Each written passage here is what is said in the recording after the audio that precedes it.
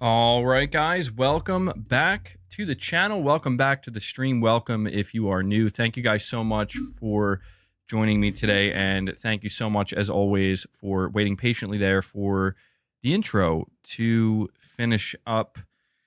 We got quite a bit to discuss. IP Gaming says you didn't say please, IP Gaming. If you could, hit that like button. You guys already got us to 50 likes. Very much appreciate that. See if we can push for 100 likes. You guys have been doing great liking the streams lately. It's definitely been helping a lot. We've been getting new viewers here on the channel. So for those of you who've been doing it, keep it up. For those who are maybe on the fence, definitely think about it. If you enjoy the content, if you enjoy the streams. We're obviously talking more about the PS5 Pro today because we have a bunch of new information to go over. Probably information, I would say, that is going to interest anybody who is thinking about picking up the PS5 Pro, anybody who is even remotely considering it. And honestly, I would say this information is probably relevant to just onlookers, just people who want to know what this thing is going to be capable of. So we're going to talk about that.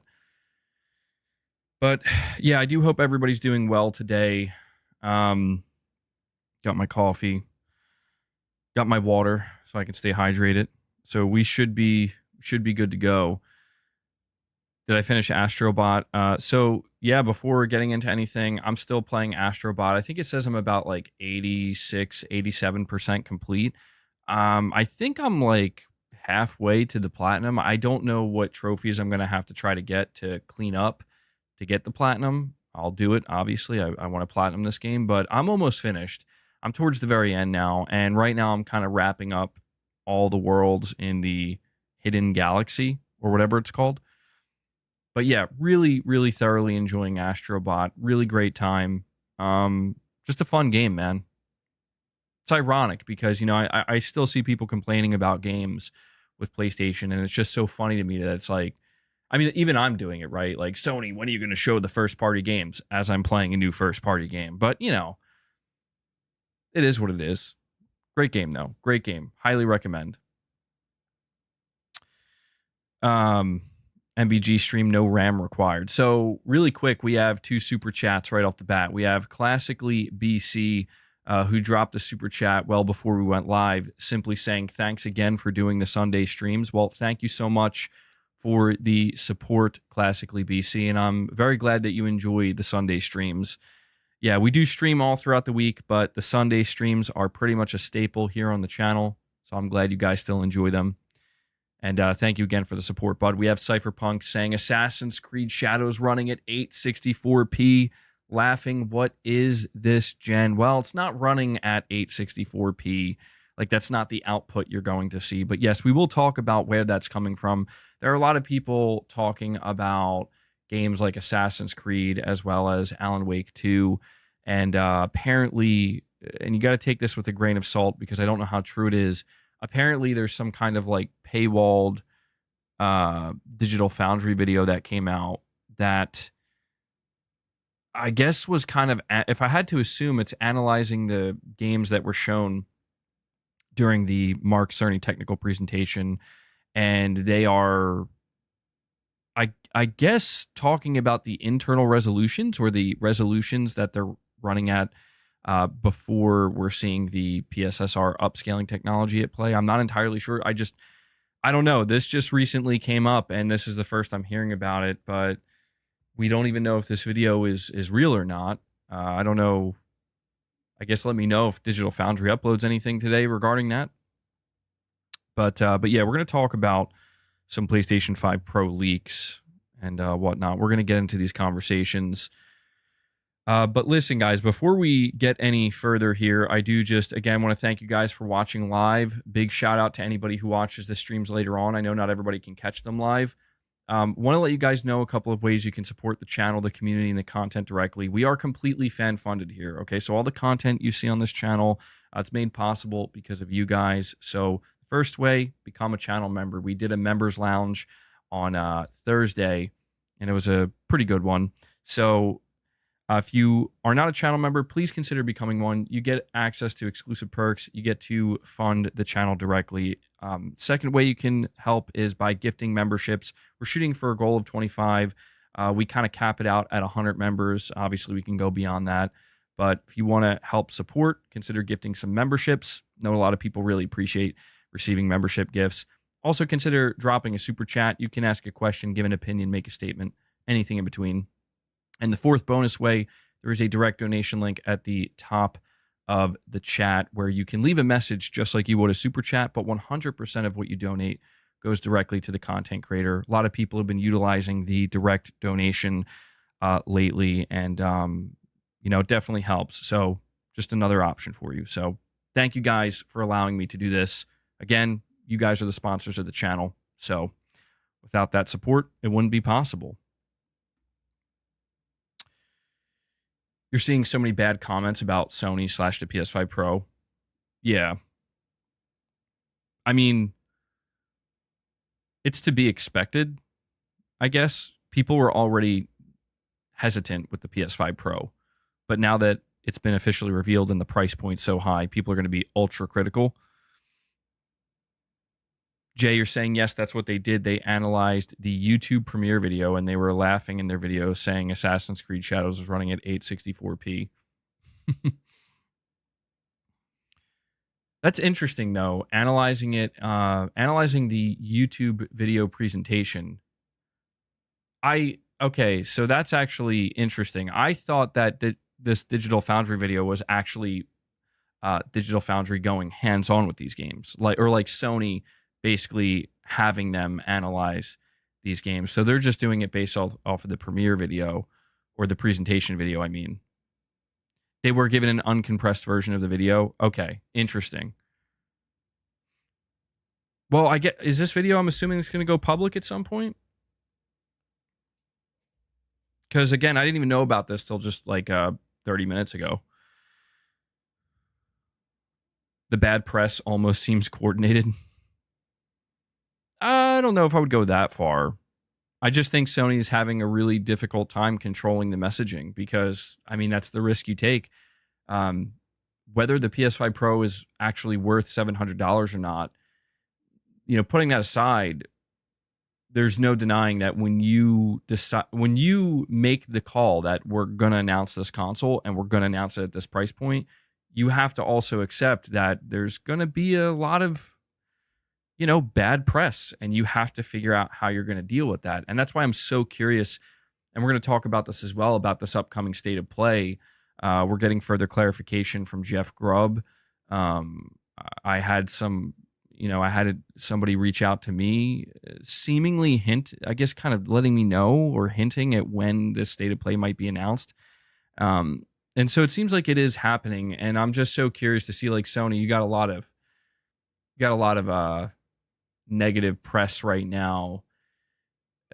Good state of play could go a long way. A bad state of play is just going to add to the dog pile, And Michael Lynch with the super chat says, I just 100% at the third world on Astrobot. 183 butterscotch bots saved. Game is incredible.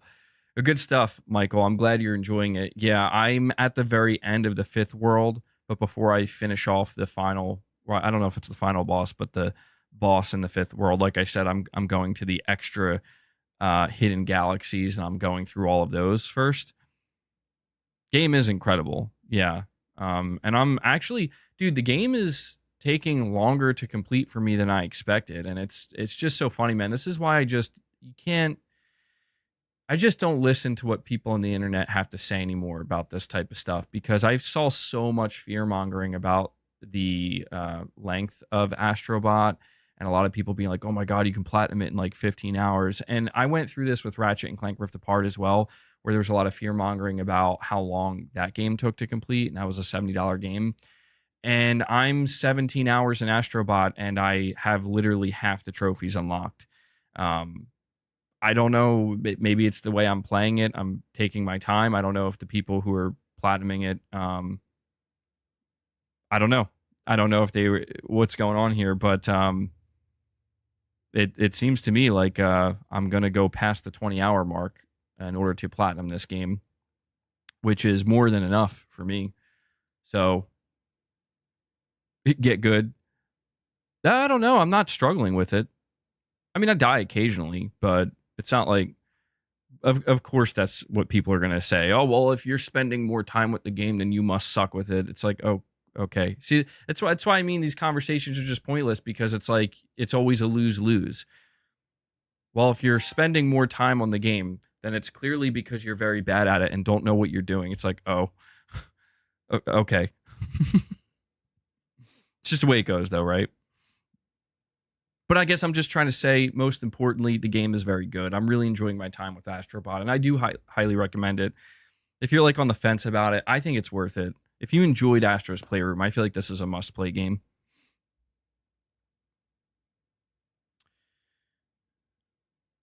All right.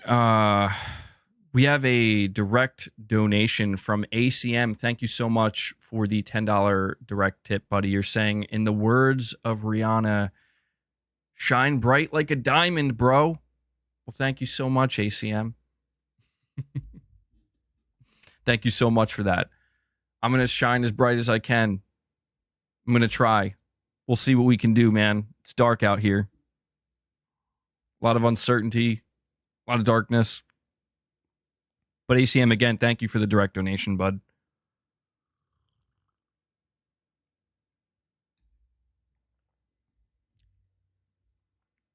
All right, so let's start with this. So I have an article here. I'm not going to actually read the entirety of the article. I'm going to read the headline because there are outlets reporting on this, but I'm actually going to play a clip for you, just the audio of it. But WCCF Tech says PS5 Pro, like PC, would cost a fair bit more, says Digital Foundry. RTX 4070 is the closest GPU. So one of the things that people were waiting to hear about the PS5 Pro is specifically what Digital Foundry has to say about it, right? And there was a recent video done with IGN's Destin Legary, and he straight up asked Richard Ledbetter, you know, how much would a PC cost, a PC equivalent? And so I'm actually going to play the clip for you. Just give me a moment to bring it up. We'll listen to the audio. It's not too long. I think it's like 2 minutes or something. Give me one sec. Okay, that's the right one. All right, I'm going to mute myself so it doesn't come through.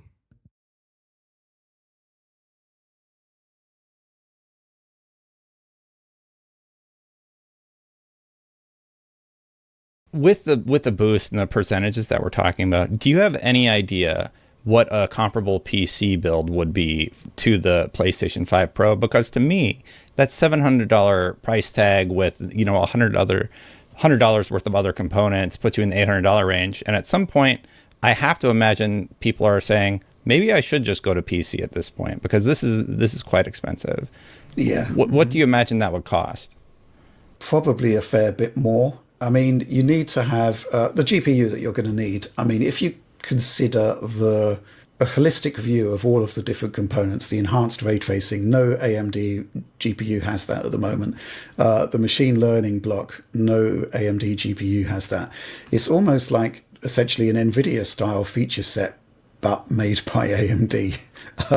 And the closest equivalent GPU you'll be looking at would be the RTX 4070. The 4060 is quite close to base PlayStation 5, factoring out machine learning and ray tracing. So you're looking at a 4070. I looked on, I think it was Amazon yesterday, Amazon.com, and the cheapest one of those is $540. So beyond that, you've got to get a CPU, a motherboard, memory, power supply, case, 2 terabyte SSD. So it is going to the costs are going to ramp up, right? Then you have your mitigating factors, which is that you aren't paying however many dollars per year for the glorious honor of being able to play online and have cloud saves. So you've got to kind of, maybe sort of amortize costs over the year to get a proper idea of what the actual comparison is. I do think maybe, though, we might be slightly missing the point, because if you consider what the PS5 Pro is, it's a machine that's designed, I don't think it's for new owners, right? It's for people that have got a PlayStation 5, but they've got the disposable income to have a better PlayStation 5.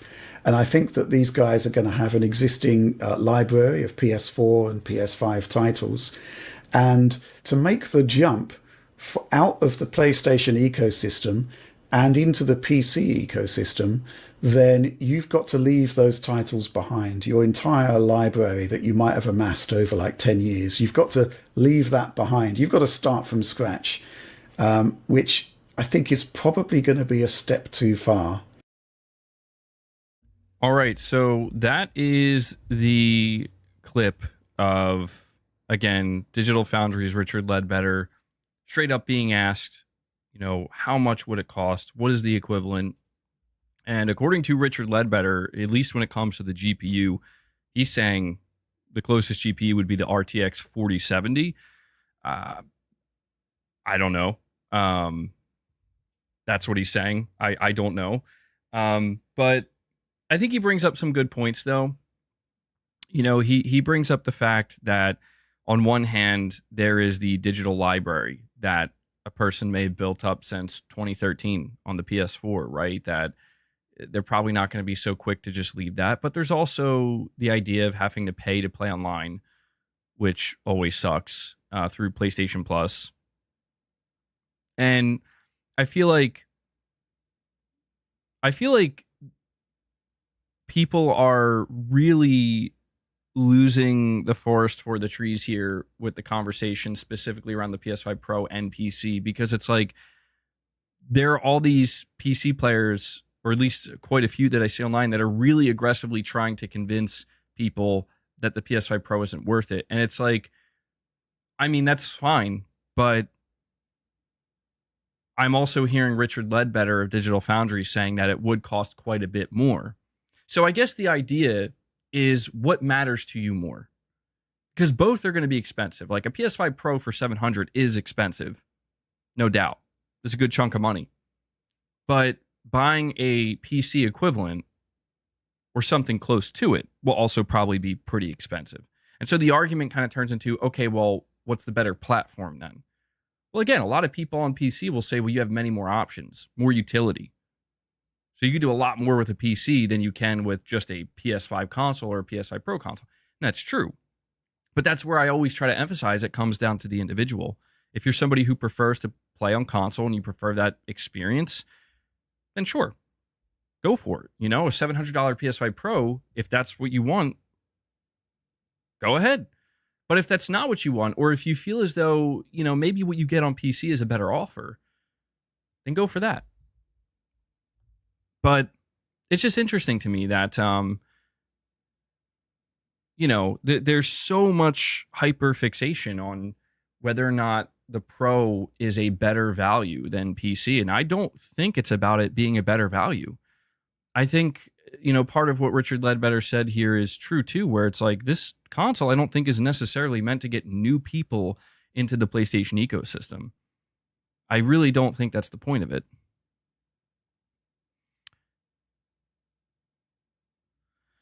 But I want to ask you guys before I read these super chats, how do you feel about the comparison of the PS5 Pro GPU being equivalent to the RTX 4070? What are your thoughts on this? I'm not too familiar. I don't pay much attention to PC graphics cards. Alex, you're saying that's absurd? So you're saying what Digital Foundry's Richard Ledbetter comparing the PS5 Pro GPU to the RTX 4070 is absurd. So you guys are saying he's wrong. You guys are saying Digital Foundry's wrong then. We shouldn't listen to Richard Ledbetter. Richard clarified and said it's like the RTX 4070, but downclocked. Okay. I didn't get the clarification side.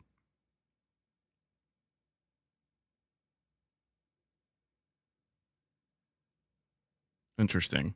Waylark, you're saying Pro or not, it's still entry level. Of course we save.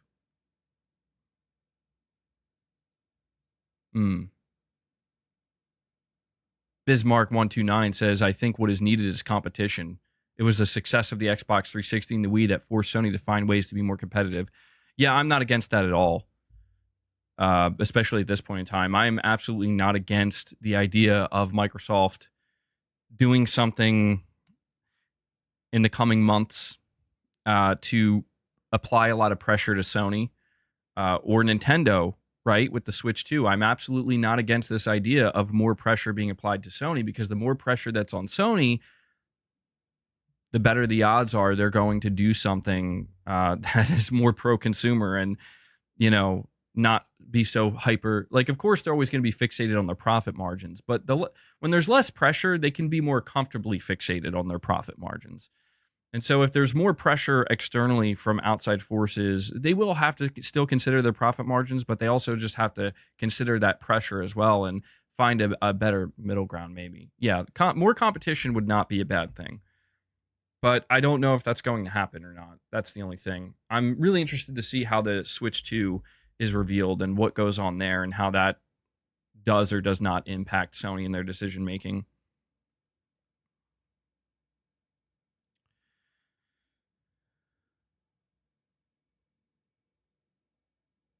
Digital Foundry said that PSSR is better than FSR 3.1, close to DLSS.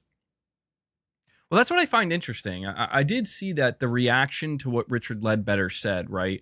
I did see quite a few reactions online, and the general reaction that I've seen from people is, wow, Richard Ledbetter is completely wrong comparing the PS5 Pro GPU to an RTX 4070. That's what I've seen. A lot of people clowning on him for that.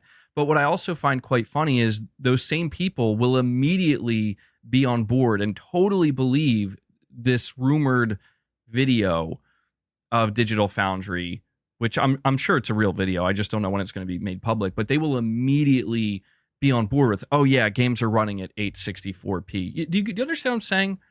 It's all a matter of like good faith versus bad faith, where it's like Digital Foundry's right when we want them to be right, but they're wrong when we want them to be wrong. And that I think that's just kind of why I tune out of these conversations very quickly, because I just see that all over the place, where it's are they saying what you want to hear or not? If Richard Ledbetter of Digital Foundry is telling you that, yeah, the closest equivalent GPU inside the PS5 Pro is an RTX 4070, and you don't want to hear that and you don't believe that, you're going to say, no, hell no, you're totally wrong. But if that same individual goes on to tell you that, but Assassin's Creed Shadows is running at 864p on the PS5 Pro, you're 100% on, oh yeah, wow, that's pathetic, that's sad. How shitty is that, you know? Do you get what I'm saying? Where it's like, I don't know anymore who to look to when it comes to the expert opinion. Because one day, I mean, I see it here too, right? I see people saying all the time, when there's something that's in favor of Xbox and not PlayStation, then Digital Foundry are just a bunch of Xbox fanboys. But when it's in favor of PlayStation and not Xbox, then there's just a bunch of PlayStation fanboys. And it's just, I don't even know anymore. Okay says sometimes they're correct and sometimes they're wrong. Yeah, I guess that's the simplest way to put it, right? But if it's that simple, then I guess it really makes it just makes it where, who can you really rely on? I don't know. But I don't know. I don't. To be honest, I don't really care if it's equivalent to a RTX 4070 or not. I do like. I'm more interested in starting to see the games, and I really want to see these. I'm more interested in this video of them breaking down the games, apparently, that they haven't released yet. I'm more interested in that, because that to me is, well, I mean, you know, that's what's going to impact me the most. Shadow Gamer 24, and I have a couple of direct donations as well. But Shadow Gamer says, if 4070 is true, it will be very powerful, but the CPU will limit it. Yeah, that's what I've heard, is that the CPU is going to help a little bit, because the CPU is going to be able to get like a 10% boost. It's like some kind of 10% boost mode for the CPU that developers can choose to utilize if they want, and apparently has like a negligible effect on the GPU. or the speed of the GPU, but it's still basically the same CPU. So that will be the limiting factor here. Let me check my direct donations here so I don't miss them. Give me one moment. We have Moonshot with 2 back-to-back donations. He says, did Sony chokeslam IGN's grandma or something? Oh my God. Seems like they have this vendetta. I like that, Josh. I like that you come in with something crazy like that. Seems like they have this vendetta for anything PlayStation related, especially hardware. LOL, it's obvious. Why would you go to PC and pay more for a pro console equivalent? In my eyes, if it's not... Oh, hold on.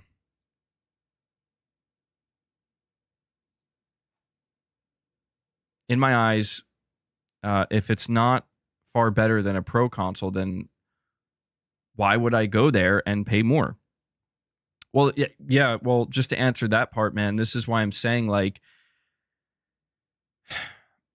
I think people they have these arguments because the idea is that it's just about, like, listen, if I tell you PC is better, it's because it is objectively, and there's no ifs, ands, or buts about it. And the same thing happens with certain people who are very passionate about consoles, right? It's like, no, console's better. The PS5 Pro is better than PC. Trust me, go with PS5 Pro. PC can't. It's the better deal. It's better value. But again, it's like, it's all in the eye of the beholder, man. Because what you just said, like, I don't know, like, if you have some digital games on your PlayStation account and you're interested in the Pro and you like the idea of what the Pro is going to offer, and of course, like, oh, but you could get a really good PC for just like $900, like a couple $100 more. You will have to pay more, but think about all the things you can do on PC. Again, it's like, so does that matter to you? Does that matter to you? If the answer is yes, then there's your answer. If the answer is no, then there's your answer. You know what I mean? Yeah, it's the same thing, man. And I understand that I know why people don't talk about it this way. Believe me, I'm a YouTuber here. Like, I stream. I'm on Twitter. I get it. People don't like to come to these conclusions because what they realize is it diffuses the situation and it basically ends the conversation. Or if it doesn't end the conversation, it slows the conversation down and maybe makes the conversation a lot less volatile and or combative, right? And people like volatile and or combative conversations because they make for good entertainment. Everybody likes the drama.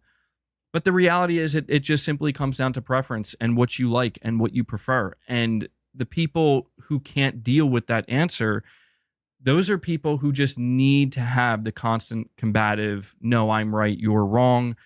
And they just, it's more so about keeping that type of conversation going than actually just moving on to the next thing.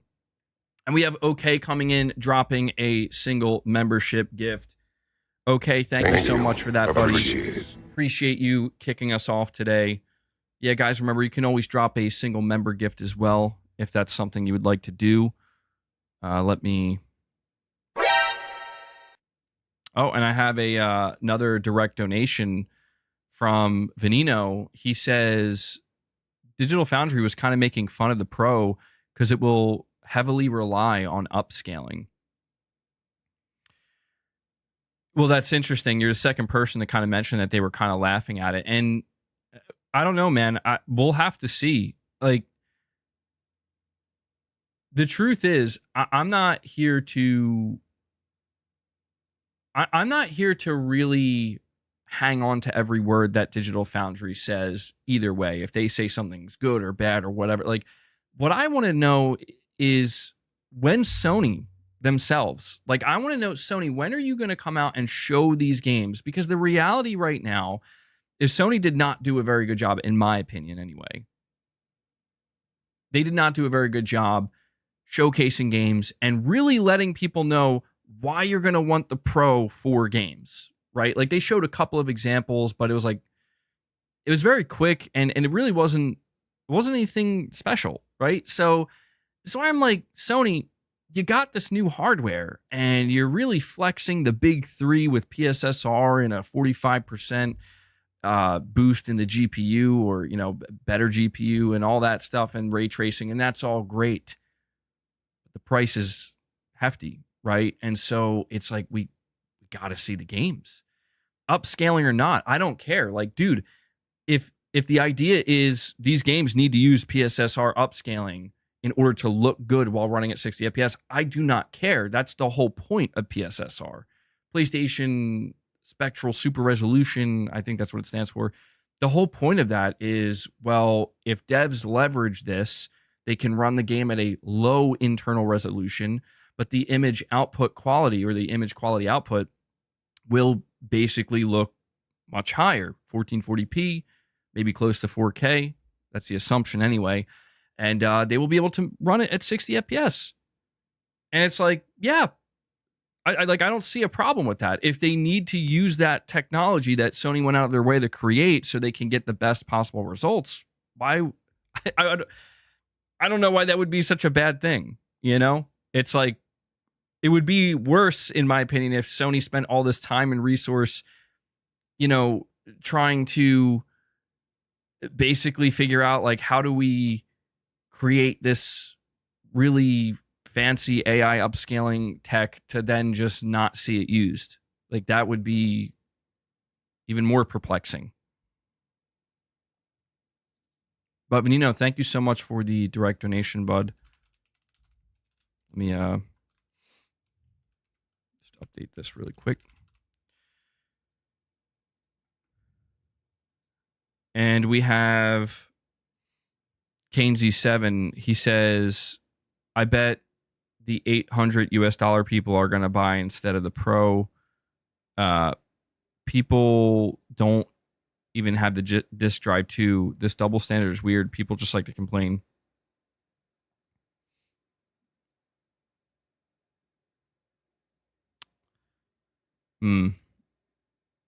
KaneZ7, I don't fully understand the first part of your super chat. You say, okay. So you meant to say an $800 used PC.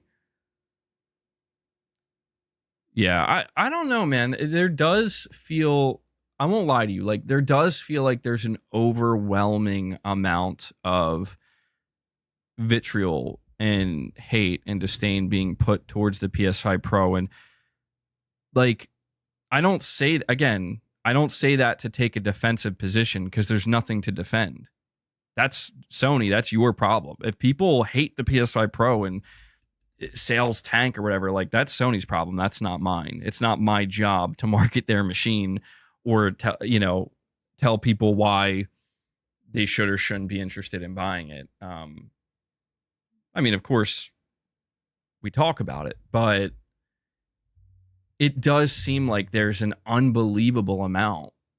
Like, and the reason why I say it's unbelievable is because, I don't know, man, I do think that there is a level of overreaction here.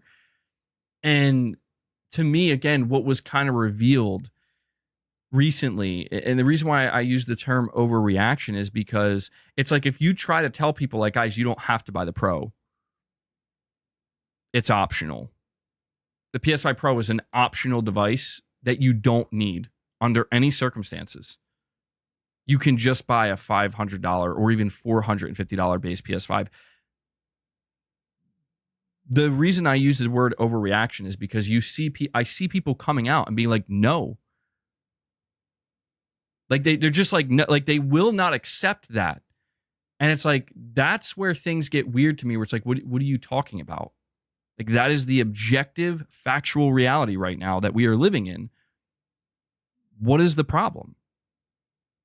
And that's what's so bizarre to me. That's what I don't get. MBG, this is why they discussed possibly canceling it. Yeah, maybe. Maybe they knew it was going to be difficult to navigate these waters. An optional upgrade should never have been this controversial. I do agree with that. Yeah. That's what's crazy.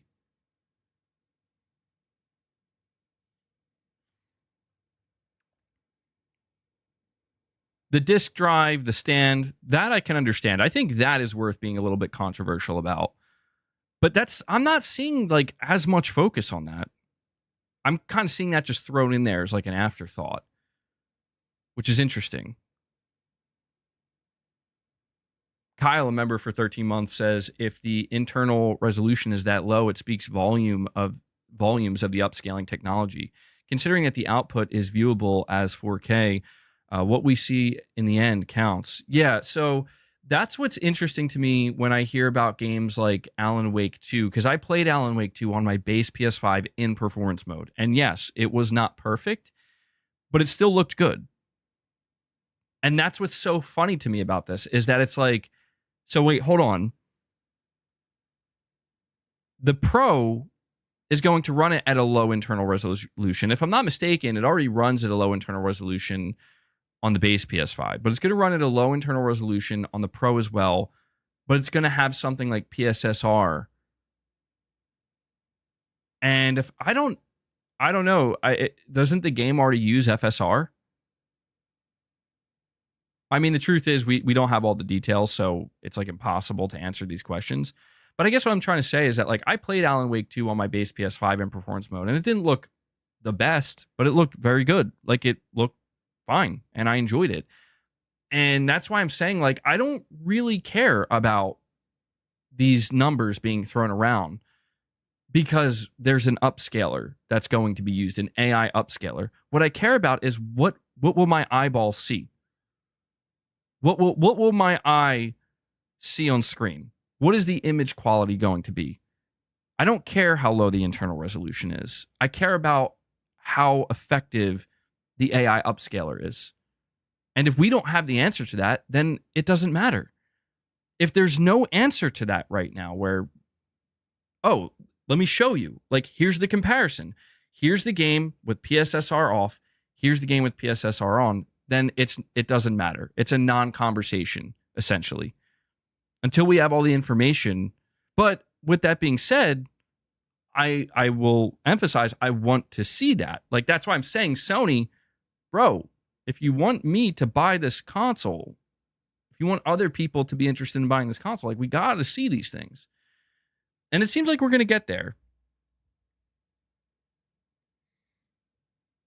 1440p to 4K is DLSS quality, and it's very demanding.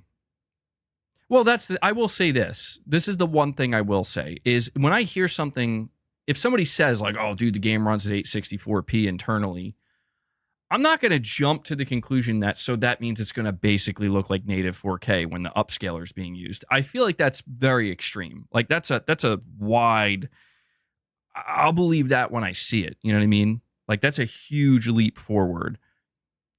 But if it's like, oh, it could get to 1440p. Oh, okay. Yeah.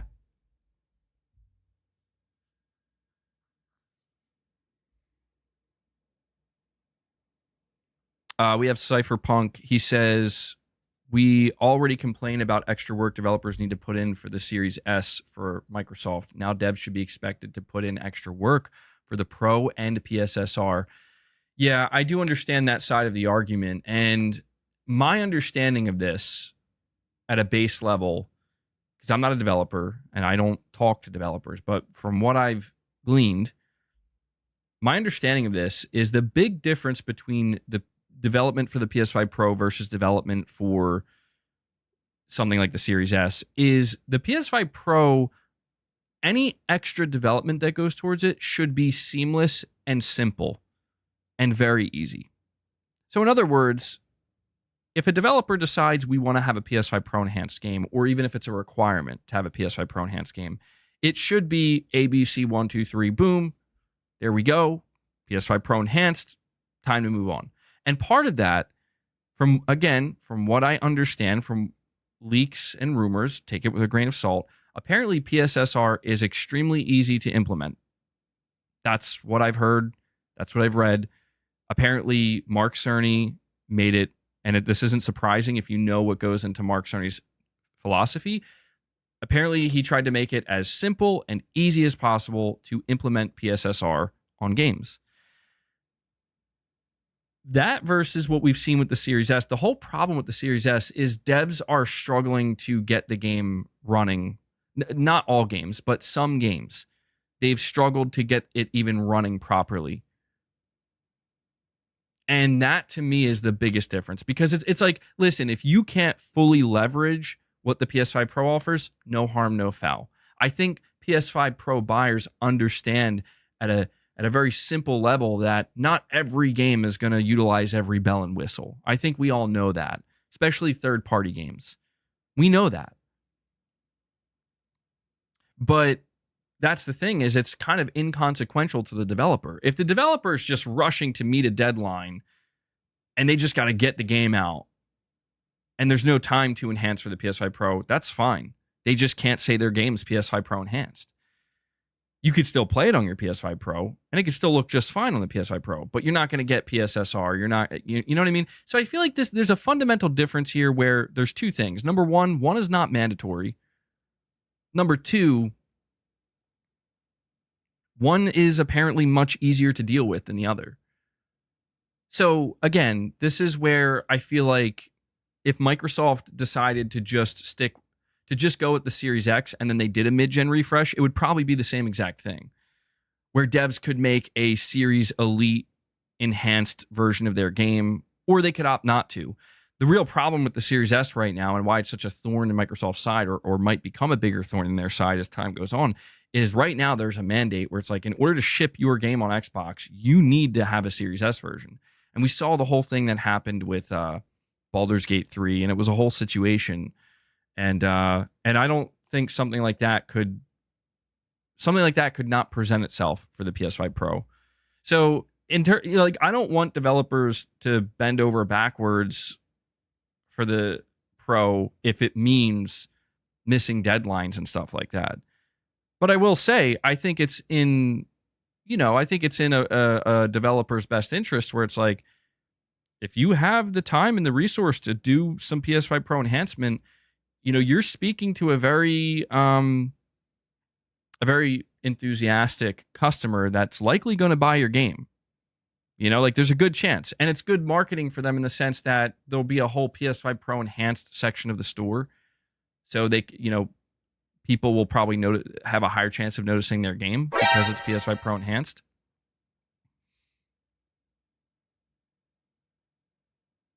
And really quick, we have PS Gamer with a direct donation. He says, with Pro enhancing PS4 games, Sony should shadow drop Bloodborne with 60 FPS. Dude, I didn't even think about that. The PS5 Pro is going to enhance PS4 games. Is Bloodborne one of those games? It's not going to be. Sony would make sure Bloodborne cannot be enhanced because they're going to save that. Interesting. We'll have to see. We'll have to wait and find out. Thank you for the direct donation, PS Gamer. We also have Perfect Image here. He says the reason the PS5 Pro is a no to a lot of PS4 users is because of the money. Yeah, and I don't know if you meant to say PS5. I'm assuming you did mean to say PS4, and that's fine. And that's why I'm trying to emphasize Perfect Image, that if that's the case, the PS5 is going to be more than enough. Like, dude, I'm not using a PS5 Pro right now. I haven't used a PS5 Pro this whole generation. I've been using the base PS5 this whole gen, and it's served me really well. Games look and run great. I mean, are there imperfections? Absolutely. And there will be imperfections on the Pro. There's going to be imperfections no matter what. But all in all, man, like, if somebody were to say, hey, MBG, what do you recommend I go for? Should I save up for the Pro or should I go for the base model PS5? And obviously, I'd have to inquire a little bit further and ask, well, what's most important to you? But generally speaking, I feel like I'm more inclined to just be like, you'd probably be fine with the base PS5. I mean, I don't know what the future holds. I don't know what like 2026 and 2027 games on the PS5 are going to run like. Nobody knows that. But I'm going to say that it's been pretty damn good thus far. And there are imperfect, specifically Unreal Engine 5 has proven to be, a bit of a headache in some cases, but, it's not necessarily Sony's fault. It's not necessarily, I don't know, it might even be Epic Games' fault because the engine's just not fully where it needs to be. But generally speaking, man, I feel like I would be totally okay recommending a base PS5. Like, you're going to be just fine. And we have Mike here with the $20 super chat. Thank you so much for that, Mike. You're saying most PC gamers can't run games at 4K 60. It can't be done for $1,400, let alone $700. Sony is giving an option to the people that want to run more games at higher FPS. All we are paying for is the cost difference of the GPU. It's interesting you mentioned this, Mike, because on Twitter, something else we're going to go over recently, or that we're going to go over soon, that I posted about recently, is Moore's Law is Dead. Apparently leaked like a AAA game and the first like performance benchmark leveraging the PS5 Pro. And, you know, I saw like one of the top comments was somebody, they were like, dynamic resolution for $700. Ayo, like basically laughing at it and putting a gif of like somebody laughing.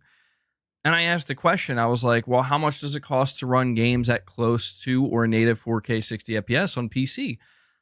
And then some dude responds underneath by being like $600. Why do you ask? And that guy got completely wrecked because people are like, that's not even remotely true. Like, that's just not true. Like, you can't just buy a PC for $600 that's going to run games at anywhere close to 4K 60. And somebody gave a pretty good response.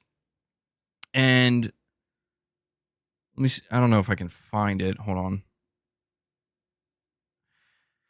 They gave a response and they said, please don't say something silly like everybody else. How much does it cost to run at native 4K 60 FPS on PC? It makes zero sense because it all comes down to the game. The last gen consoles had native 4K games, and RX 4080 from a Lifetime could do 4K 60. You have to know what the game is to start with, and the above image, which we're going to talk about in a moment, it can hit 4K on the game as low as 1600p.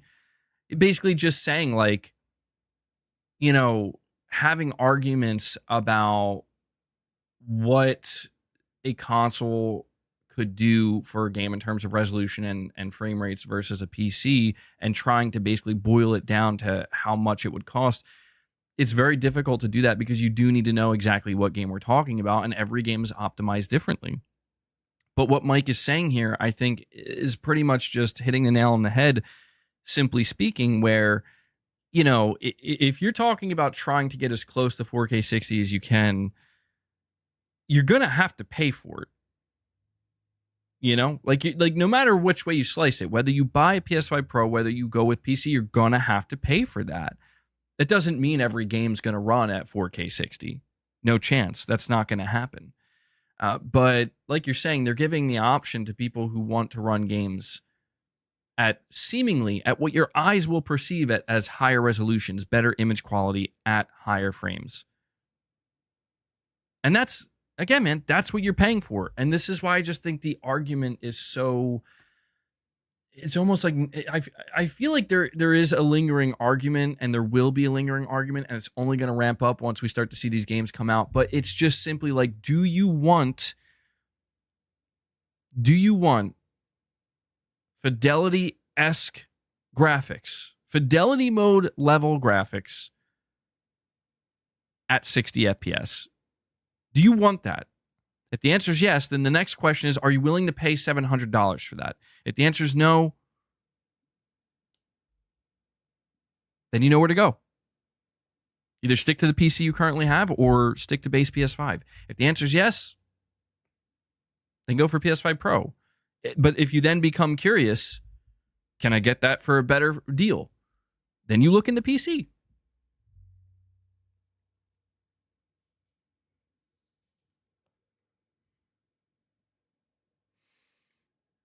But Mike, thank you so much for the super chat, my friend. We also have Hickzock with the super chat saying, FSR2 is terrible and grainy. I hope PSSR replaces it. So I was looking into this a little bit, and from what I understand, apparently AMD is very much welcoming what Mark Cerny and his engineering team are doing with things like PSSR in the space, because from what I read, it seems like Mark Cerny is actually kind of helping out AMD a little bit here, where AMD is actually benefiting. FSR may even benefit from what's going on with PSSR, and it's kind of like this joint collaboration. And That's why I'm so curious to see how PSSR ends up performing.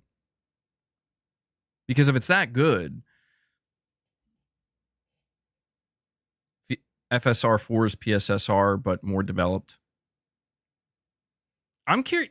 Listen, I want to know what developers have to say about PSSR more than anything. That's the thing. I mean, it'll be interesting to hear what Digital Foundry has to say, of course, but I want to hear from developers specifically. Like, so how is it? Is it easy to implement? Is it better than DLSS? Is it the same? Is it better than FSR? I just want to hear what devs have to say about it. But it is worth noting that the person who developed this technology, or who helped develop it, Mark Cerny, everything he does, he is a developer. You know, everything he does is, we need to make it as simple and seamless and easy for devs as possible.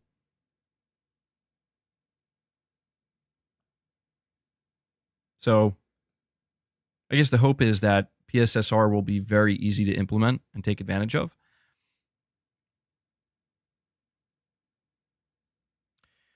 We also have Kyle here with a super chat, and he says, based on history with the PS4, a ton of third-party devs are going to opt into enhanced versions of their games. Devs always want to get the best out.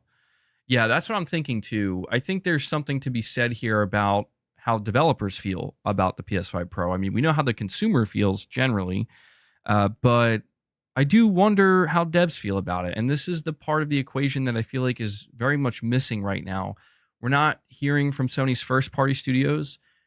We're not hearing from third-party studios. We're not hearing from third-party developers. It's been kind of radio silence, generally speaking. And I've been hearing from everybody and their mother on the internet except devs, right? I'm not hearing from devs. And I don't know if that's intentional. I don't know if there's a reason for that, but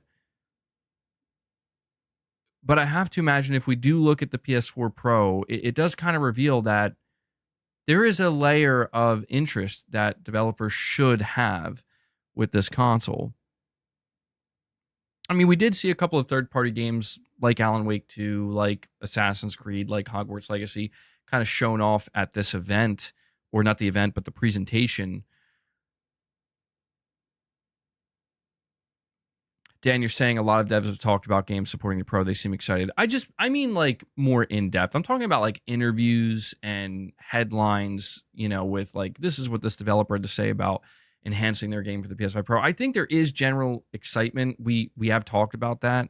I don't know, though. Earlier this year, there was reports that some devs were kind of like, I don't know what the point is, but maybe that, you know, more recently, we heard devs were kind of talking quite a bit about the PS5 Pro at Gamescom, and it sounded like the conversation was mostly positive. So I don't know, maybe once the technology was introduced to devs, maybe they kind of changed their tune on it a little bit. Maybe they are more excited for it. I don't know.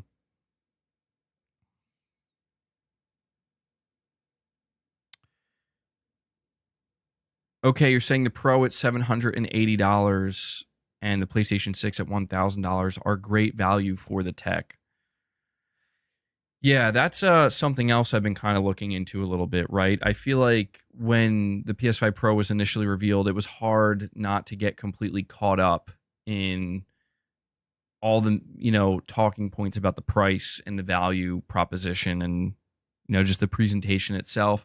But once things started to calm down a little bit, I started to notice more and more that people who have a good understanding of this type of stuff, of the technology that's going into it, the general consensus seems to be that, yeah, the price point for what it's offering seems to be pretty accurate, right? But it's, you know, again, people don't want to hear that. And that to me is the fascinating part. I just can't help but kind of find myself intrigued by this. There is this just general, like, unacceptance, I guess. Like, people refuse to accept that the price point may actually be accurate. Like, yeah, this it like makes complete sense that this is a $700 piece of hardware. Like, that just doesn't compute for people. They're like, no, it's not. And that is what's so weird to me about, like, I look at Sony and I'm like, Sony, did you anticipate this? And that's why I'm interested to see, like, Sony, how are you going to react to this? Like, I want to know how Sony's going to react to $700 PS5 Pro console. From their perspective, yes, it's worth it because this is about how much it should cost. But the general public, the general consensus from the public is nah. And that's just fascinating to me because I feel like that's a tough one, man, where it's like, how do you change that perception? I don't think you can, to be honest. I think showing games would help. Maybe you can win some people over, but I think generally speaking, with a price like $700 for a console, again, I just can't help but kind of focus on the fact that the general consensus about the PS5 Pro is likely what it is right now because it's just, you don't see this in the console space. You just don't. And that's the thing that I think is causing this kind of visceral reaction where if this was like a, if this was a different product, I think people would be potentially more accepting of the price point. But it's a home console. It's a home console. And home consoles are not traditionally priced anywhere near this.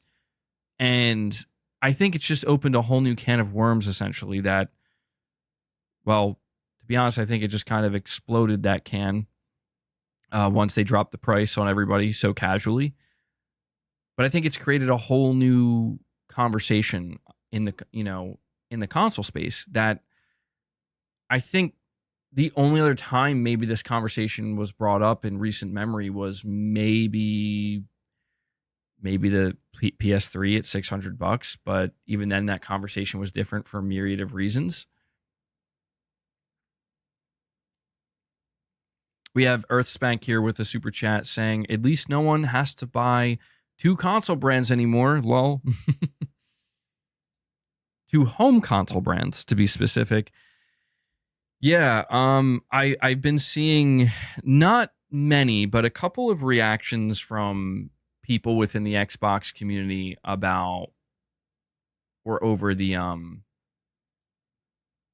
PS5 Pro. And I mean, the reactions range from, I've seen Xbox players laughing and basically taking the stance that Microsoft made the right choice, which is a very interesting take. Like, that is a fascinating take to me.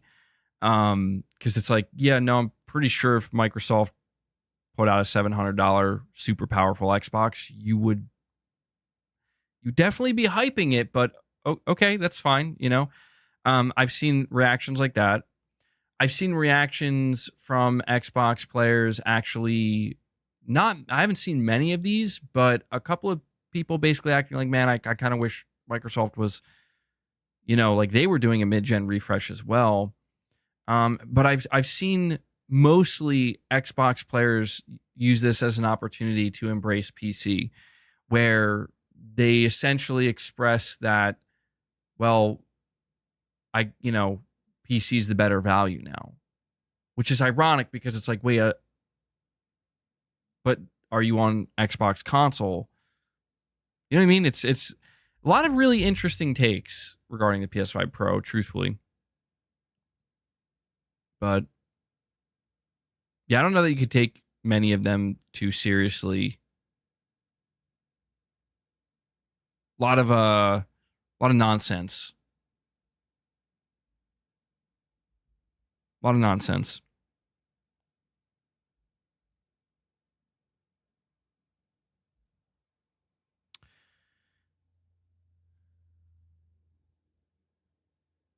One of the more interesting things I've seen happen with the PlayStation 5 Pro, and this is, again, I've been doing, as you can tell, I've just been observing a lot, just sitting back and kind of watching. I've been talking to you guys a lot about it as well, but one of the things that has become very clear to me is that the PS5 Pro is quite possibly the most divisive console in recent memory, maybe outside of, I know this is going to sound insane, but the Xbox One when it launched. I say this because with the PS5 Pro, I notice it's become like you got to make, like, where are you? You're either on board with this thing and you're on that train, or you're not and you're against it. I'm not saying there isn't a middle ground for the PS5 Pro, but it's a very small portion of what is out there right now. And generally speaking, what you're seeing is essentially like, which side are you on? And I'm not surprised. I had a feeling. I talked about this prior to the reveal of the PS5 Pro. I was like, the PS5 Pro, watch, it's going to be divisive. It's going to be a pick your side type of thing. And that's absolutely how it turned out, where it's just a hard, like, either yes or no, love or hate. There is no middle. And when I've seen people try to take the middle ground, again, they get completely overshadowed by, you know, the hyperbole of it all. It's like, you either got to defend this thing or you got to fight this thing. Which is it? Are you picking up the spear? Or are you picking up the shield? And that's what's so strange, man. I'm just like, what the fuck happened? Like, I'm surprised that it's like all this. Again, for an optional device. Like, if this was like a new generation, I'd be like, oh yeah, this is nuts. Yeah, it's total chaos and war out here. But it's an optional device. It's completely optional. And I don't know, maybe the more I see it play out, the more I start to buy into the theory that this is just a test to see what would potentially happen on the internet. If Sony announced an $800 PS6, it's a test. And if there's one thing that has become clear to me is that Sony, if this is what you decide to do, if it's what you have to do, and the PlayStation 6 is going to be like $700, $800, $900, whatever dollars, like, oh, it's going to be total mayhem. It's going to be like, you're either, I mean, there's going to be just straight up, it's not even console wars at that point. It's just like consumer wars. I don't know. It's, people are going to be, because I'm seeing it now, dude. I'm seeing people like defend the fact that they're hyped for the PS5 Pro and like, you know, like, yeah, this is a console, like, this is totally worth it, and anybody against it doesn't know what they're talking about. And I'm seeing people who are against it, they're just, they basically malfunction and smoke starts coming out of their ears if they encounter somebody who wants to buy a PS5 Pro. And it's just such a wild turnout for the situation. And I do wonder what Microsoft's thinking. Like, I do wonder if Microsoft at this point is thinking to themselves, like, man, we did dodge a bullet here. World Police says, this is all Concord's fault.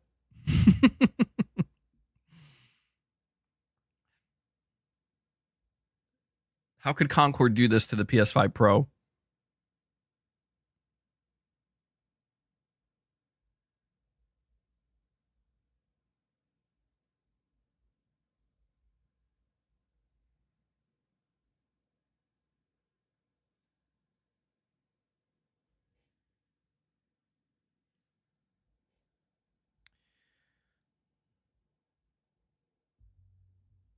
Saying Microsoft 2 terabyte Series X, $600. Well, check this out. There's something else I want to make you guys aware of. Let me hold on. I have to close some of these tabs. Give me just a moment here. I have too many tabs up. So, Digital Foundry posted 3 hours ago. Oh, yeah, by the way, somebody put out this post, and this is why I'm saying, like, dude, Sony is dealing with a marketing nightmare right now, dude, because somebody put out this post on Twitter. It was some random person named, like, Aerith Cloud. It was a picture of Aerith. It was like a side-by-side. And on top, it said PS5 Pro. On the bottom, it said PS5. and they said the difference between PS5 and PS5 Pro is, and the problem is this person was clearly like, I don't know if they really were trying to trick people or if they were just putting a joke out and they thought everybody would understand a joke. It's very obvious that both of these images are from PS5. Like neither of these images are from Pro. But I like this tweet garnered millions of views, and oh my God, the conversation underneath is like, holy shit. The tweet got community noted, and the community note says the direct YouTube links where the screen captures are taken from, both are taken from the standard PS5. And this is what I mean, where it's like, do you know how much damage that just did to the PS5 Pro? And Sony, like, I'm not saying I wouldn't know how to handle it. Like, I'm not saying Sony, hire me, I'll market it properly for you. I don't know. But it's a nightmare, dude, where it's like, dude, people are just taking PS5 images, putting them side to side, like just from the PS5 and saying, here's the Pro, here's the PS5. And that to me reveals something about the problem with the way Sony revealed this thing, where it's like, I don't know, man, if people are able to get away with doing that, Sony has to step it up and provide like more. They just have to provide more comparisons and show people, because as long as they don't do that, I don't know, man, stuff like this is going to continue to kind of proliferate. We have Mike with a $20 super chat. Thank you once again, Mike. You're saying also manufacturing costs haven't fallen enough to constitute a slash in prices. $500 for any new console these days is unrealistic, and people have phones worth $1,200 that they buy yearly, mad at the price of the PS5? How? That's why I'm saying, man, like, people have their arguments locked and loaded and ready to be fired, man, where when I see anybody bring up the argument of, you know, you're willing to buy a new smartphone every year for over $1,000, either yearly or bi-yearly, right? What's like, why are that seemingly, you have to imagine some of the same people freaking out about the price of the PS5 Pro. And the argument that's always ready to be fired immediately is, well, it's a smartphone. It can be used for so many more things than a PS5 Pro can. A PS5 Pro is just a games console, and that's it. That's all it does. Whereas a smartphone, like an iPhone, like a new iPhone, does everything. And that, while that may be true, I think people are being a bit disingenuous, where it's like, no. But why do you upgrade every year for that same experience? It is true. A phone should inherently be worth more money because it can do more things. But you're leaving out the part, why pay $1,000 or more every year or bi-yearly when you don't have to do that? And that's where people get hung up, where they're like, well, oh, that's right. It's because it's a choice. It's because it's a preference. You prefer to have the newest, best thing, regardless of the price. That's why. Why do you upgrade your graphics cards every year or every other year? Do you need to? Probably not. Do you want to? Depends on who you're asking. And that's why I'm saying, dude, like, the people take this as defending, and this is not defending. This is just calling out the nonsense.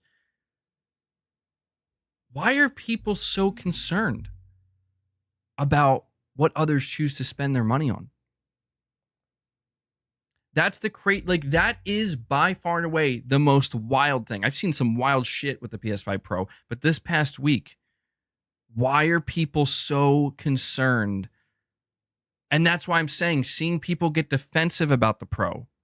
I want to make it clear too, I'm not giving enough credit. I've seen a lot of people just basically being like, yeah, I'm buying the Pro. And then they move on with their life.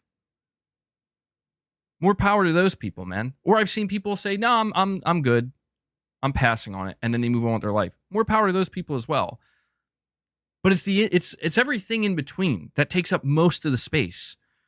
Where it's like most of the space is occupied by people just freaking out over this thing. And honestly, it's not just random internet people. It's everywhere. Like, dude, I could not believe, I've never seen my YouTube home feed and recommended filled up with so much stuff about PlayStation, and it was all about the Pro. Everybody and their mother and their grandmother was talking about the Pro and specifically shitting on it. And that's where it's like, it's not defensive to say, why are people so worried about like people spending $700 on a console? Why are people so worried? And the whole idea of like, well, people are worried because, you know, this is just going to be the new norm. And it's like, and what are we like, if it's going to be the new norm, it's because maybe listen to the people that are telling you that the $700 price point for what's in the PS5 Pro is actually worth it. Or if not worth it, it makes sense. Like, this is about how much it should cost. So wait, now you're telling me that we're being charged an appropriate amount for what's being offered in a product? Wait, isn't that kind of what happens everywhere else? It is? Oh, well, this does make sense. Yes, you're right. It does make sense. And that's the thing that is what's not making sense to me are people reacting like it doesn't make sense. Again, without being, I don't want to come off as disingenuous. I need to emphasize because it's like, I'm confused at the reaction. Hold on. Why is this reaction the way it is? The reaction the way it is, oh, wait, that's right. Even though this product is being sold for the price it should be sold for, the reason why people are so thrown off is because these type of prices are not normally seen in this specific space. It would be like if the next iPhone cost $2,100. That's like such a massive, is that a massive, I don't know. I haven't been paying attention. Maybe that's a bad example, but it's like if the next iPhone is priced like just way, way more than what people have been conditioned to expect. I mean, way more. You're going to see a volatile reaction where people are like, yo, what the F? But I don't know, man. Like, I don't know. That's why I'm saying, like, people are $200, $300. It's a lot of money.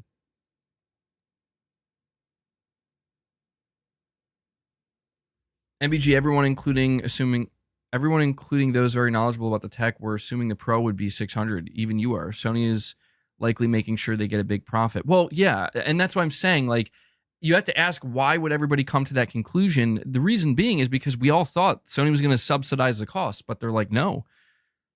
So when I'm telling you that they're selling it for the price it's actually like valued at, like this is how much it should cost. Yeah, that's not normally done with consoles, because the truth is every console that is released so far likely would have been more expensive. The way it's been traditionally done is, you know, they kind of eat the cost of at least a little bit of the console in the hopes that they'll make more money back through software sales, through, you know, subscriptions and everything else, microtransactions, the whole 9 yards. And again, I'm not like, listen, would I prefer Sony to do that? Yes, absolutely I would. I would prefer Sony sells me a cheaper PS5 Pro. But if they say, ow, well, it's just bit me is like not happening. But if they're like, no, we're not doing that. We're planning on selling this for what it's worth so we can make a profit.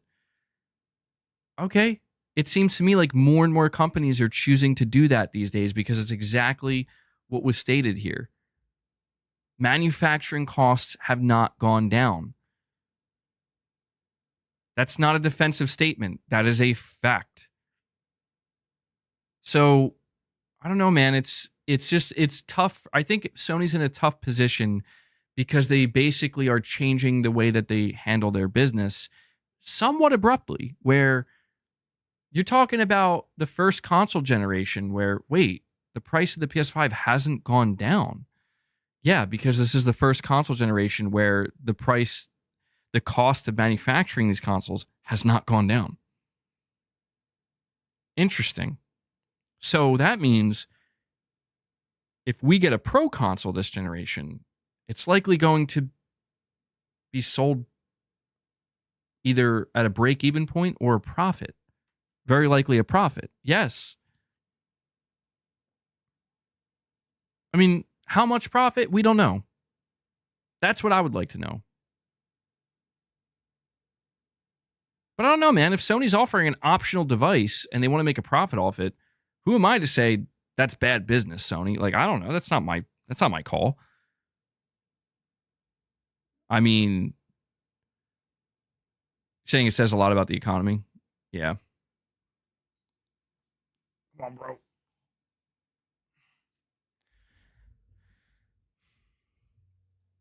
We have, so Mike, thank you so much for the super chat, buddy. We have Michael Lynch. He says, I can't wait for the third-party comparisons. Pro versions are going to stomp the Series X at twice the performance. Xbox are going to lose their minds. Oh, it won't matter, dude. I hate to be a wet blanket here, but this is what I mean. Like, this is what I mean is you're going to see the same people that were absolutely obsessed with 12 teraflops, that were absolutely obsessed with the power factor. You're going to see the same people once those PS5 Pro comparisons come out be like, it's not worth it. $700, not worth it. Series X actually looks good. It looks good because it's $500. You're going to see that. You're absolutely going to see that. And it's unfortunate. Yeah, they're already saying that. And that's what's unfortunate about it is that like it feels like people are too quick to kind of buy into the narratives that the internet holistically decides on. And I'm not saying that's a bad thing. And most times that's not a bad thing because it's like, well, if most people are saying this, then it's probably true. But then again, it's the internet in 2024. And what you learn is that, man, everybody's just following the fucking leader here. And I'm not even sure who the fucking leader is at this point. I guess the leader is, it's the dollar, right? Like whatever's going to make you the most money, whatever's going to get the biggest reaction from people. And Hellbound 1981, the legend comes in and drops a 5-bomb on you guys. Hellbound says he wants to get a member train going. He sees Boss. He knows. He's like, I know Boss is craving his treats right now, and we're far away from the goal. So he drops 5 memberships. Hellbound. Thank you. I appreciate it. Good stuff, my friend. Let me update the member goal here. Yeah, guys, if we do hit 25 members, we will feed the beast as well as Luna. The Micro Panther is in here as well. Pretty sure she is anyway.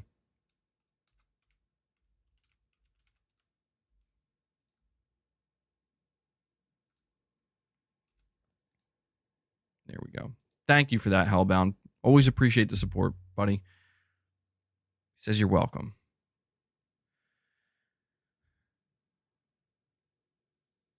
But I'll tell you this, Michael. I'll tell you this. I'm gonna get I've decided I'm gonna get the PS5 Pro, and my reason for getting the PS5 Pro is very simple. It's because I've thought about, and I did talk about this a little bit. I thought about how much I played my PS5 since I bought it, and the $500 I spent on the PS5 was worth it 10 times over. Absolutely. It was worth it 10 times over, and I've gotten my money's worth. I got my money's worth out of the PS5 in the first 3 months. I'll be real with you. I got my money's worth in the first 3 months. And I guess it just depends on, again, it's who you ask. Some people will say, I've had my PS5 for 4 years and it hasn't felt worth it. And that's fine, but that's not how I feel at all. I feel the opposite. So this is why I feel totally comfortable spending $700 or even $800 on a PS5 Pro, because I know it's going to be worth it for me. And Frank comes in out of nowhere. Frank coming in, dropping a 10-bomb on you guys. Holy shit. He's like, we gotta knock off a big chunk of this, bro. Frank heard me talk about wanting to get the PS5 Pro. He's like, yo, I gotta help this dude. We gotta get him to the goal of getting a Pro. All of us knew you were getting the Pro as soon as it was announced. Well, I mean, I do want to apply some pressure to Sony, where it's like, Sony, I need show me games. The good news is they're going to show games. I feel more confident now. Jeff Grubb gave us the date for the state of play. But Frank, thank you so much for the 10 bomb, bro. That brings us up to 16 members on the day. So Frank sets you guys up. A 10 bomb does it. A second 10 bomb. Somebody wants to drop that, or 2 5 bombs. That gets us to 25. Again, we kind of cap out at 100. Like, I don't know. I tell people all the time, like, we kind of cap out at 100, but I don't want to set the goal at 100 at the start of the stream. That just feels, I don't know, feels too aggressive, you know? Feels a little unnecessary. So thank you for that, bud. But yeah, you know, when it comes to, I see people saying all the time, PS5 Pro not worth it. And I see people kind of coming at me. And it was interesting because on my last stream, I think it was my last stream, or maybe the one before that, a lot of people were kind of coming at me being like, dude, you need to be hard on Sony and like freak out on them. And it's just like, dude, listen, I appreciate the energy, and I will if there's something that I feel like I want to freak out about. I don't like, dude, I'm not going to freak out about an optional device. I'm not going to do it. And this is why I don't like, it gets annoying to see. There's a lot of people gaslighting, and I think that's the problem. People who are so vehemently against the PS5 Pro, they're out here trying to gaslight people, where it's like, I'm going to make you feel like shit for wanting this product. And it's like, why? Freak out for the clips. Yeah, that's true. But it's like, why? Like, why are you trying to make people feel like shit because they want to buy this product? That's an optional product. Why?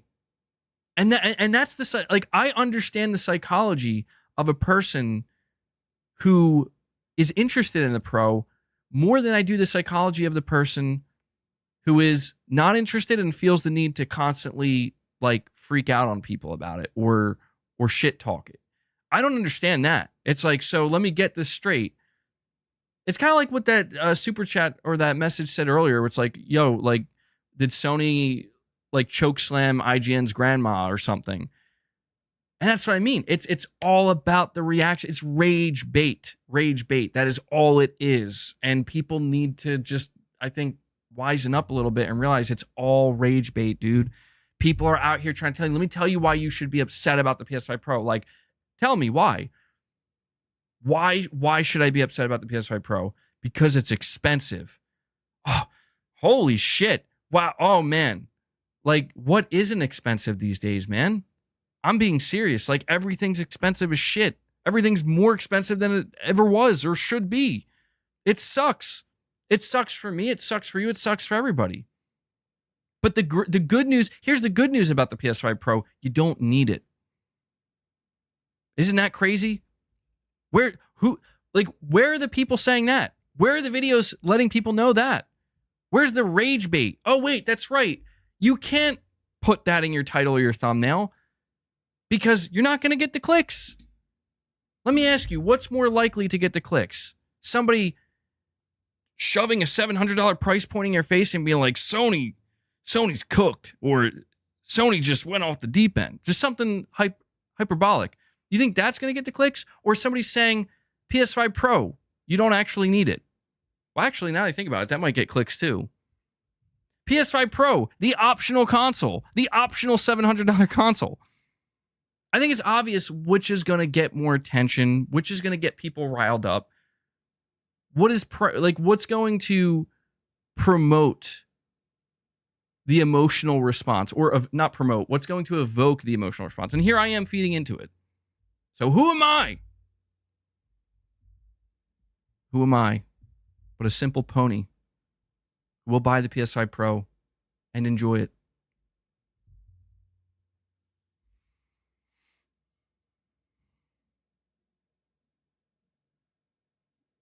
Astro Cyborg's going to clip me. Dude, I genuinely wonder what's going on with that dude. I don't come across him that often, but holy shit, when I do, it's like, does he have a job? Like, what? Does he get paid for this? I mean, I would hope to God he's getting paid for this. Because I've seen this dude. He is like, dude, he he is obsessed with following people and clipping them. And I see the amount of people that follow him, and I see just like how much attention his clips. It's like, dude, I really hope you're getting paid. Holy shit, I hope you are getting paid. Like, I see some of these other dudes that probably inspire this type of behavior, and I can at least admit they're getting paid. Like, I can understand why they're putting the clown wigs on and why they're bottom feeding off of other people's content, because you're getting attention and you're getting paid. But then there are just people where it's like, what are you doing, man? Like, what are you doing? You could be doing anything with your life. Like, literally anything. I don't know.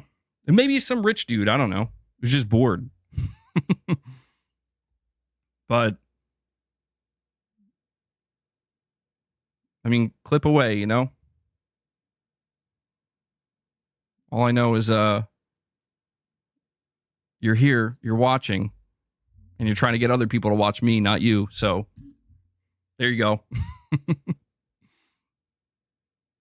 me see. I got a couple more super chats. We got Pyotrek F. He says, Alan Wake 2, PS5 Pro, 864p. Laughing.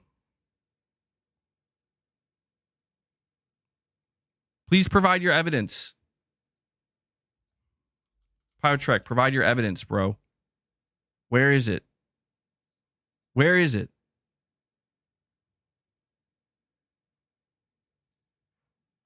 Where is it?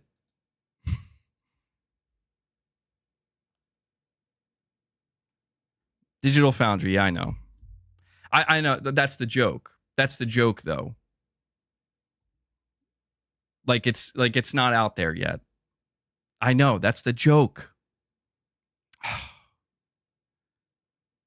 All right, maybe I think I'm really bad at sarcasm, dude. Every time I try to be sarcastic, people don't realize I'm being sarcastic. Yeah, you're saying it's going to be that'll be helpful. I can't wait to see the bloodbath tomorrow when that video is released.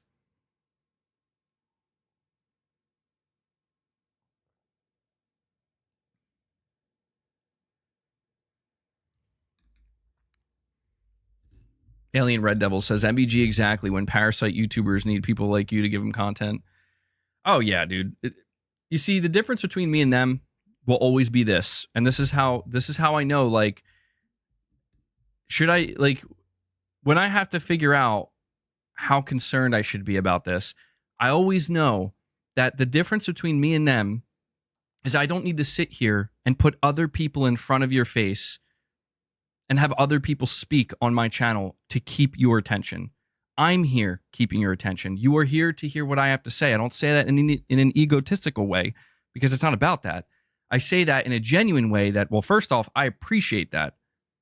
But that's what's so comical to me, is that you remove the people that they need to have on their channels or their clips. You remove that. What are they?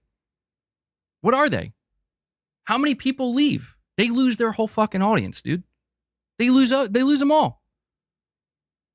They could maybe keep them entertained for 5-10 minutes, but after that, it's like, yo, where's the entertainment, man? I thought we were here to make fun of people. Where's the other person talking on screen? That's the reality of it, you know? But hey, to each their own. To each their own. I'm not judging. Just an observation. People got to do what they got to do.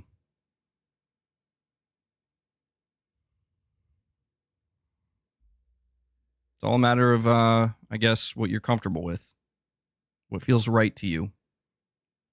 And if that's what feels right to those people, making fun of others, shitting on others, belittling them, screaming, acting like animals, if that's what feels right to them, well, then go right ahead. Guess we'll see how far it gets you in the end. Felix Joel says, if people want leaps over the gens, price will go up. We don't even know how much things cost to make, including R&D for current and future consoles. That seems to be that seems to be where we're headed. Yeah. And that's why people are paying attention to the PS5 Pro price, basically saying like this is the first indication that the days of prices going down in this market, in this space, are over. Prices are only going to go up from here.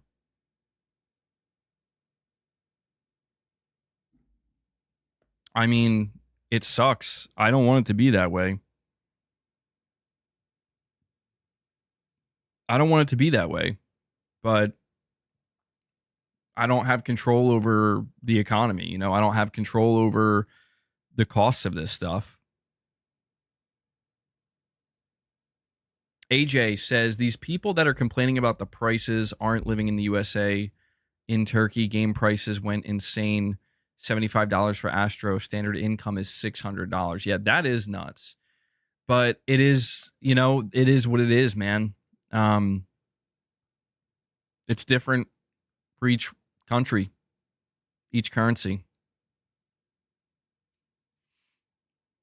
I mean, I see people, you know, people are complaining. I saw this video. This is a really interesting video. I saw this video pop up and I actually watched it. And it was basically this guy talking about why the price of fast food is skyrocketing. Like why it's basically now expensive to eat at McDonald's. And, you know, it's not stuff that I didn't already know. But although one of the things I learned about McDonald's specifically is apparently they're paying like $20 million a pop to like celebrities for like these celebrity meals, which is like, are we paying for that? Like, but yeah, man, I'm just pointing that out because it's just things are changing, and I don't think they're ever going to go back. It was crazy because this person was pulling out like value meals and stuff that cost like $4, $3, and you're getting like, you know, getting like a Big Mac and fries and a soda, and like these days it's just unthinkable. It's unthinkable. You know, if God forbid if you want to go to McDonald's with more than the two people, the cost of that is going to be like, wow, how is this like almost $60?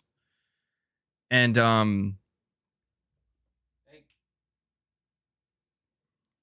guys, I'm going to put some pressure on you. We got to see if we can hit that 25 member goal because boss is starting to chew my wires, which is a sign that he's getting very impatient. He needs these treats. So I'm just going to put that out there. But yeah, man, I just watched this. I'm sitting here, I'm watching a video. It's not just McDonald's. It's all the fast food chains. And that's the whole thing is like fast food is supposed to be the cheap, quick way to get a meal. You know, it's not the highest quality. It's certainly not the highest quality food. It's like low quality food. Therefore, it's cheap and it's very affordable. And it's just gone. Like that doesn't exist anymore. It's like, holy shit. Yeah. This is where we are, man. And it's not getting better and it's not changing. I'm not trying to like make things sound doom and gloom. And the biggest problem is people's wages are not going up. So it's like, I understand the consternation. Like just from a very human base level, I understand where it's like, we're not getting paid more. You know, the cost of everything keeps going up, but the wages are kind of staying the same mostly. And yeah, that's bullshit. And that speaks to a much greater problem that is outside of Sony. It's outside of gaming. It's outside of us. You know, it's something that I hope improves, but I don't know, man. Again, bringing it back to gaming, bringing it back to the PS5 Pro. It's an optional console, man. You know, and I know people don't want to hear this. I know they don't want to hear it. And I know that they think it's basically, well, you're just justifying them, you know, being greedy. It's like, no, it's just, if you're not interested in the Pro, just buy a PS5. I'm serious. Just buy a base PS5. Just do it. Or buy an equivalent PC. It's okay. It's okay. Like, that's not me saying anything other than you don't need the console. That's all it is. Okay says you will never see a PlayStation console under $700. I have to see that to believe it. Okay, I know you planted your flag on this hill, and I respect it because you were right about the Pro as well. But I got to see it to believe it. I just have such a difficult time believing that the next generation entry model from Sony will be $700 or more. I'm not saying it's not possible. I'm just saying I'm not convinced yet. We will continue to monitor this, though. Okay. Matt York says in Canadian dollars, it's guaranteed. Oh, well.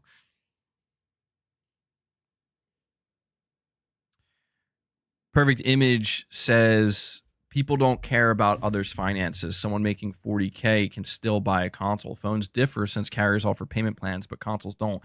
That's a good point, Perfect Image. And I will say I didn't bring that up. All these phone carriers, you know, they do offer payment plans. And I would say a lot of people probably purchase their phones through those payment plans. And if those payment plans weren't there, a lot of people would be priced out of those phones. I do start to wonder if this is something we're going to see from Sony. If it's true, if we're headed down a road where these consoles are going to they're going to start going up and up and up in price. And if we do get further iterations throughout a generation, I could see that being an option that Sony looks into. Yeah, I think Xbox did do that. Yeah. I remember now. I think it was at the beginning of the generation. They essentially offered that for the Series X and even the Series S. Bro, come on. We're almost there. We're almost there, boss. Hang in there, bud. Hang in there. Boss is losing his mind. Wait, Sony already offers this? Oh, I didn't know that. You're saying on PlayStation Direct with Klarna. Oh, okay. Well, there you go. Yeah, okay. I didn't know that. Interesting. Yeah, I could see this becoming more viable. More prevalent, I guess. Or prevalent. Prevalent. Is prevalent even a word? Prevalent. Making up words again.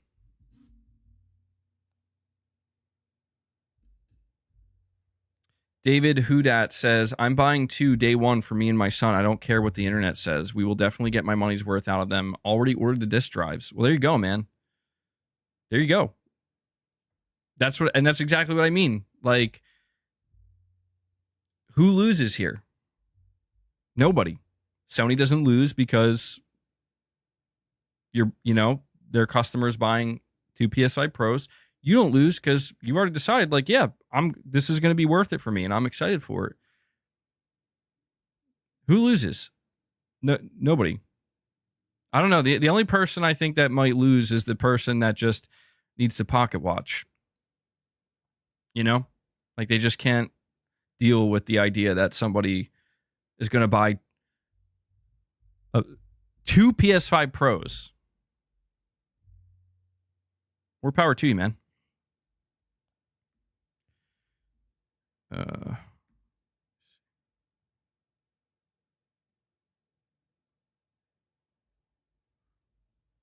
Sorry, guys. Give me 1 second.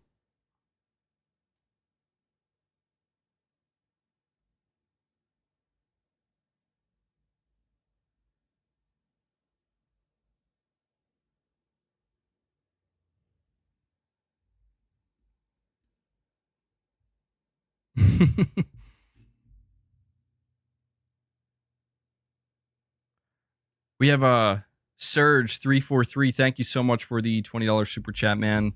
You're saying after that amazing Uncharted level in Astrobot, it brought back memories to the series.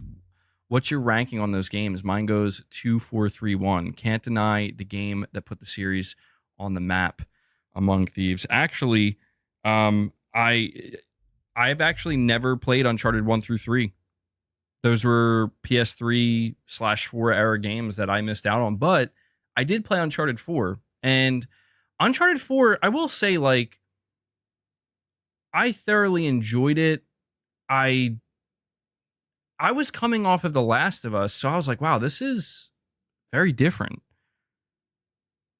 But people have been hounding me forever to play Uncharted 1 through 3. And the truth is, like, at this point, I'm holding off on it because, well, they're clearly bringing Uncharted back. And so I want to see what direction they take with the next Uncharted.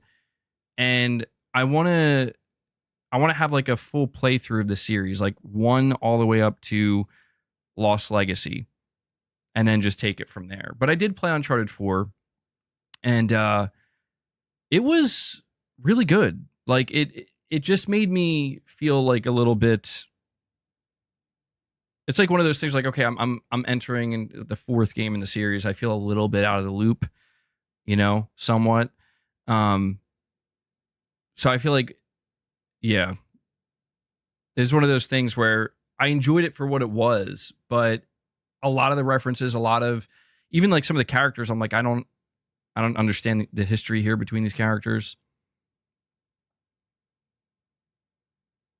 But yeah, I played the Uncharted level in Astrobot, and man, it was really well done. and that's why I'm like, damn, you have to imagine Sony's doing something with Uncharted, right? Like they're doing something with Uncharted. They have to. They have to be. Saying I got to play the first 3. I know. Trust me. There are quite a few classic PlayStation games that I've missed. This is what happens, man. Like I go to Xbox for a certain period of time, and I miss all these games. And in terms of like certain classic PlayStation games, I have a backlog for sure. But I don't know why. Yeah, I don't know. When I first came back to PlayStation, I don't know what compelled me to play Uncharted 4 and not start with the Lost Legacy. Or not Lost Legacy, I know there was like a collection. It was like the first 3 games remastered for PS4. I don't know why I didn't start with those. That's true, Mr. B. You're saying they're probably going to get remakes. That's another thing at this point where I do wonder if like it's worth holding off to just wait for a proper remake. Because I could see them doing that. The Uncharted collection.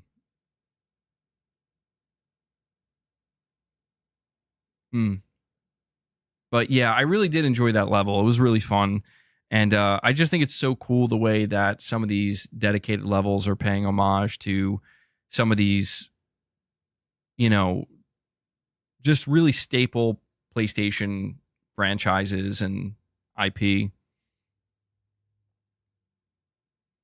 IP Gaming says, well, you need to get on that. Stop waiting, bro.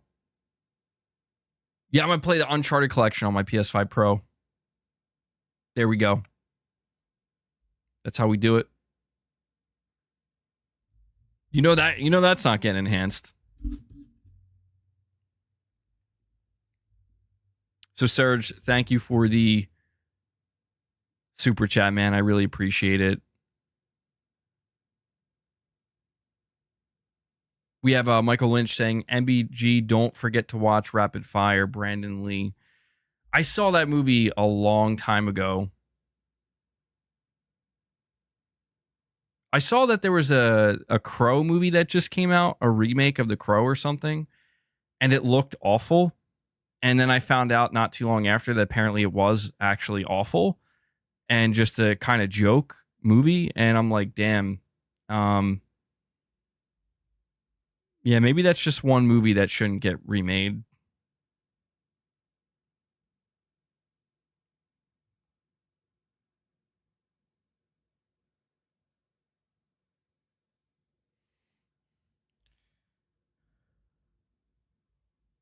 But yeah, Rapid Fire, Brandon Lee.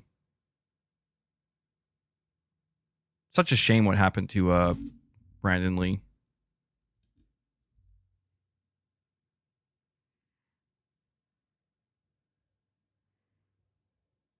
If I'm not mistaken, I think Brandon Lee actually died during the filming of The Crow, right? Jeez. Very sad. We have okay with the super chat. He says, so a $700 Pro on sale at the same time as a $500 PlayStation 6. I know. But my whole thing with this, okay, is that I don't know that I'm anticipating that there will not be price cuts for the PS5 and the PS5 Pro by the time we get to the PlayStation 6. So like if the PlayStation 6 doesn't come out till, let's say, November 2028, that's basically over 4 years from now. I mean, things could change, and the PS5 by that point, the base model could be 300, 350. The Pro could be down to 500, 550. And if that's the case, I could see them doing a $600 PlayStation 6 or something, but I understand where you're coming from. Okay. It is ridiculous to imagine that a more powerful, more capable console at this moment in time than the PS5 Pro would cost less than the PS5 Pro. It doesn't make any sense. But time is the important, it's the important part of the equation, I would say, where we just simply don't know what the gaming industry in terms of pricing and, whether things are going to remain the same, go up, go down. I will say this. At the rate things are going, it doesn't seem like things are going to improve anytime soon, or at least not rapidly. So if we're leaning on the side of caution / skepticism, yeah, I don't necessarily know that I'm confident that the PS5 Pro will suddenly be $200 less in the next 2 or 3 years when we are 4 years into the PS5 and the PS5 has not moved. So yeah, I don't know. It's one of these things where it's like I don't want to believe it, but I'm pretty sure it's probably what's going to happen, man. We have Emperor of Doom who says, so Naughty Dog just skips the PS5, nothing new.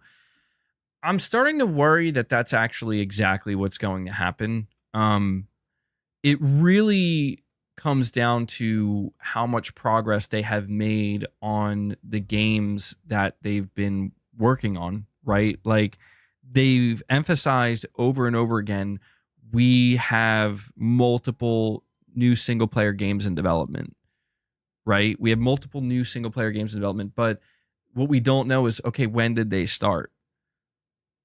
Has there been a new single player game in development alongside The Last of Us multiplayer before it got canceled? Or did you just start development on that single player game right after The Last of Us multiplayer got canceled? Because what we know about The Last of Us multiplayer is that it was massive, and they had not their entire team, but they had hundreds of developers working on it.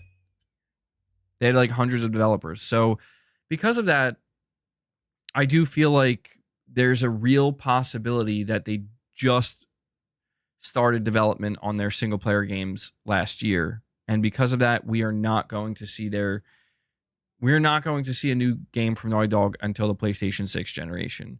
That sucks, and that would reveal such a horrible level of mismanagement. And I don't know what else to say beyond that. Like we just have to wait to get more info, It's unfortunate. We have PSP reviewer or PS previewer 100 saying, "What's good, bro? It's been a while. It has been a while. I appreciate you stopping by again, man. Good. Appreciate the super chat as well, bud. It's very kind of you." So I do want to go over this with you guys. I kind of alluded to it, but I didn't actually go over the information. So we have a oh, hold on. Yeah. PlayStation Pete with a super chat. He says, MBG, are you going to buy the PS5 Pro? I'm working 70 plus hours at Domino's. PS5 Pro money. Well, hey, man, grinding it out to secure that PS5 Pro. I'm planning on buying one. Yeah, I would hope to get one. I would like to have one at launch. I am prepared though. I don't know how the pre-orders are going to go down. So I'm ready to pre-order one, but if like something goes wrong and it's like, it's just a complete nightmare and I end up not being able to pre-order one and they're just sold out, I'm not going to freak out about it. Like I'll miss out on the launch and I'll wait until they become available again and then I'll try then. But yeah, I'm hoping to be able to secure one day one. But yeah, bro, grinding it out of Domino's, 70 plus hours a week. Gotta respect the grind, Gotta respect it. Before we move on, though, guys, do me a favor. We're sitting at 264 likes. If you could do me a favor, if you're enjoying the stream, if you're enjoying the conversation, hit that like button. I want to see a big push. I want to see if we can get to 300 likes. Really helps the streams more than you know. And you guys have been doing great lately. I want to go over this information, though. This comes from Moore's Law is Dead. And he had an exclusive leak, which was very interesting, about the PS5 Pro, where his leak has to do, he was in direct contact with a developer that's working on a PS5 Pro upgrade for their game. Now, I need to preface this by letting you know that there is a major piece of this equation missing, and it's a total mystery. Some people believe they've pinpointed what game they're talking about, but it's a mystery in that we don't know what game he's talking about, and we do not know the engine that is being used. That's very important to understand when we go over this information because it could make a world of difference. However, I will add to that, some people believe that the game is Far Cry. Could be Far Cry 6, potentially. So that's unconfirmed. And PSP Reviewer 100 coming in, dropping a membership gift. Thank you so much for that, buddy. Not only dropping a super chat, but dropping a member gift as well. So guys, like I said, you can always drop a single gift and it helps out, man. So that brings us up to 17 on the day. PSP Reviewer wants to get another train going. So let's see if we can make that happen. I'm going to add that to the counter. Did they fix it yet? Can I just add it? No, that's not real. Kevin is not real, and he did not donate $39. It won't let me just manually add one membership anymore. That is so annoying. Far Cry 7? Oh, yeah, I don't know. Maybe it could be. Yeah, I didn't think about that. I didn't think about if it was a new game or not. Like a game that hasn't been announced.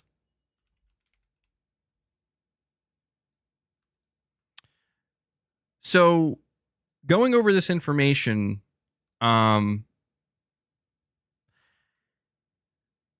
he has, so what Moore's Law is Dead leaked out said PS5 Pro early testing leak mid-September 2024. A developer source that consulted on previous PS5 Pro leaks has sent the Moore's Law is Dead team early testing footage that compares one of their games running on a base PS5 and PS5 Pro side by side with frame rates displayed. Now, this is why God, man, not knowing the game is such a bummer here because we're talking about footage. He was given, obviously he can't show the footage. It's a step too far leak wise. I think Sony already went after Moore's Law is Dead one time, unfortunately. But it's frustrating not being able to know what game or what engine because these results are very telling, in my opinion. I think they're pretty telling, and knowing the game, it seems like it's a AAA game, but let me tell you what the results are. So, on the base model PlayStation 5, this mystery game, was running between 1080p and 1600p dynamic resolution with a mix of medium and high settings and the frame rate running anywhere between 45 frames per second and 60 frames per second, with the frame rate not being locked and occasionally dipping. Okay?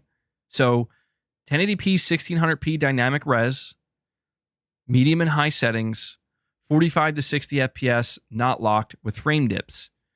The PS5 Pro version of this game, a PS5 Pro enhanced version of this game, and this is so interesting to me.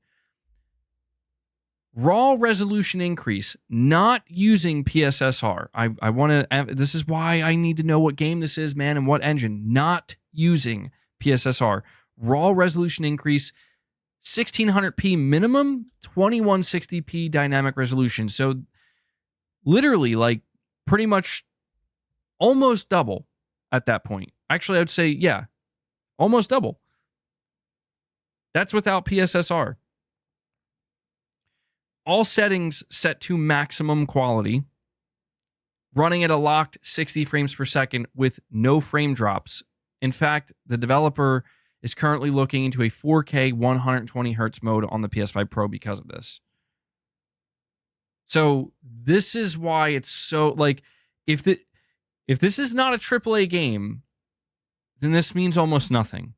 So I'm going to assume Moore's Law is Dead would not present this information if it wasn't a AAA game. It'd be like Flappy Bird. I'm assuming it's a AAA game. I'm assuming it's on a well-known engine, but obviously he needs to protect his sources, so I totally understand why he's not going to reveal it. Saying Far Cry 6 never dropped below 55 frames. Yeah, I'm trying to think of what game it could be, but I don't know that it's worth trying to guess.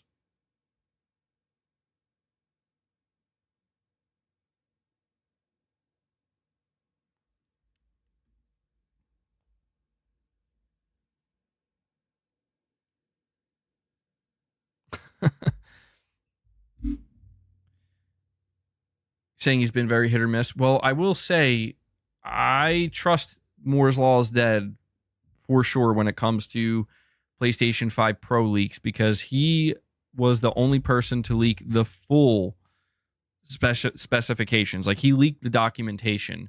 In fact, Sony ended up going after him because of that and, like, getting his video removed. So I believe him 100% with his leak here. But this is why I'm saying, like, if these are the results we're seeing on a AAA game, that's pretty good, man. The thing that really interests me the most is the fact that it can increase the resolution output of said game so significantly without using PSSR. That's very interesting. Like, I don't know, man. It says here the PS5 Pro adds an option for 8K, although this source hasn't tried it yet. The PS5 Pro has access to an extra 1.2 gigabytes of memory due to, quote, memory system efficiency. Documentation from Sony states that the PS5 Pro in practice exceeds a 28% bandwidth increase. PSSR just got an update from version 9.0 to 9.4. It had an image quality issue and uses 250 megabytes of RAM.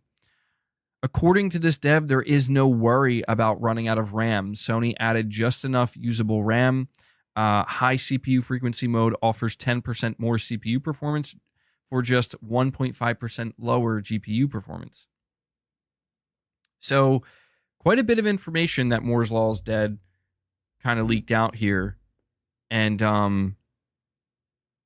I have to wonder, man, like, this leads me into talking once again about the upcoming state of play. So I had, look, I'm not trying to be like an insider. All right. So you could just take this for what it is. But I had somebody reach out to me, and it seems like they were, if I understood what they were saying correctly, they were claiming apparently that the state of play is going to be announced on Saturday. Now, I don't know about that. You know, it's a Saturday. Sony doesn't give a shit anymore, though. Sony does what they want. And we have PSP Reviewer 100 dropping a membership gift. And then Steven Leon comes in and drops the 10 bomb on you guys. Holy shit. Second 10 bomb of the day coming in. Steven Leon. And just like that, you guys crushed the goal of 25. We are locked and loaded, ready to feed the beast and feed the Micro Panther. Steven, thank you so much for that 10 bomb, bro. And PSP Reviewer, thank you for the 2 membership gifts. Hellbound's ready. I see Hellbound's locked and loaded, ready to feed the beast. So we're now at 28 members.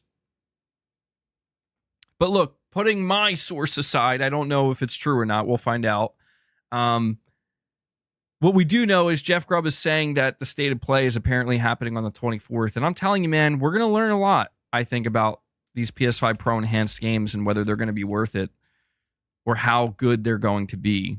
I think most of them will be worth it, but we really just want to know, like, how good are they going to be? How good are the upgrades going to be? All right, it's time. Bones, do you read me? It's time to feed the beast. Oh, and before I break out the snacks, we got Silent Spartan coming in. I see you dropped the super chat as well, but he throws in a single membership gift for you guys too. So to anybody who just got gifted, keep in mind, you now have access to the latest Members Lounge episode. I've been slacking on members content the past week or so. Apologies for that. I've been trying to test a new routine to make sure I can get video content out, but we should be doing more members content this week. Now, I can't commit to how much more, but if you're gifted a membership, please look forward to that. Boss, are you ready? He's like, finally. I'm trying to find out if Luna's in here. Here you go, bro. Here you go. It's time to feed. Hold on, let me go get Luna.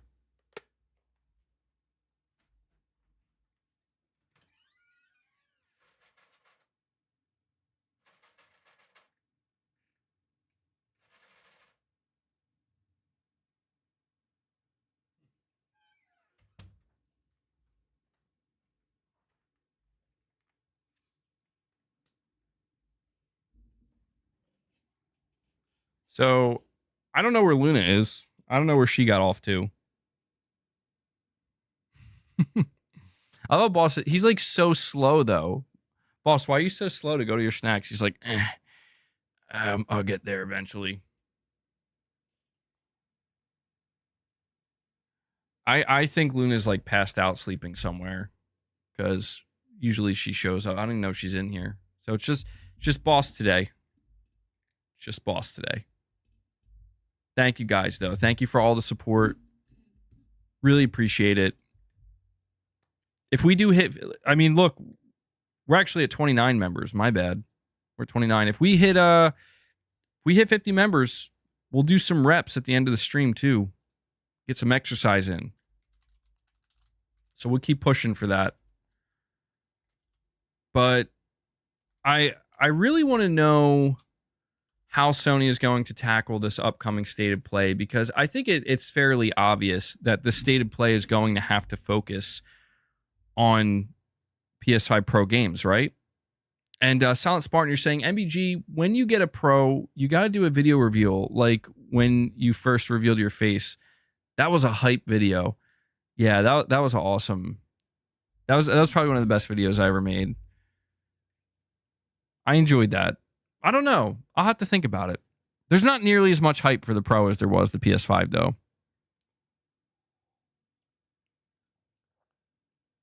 You're saying no first party in state of play. So, hold on. I've been seeing this going around. People are talking about, they're basically saying, like, confirmed there's no first party. And I just want to put it out there that, like, that has not been confirmed. Jeff Grubb. So I want to make something clear here. Jeff Grubb only confirmed one thing. Like, concretely. The one thing Jeff Grubb confirmed is state of play September 24th. That's it. Anything else he said after that is speculation. And I think this is kind of not a problem, but I think people struggle to delineate between when Jeff Grubb is speculating versus when he is giving concrete info. The only thing Jeff Grubb, and it's a good thing because it's what we need to know, is he confirmed state of play September, specifically September 24th. Anything he said about first-party games, anything he said about not being a showcase this year, speculation. That's what it was. He didn't confirm anything. He didn't say anything definitively. So, look, I'm not saying that to hype people up and say, expect first party. I'm not saying that either. Okay? I'm saying expect anything. What I will say is this, and I will be totally honest. Not that I'm ever not totally honest, but I will say, like, you know, it would be weird for Sony not to have any first party at this state of play. And actually get some Trismegistus coming in, dropping another 5-bomb. Exley's here to get some. Get some! Get some! Exley had to contribute to see if we could get to 50. And Silent Spartan comes in and drops another 10-bomb. You guys are going crazy with the member train right now, bro. Holy shit! That's 3 holy shits in the stream so far. Silent Spartan and Exley tag teaming it. 15 members dulled out just like that. I need some W's flowing in the chat for these guys. Love to see it, man. Absolutely love to see it. I think my counter is like broken here. I'm trying to see where our total is now. We're at 44 members now. Silent Spartan dropped to 10, actually dropped to 5. That brings us up to 44. So, guys, we are 6 away from hitting a second goal.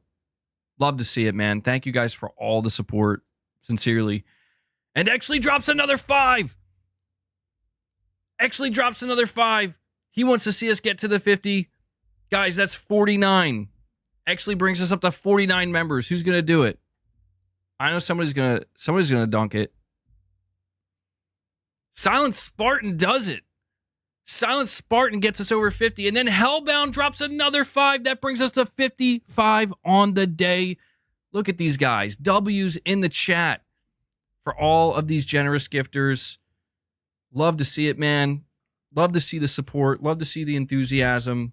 Love to see the member trains. They help out so much.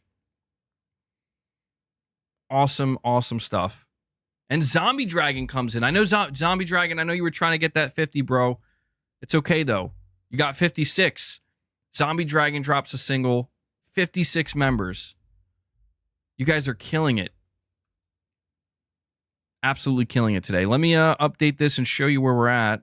I really wish I could update this faster. I know I keep complaining about that, and I apologize. I know I sound like a broken record complaining about that, but until they fix it, I'm just going to keep complaining about it. So remember, we strive for a total goal of 100 members per stream. Sometimes we get there. Most times we don't. Not a big deal. But we go in increments of 25. So we're over halfway there now, guys. Oh, I did that backwards. My bad. Hold on. I'm sorry. I did it backwards. This is a rare... that rarely happens. There we go.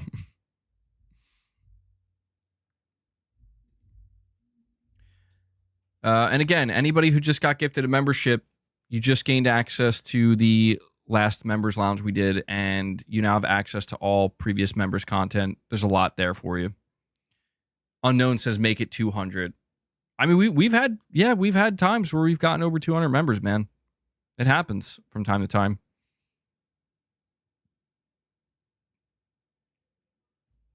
Titus says, wait, 100 members per stream. Just to clarify, I do not expect to get 100 members per stream. No, that would be great.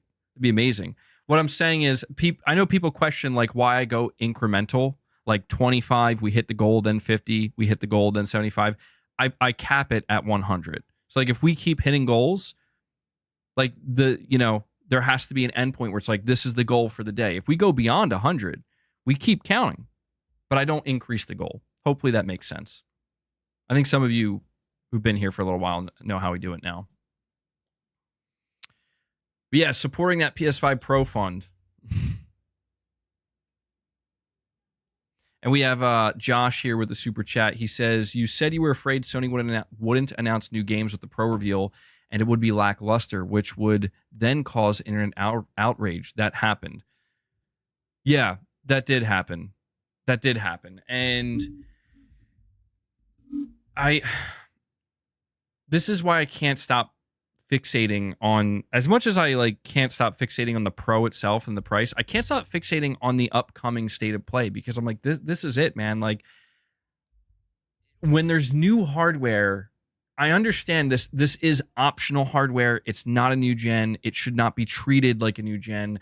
I'm not expecting a whole showcase of new like launch games for the PS5 Pro, like brand new games. I'm not expecting that, but it is new hardware. And it's gonna, I think it's just going to be very important that when Sony does the state of play, they have to leave people with a general sense of excitement. I don't know if I'm fully expecting them to go crazy and have some kind of like 45-minute state of play that's like, holy shit, that's the best state of play they ever done. That's basically a showcase. I don't know that I'm expecting that, but I just think that they have to bring something. I don't know. I don't know if that's going to be Resident Evil 9. I don't know if that's going to be at least like one first-party game.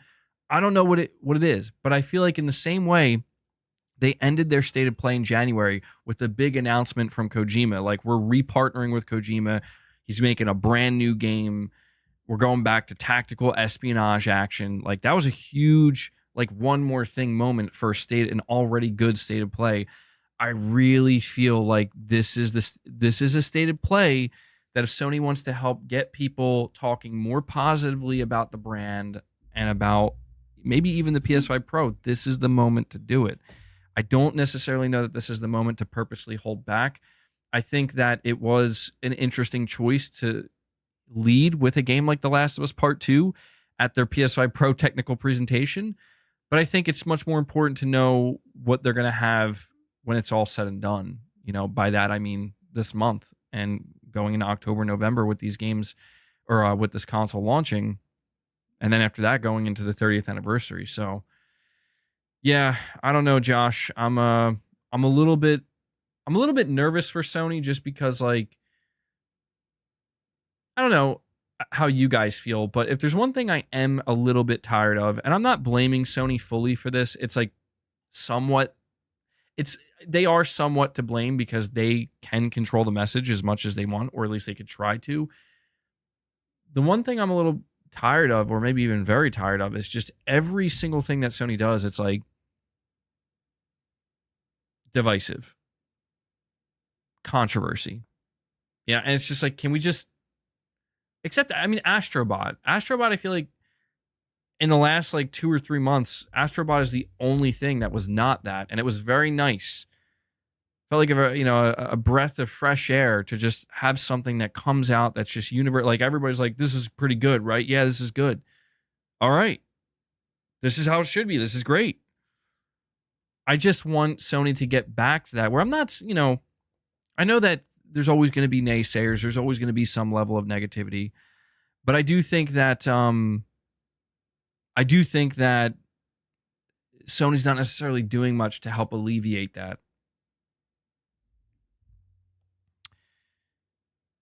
Now, I understand what you're saying to you, or you're saying it's because I live in social media. I mean, I see much more than the average person does, for sure. But I've learned to differentiate that, Like, what I mean is, I've learned to differentiate, this is just kind of a small vocal group of people versus there's more people. Like, this is more wide reaching. And the truth is, what's happening with the PS5 Pro is not a small vocal group of people. It's wide reaching.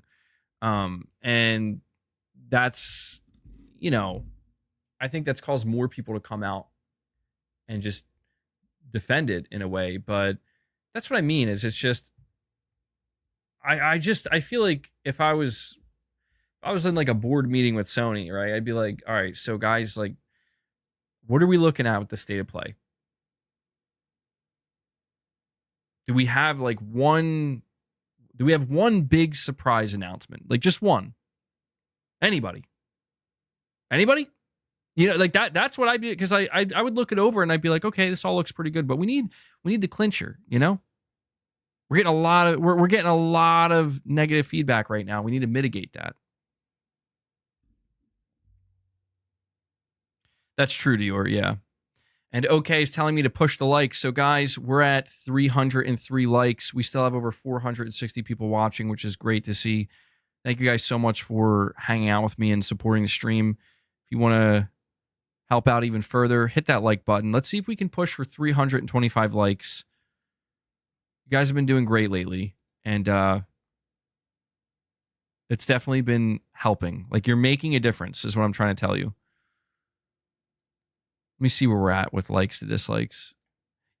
All right, yeah, so I'm gonna push you guys a little bit more aggressively here, because for some reason I don't know, I guess there are people who just don't like that I'm talking about the PS5 Pro or don't like what I have to say, but we are currently at an 87% like to dislike ratio. I would like to try to get that up to 90. So, going to put emphasis right now, big push. You could take it just a second.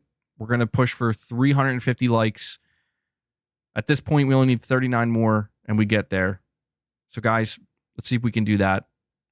Really means a lot.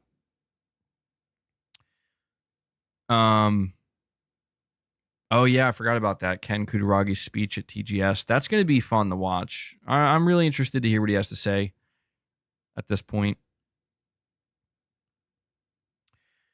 I'm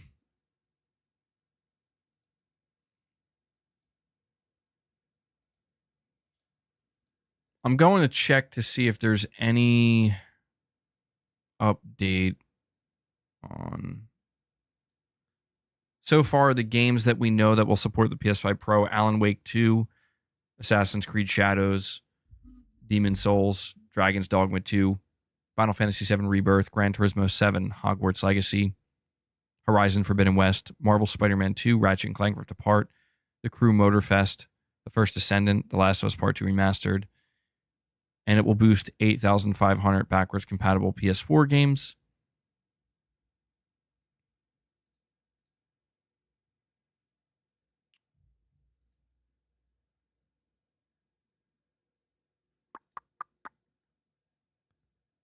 Let me see here. Yeah, so I put out a tweet where I was saying a new state of play is coming in the next 2 weeks. The date currently known as September 24th. I don't know. Do you think, has Sony ever done a state of play on a Saturday?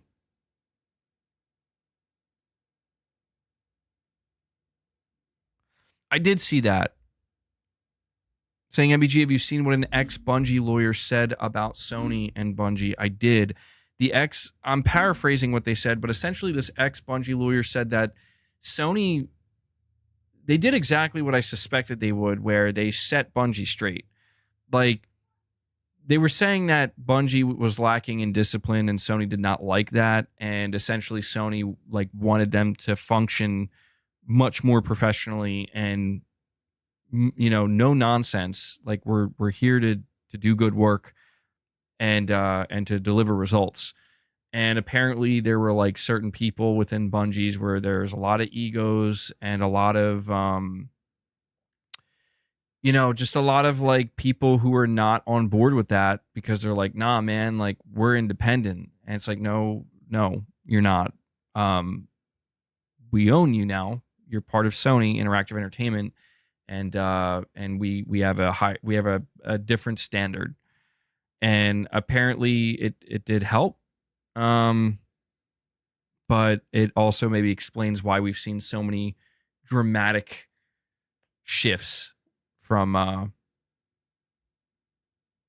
from Bungie, you know, over the last 2 years.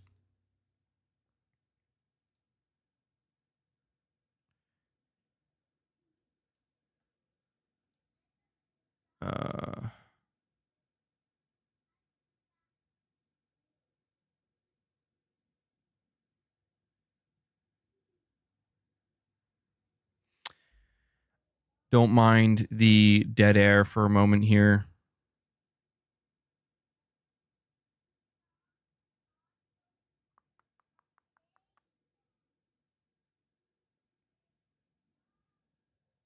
There are a lot of there seems to be a lot of people hinging their opinion and or decision on something like the PS5 Pro with GTA 6 and whether or not it's going to be 60 FPS.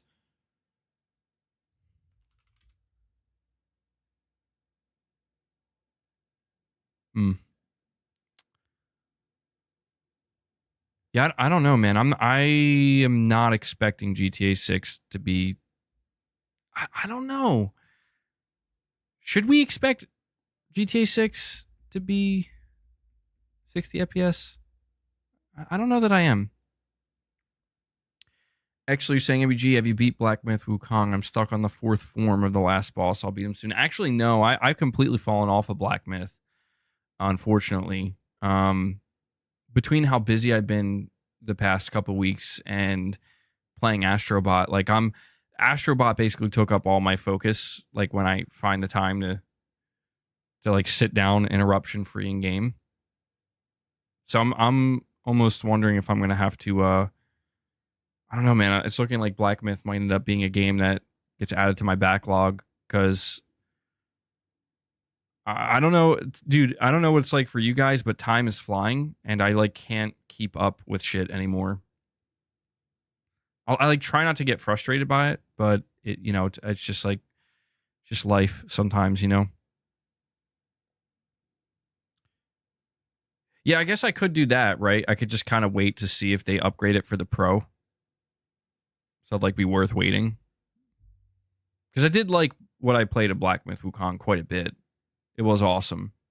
I didn't get very far. I think I got to like the chapter 2.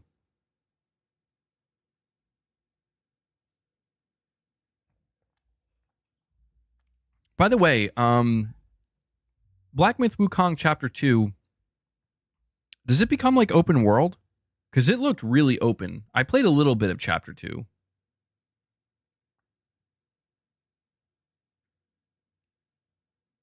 Actually saying the last boss is the only one that gave you a lot of trouble. It's a truly great game. Terrence, no, I didn't get to buy Space Marine 2 yet. I can't find it physically.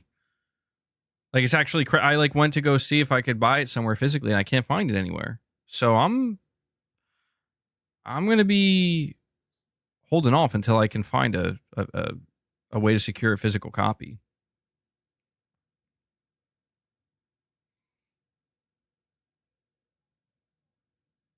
GTA 6 will likely have an unlocked mode running at 30 or 40 FPS on the Pro. I do find it, I don't know.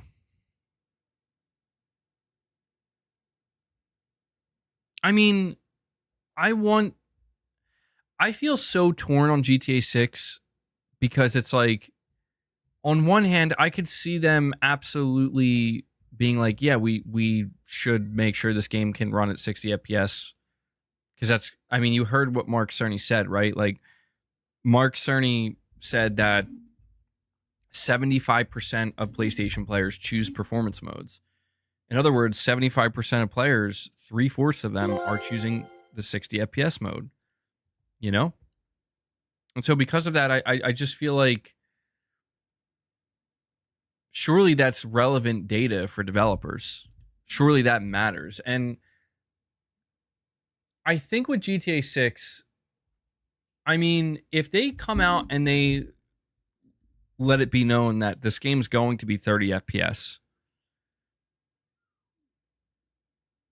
there's going to be, it's not going to be a lot and it won't matter to the sales, but there will be some negativity. Like there will be people who are like being very negative about that. And I do just wonder how much that factors in to their entire plan to roll out this game. Because if something like GTA 6, if they come out and they announce there's going to be a 60 FPS performance mode, people are going to like lose their minds in like a good way, where they're going to celebrate the shit out of that. And if they come out and they say it's only 30 FPS, there's going to be some negativity, but most people are probably going to be like, oh, okay, I kind of saw that coming. So I guess what I'm trying to say is I think it would benefit Rockstar and it would benefit GTA 6 to really try to make a 60 FPS mode happen, a performance mode. But if it's just not possible and it's not feasible, then they just can't do it. So I'm completely torn on it. The only thing I do feel confident in saying about GTA 6 is they're clearly going to try to push the limit in what they can do and what's possible, and really try to push the envelope, I guess. And so knowing that, I'm fully prepared to find out it's going to be 30 FPS. I mean, I continually come across these different comparison videos and these clips of like Red Dead Redemption 2, and I see people like comparing modern day open world titles. Like most recently, I saw a comparison video of Red Dead Redemption 2 versus Star Wars Outlaws. And I'm not going to lie to you, man. Like Red Dead Redemption 2 makes Star Wars Outlaws look like an actual joke. And I'm not saying that to like hate on Outlaws. I haven't even played it. I know there's a lot of negativity going around about that game, but it's just like some of the stuff I saw, I'm like, my God. It is just quite shocking how, I don't know, man, this game, Red Dead Redemption 2, came out 6 years ago. It came out in 2018, and it just wrecks many, even still today, many open world titles that come out. And when I see stuff like that, it makes me think, oh yeah, there's no way GTA 6 is going to be 60 FPS. Like there's just no way. Specifically when I'm watching that, like in that moment, I'm like, yeah, GTA 6 is going to be 30. Because if this is what they were doing in 2018, man, on last gen hardware,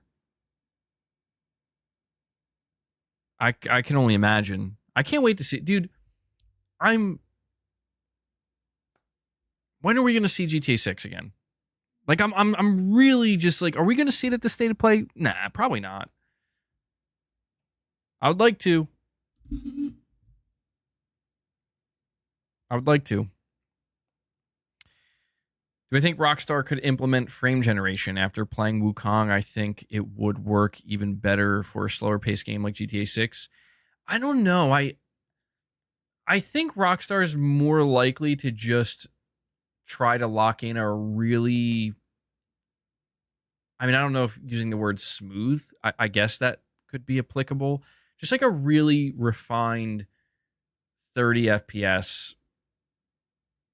So, I know that I'm not too familiar with the terminology or the actual ins and outs of it, but from what I understand, there are basically like different types of 30 FPS modes. Like there are some where developers can kind of smooth it out and make it so that it doesn't seem nearly as choppy. Like it's still running at 30 frames, but they have certain techniques or whatever, certain things they can implement to mitigate how choppy it feels and kind of smooth it out a bit, versus times where we see games that are running at 30 FPS with like, I guess, bad frame pacing and things that just don't really help it out and it makes it look kind of worse. So I guess what I'm trying to say is I could see them kind of maybe doing everything they possibly could to create the smoothest looking 30 FPS that they possibly could, if that makes sense. I don't know if I'm saying that correctly, but I think they would prefer to do that over having some kind of, because the whole thing about frame generation is seeing that on Black Myth Wukong. I think it gets the job done well enough to where it's playable, but a lot of people were kind of complaining about it. It's like they were just saying like something feels a little bit off about this performance mode. Like it's not perfect. It's far from it. And it's not the worst, but something just feels a little bit off. And I don't know. I mean, you're right. It's probably going to be slower paced, so it might not, I don't know, it could maybe work better, but there's no such thing as smooth 30 frames per second. Yeah, I don't know. Is there a better way to say this? I think you guys understand what I'm trying to say. I guess you could say there are 30 FPS modes that are done better than others. Because you're right. I don't think you could call 30 FPS smooth. It's just not. But I played games in 30 FPS where I'm like, it just feels, I don't know why, but it just feels even choppier than this other 30 FPS game that I played.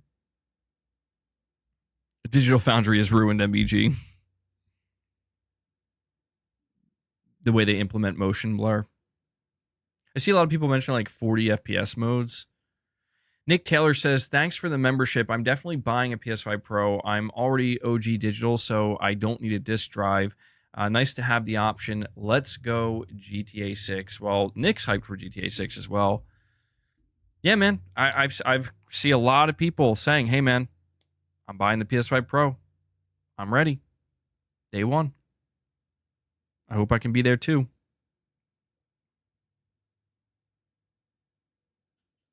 Actually says the 60 FPS on Black Myth is pretty good. There are issues, but it's pretty decent.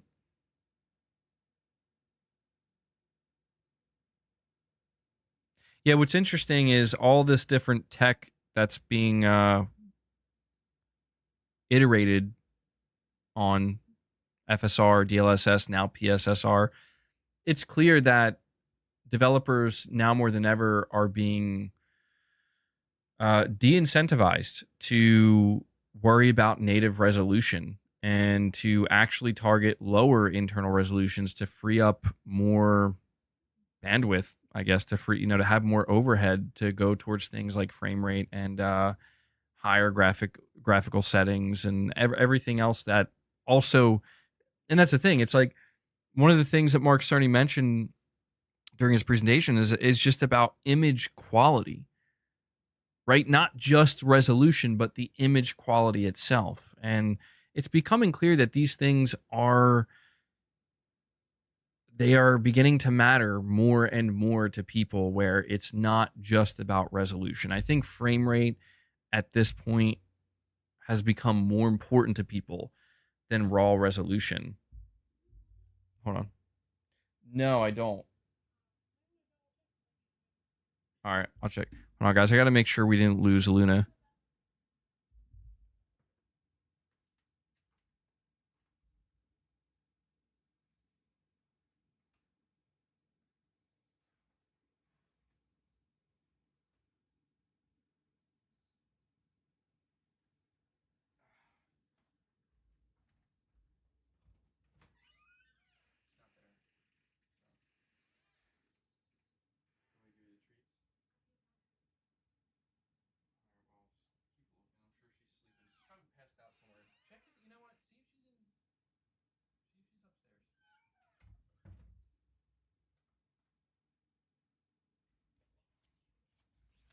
Sorry about that. Mrs. MBG was saying she can't find Luna anywhere, and she's not in here. I think she's passed out somewhere. This is usually the time of day she sleeps, and something I've learned about Luna is when she gets into a deep sleep, she doesn't usually respond to like being called or anything like that. So sorry about that. Matt York, you're saying, man, for the life of me, I can't tell the difference between 60 FPS and 120.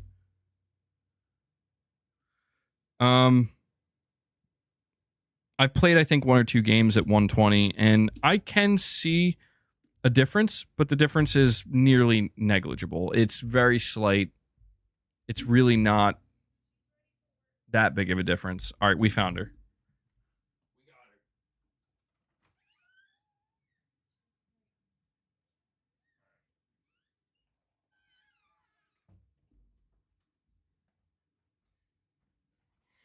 All right, Luna has entered.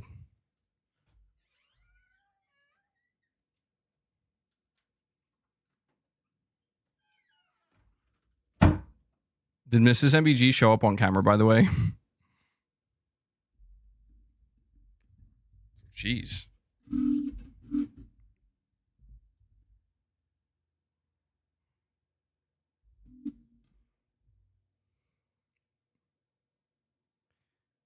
All right, Luna. I know you're a little bit late, but we got to make sure we feed you your treats too. Don't put your butt in front of everybody.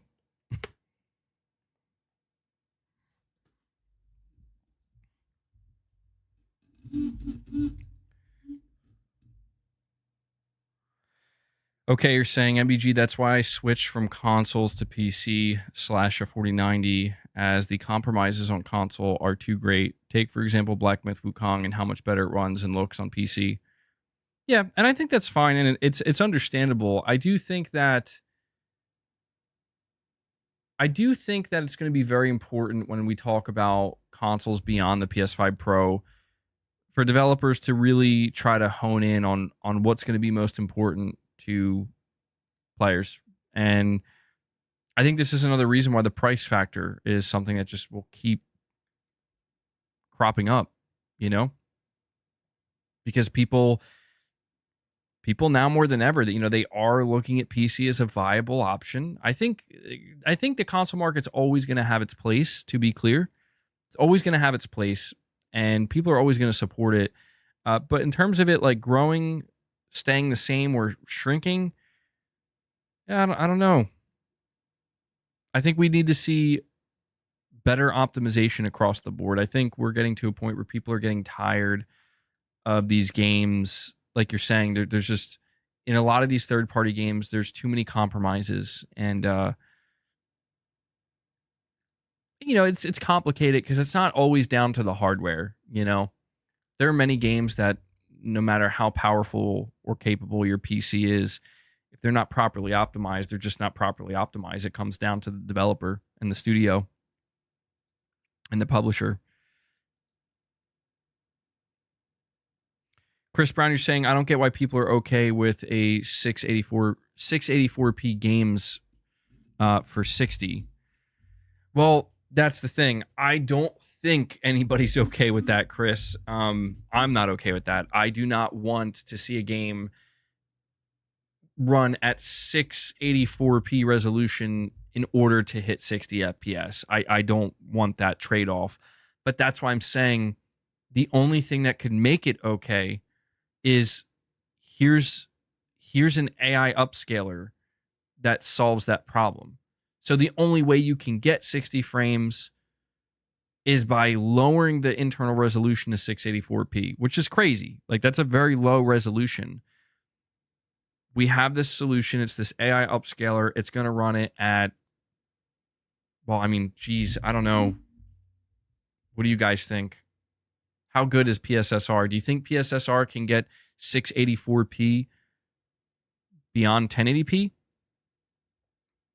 How high can it bump the resolution? Yeah, at that point, I would rather play 4K 30. Even 1440p 30 if it's that bad.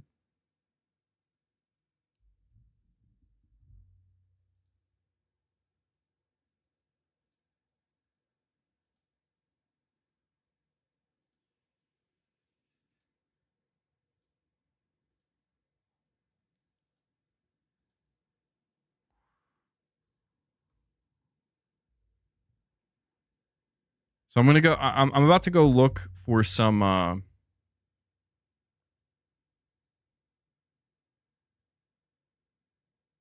want to go look at some discussions really quickly.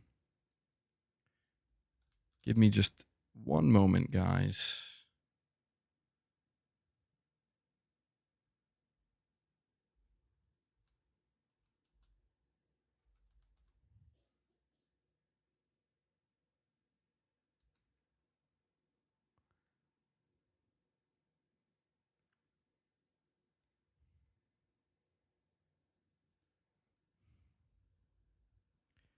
Yeah, I don't know what to expect This is why it was so weird. As soon as I started to stream, I saw multiple people referencing games like Assassin's Creed Shadows, as well as Alan Wake 2, and apparently, like, according to Digital Foundry, a video that's not publicly released yet, they're saying that these games are running at really low internal resolutions.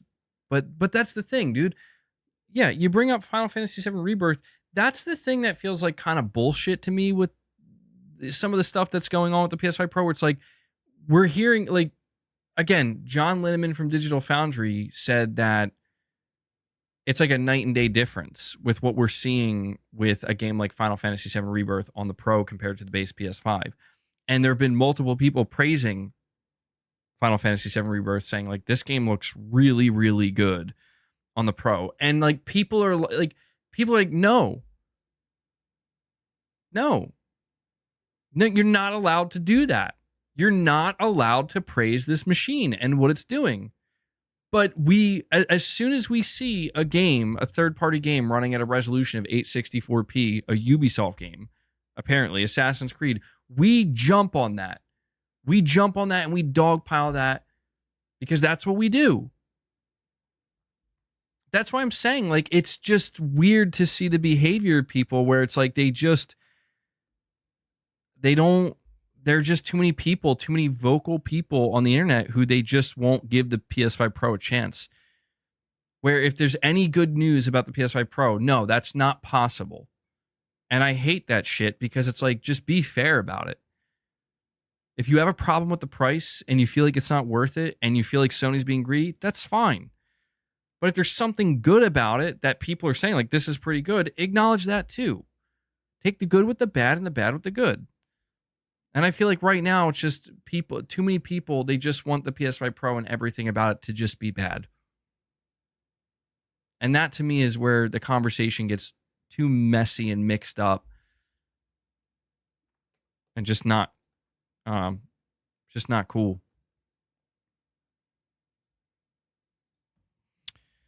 Let's see here. Oh, Jay Shako, thank you for this. Jay Shako sent me some info here coming from the individual Ignis, aka Ignis the Wise. Is that what he goes by? This person seems to have some kind of source that has been correct about different stuff so far. This person was correct in leaking the PS5 Pro when we were going to hear about it. And I guess it says here, apparently 23 announcements, 24 SOP. I apologize for the false hype for next week. Exclusive world premiere. 3 out of 3. I decided to remove the 4th because it is already too easy for guessing. I don't know what to make of this. 23 announcements.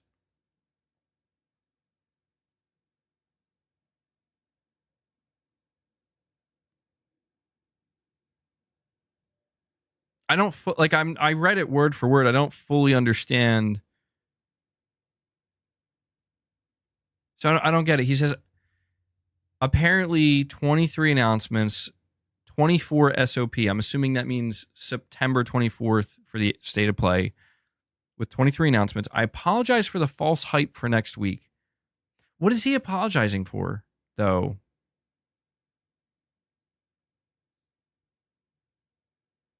He put out a picture of a 9. Oh, you guys are thinking Final Fantasy 9? Oh, yeah, we did hear about that a while ago. But yeah, I don't know. I'm thinking, I feel like Resident Evil 9 might be more likely. We were talking about that too.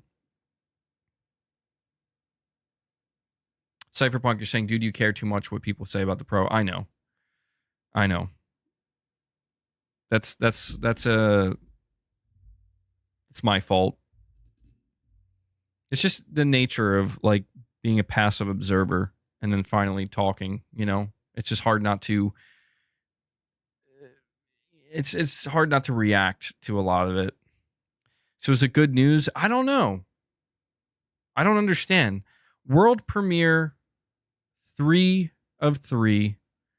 I decided to remove the 4th clue because it is already too easy for a guess.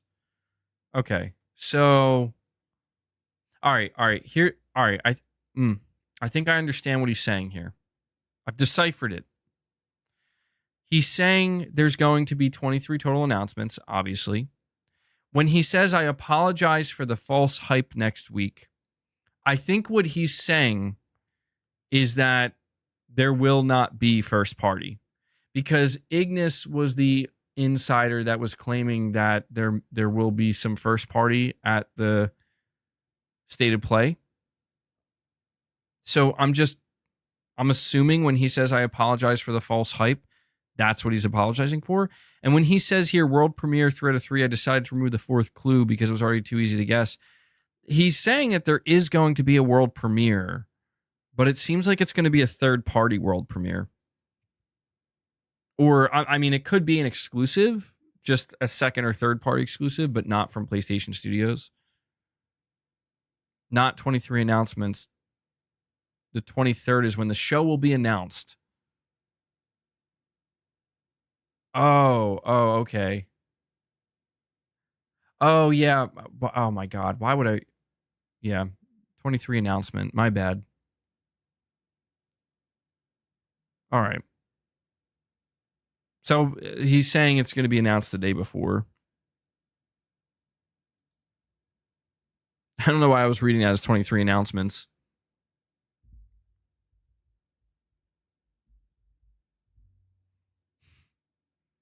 Nine games? Oh, I don't know at this point. He guessed an earlier date. That's why he apologized. Yeah, I don't know. At this point, maybe he's just guessing.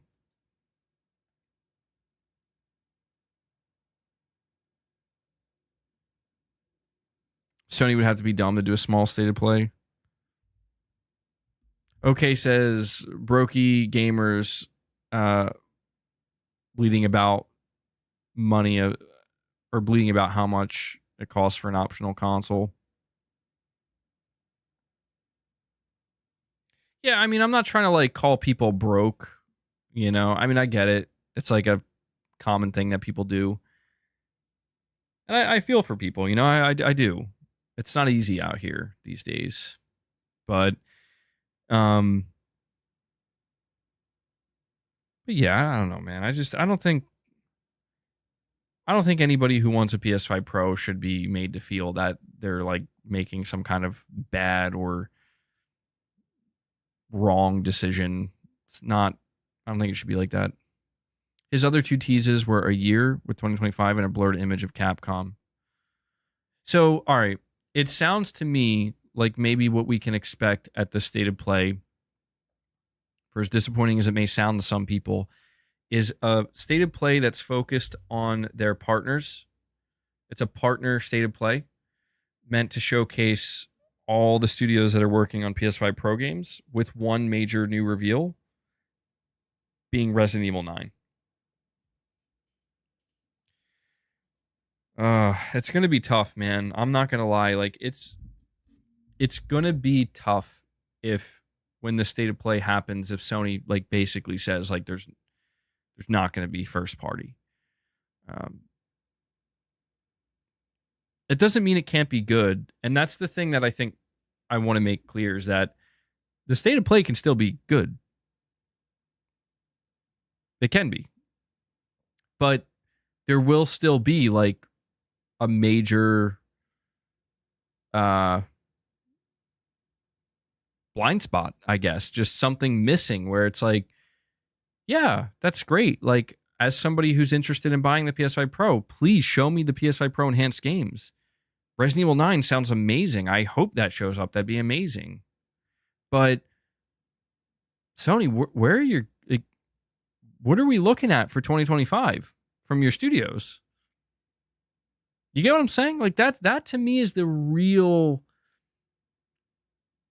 concern for me, where it's just, I'm starting to really wonder when we're going to hear about specifically what are PlayStation players getting from your studios in 2025.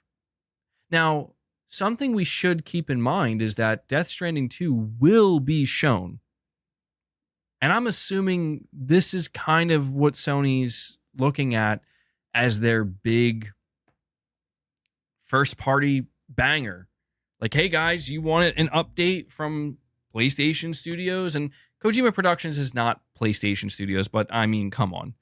Sony basically views Death Stranding 2 as it is a PlayStation Studios title at that point. You know, XDev is helping them and whatnot. So they're going to treat it that way. I think what they're going to do is they're going to show a shit ton of third-party PS5 Pro enhanced games, some new game announcements from third parties, and then the next day, or I think TGS actually kicks off, I could see them having a Death Stranding 2 trailer as well. Yeah, you know what? Scratch that. It would be fucking insane. Because I just realized this. Like, it would be insane if we don't see Death Stranding 2 at the State of Play. That would be insane. There has to be a new trailer for Death Stranding 2 at the State of Play, and I think that's going to be the game. I mean, I know some people might hate that. Some people might really despise the fact that Sony is just still not ready to talk in a meaningful way about their own studios, but I don't know, man. Where's the pressure? So, MBG, when will we see the first party games? I'm not going to lie to you, dude. I'm going to huff the hopium. I am. I'm going to huff the hopium. And I'm going to tell you 30th anniversary showcase, baby. That's what I'm going to say. Yep, I'm huffing the hopium, and I refuse to not huff the hopium because I want to believe until there's no reason left to believe. Because listen, my only other option, guys, if I don't say 30th anniversary event, if I don't say that, my only other option is sometime next year, and I'm not ready to accept that just yet. Okay? I will be in denial. I'm not ready to accept it. I agree. You can't rush greatness. I'm not saying Sony should rush. Just like the secret 2022 showcase. Exactly. I will say though, Joseph, to be fair,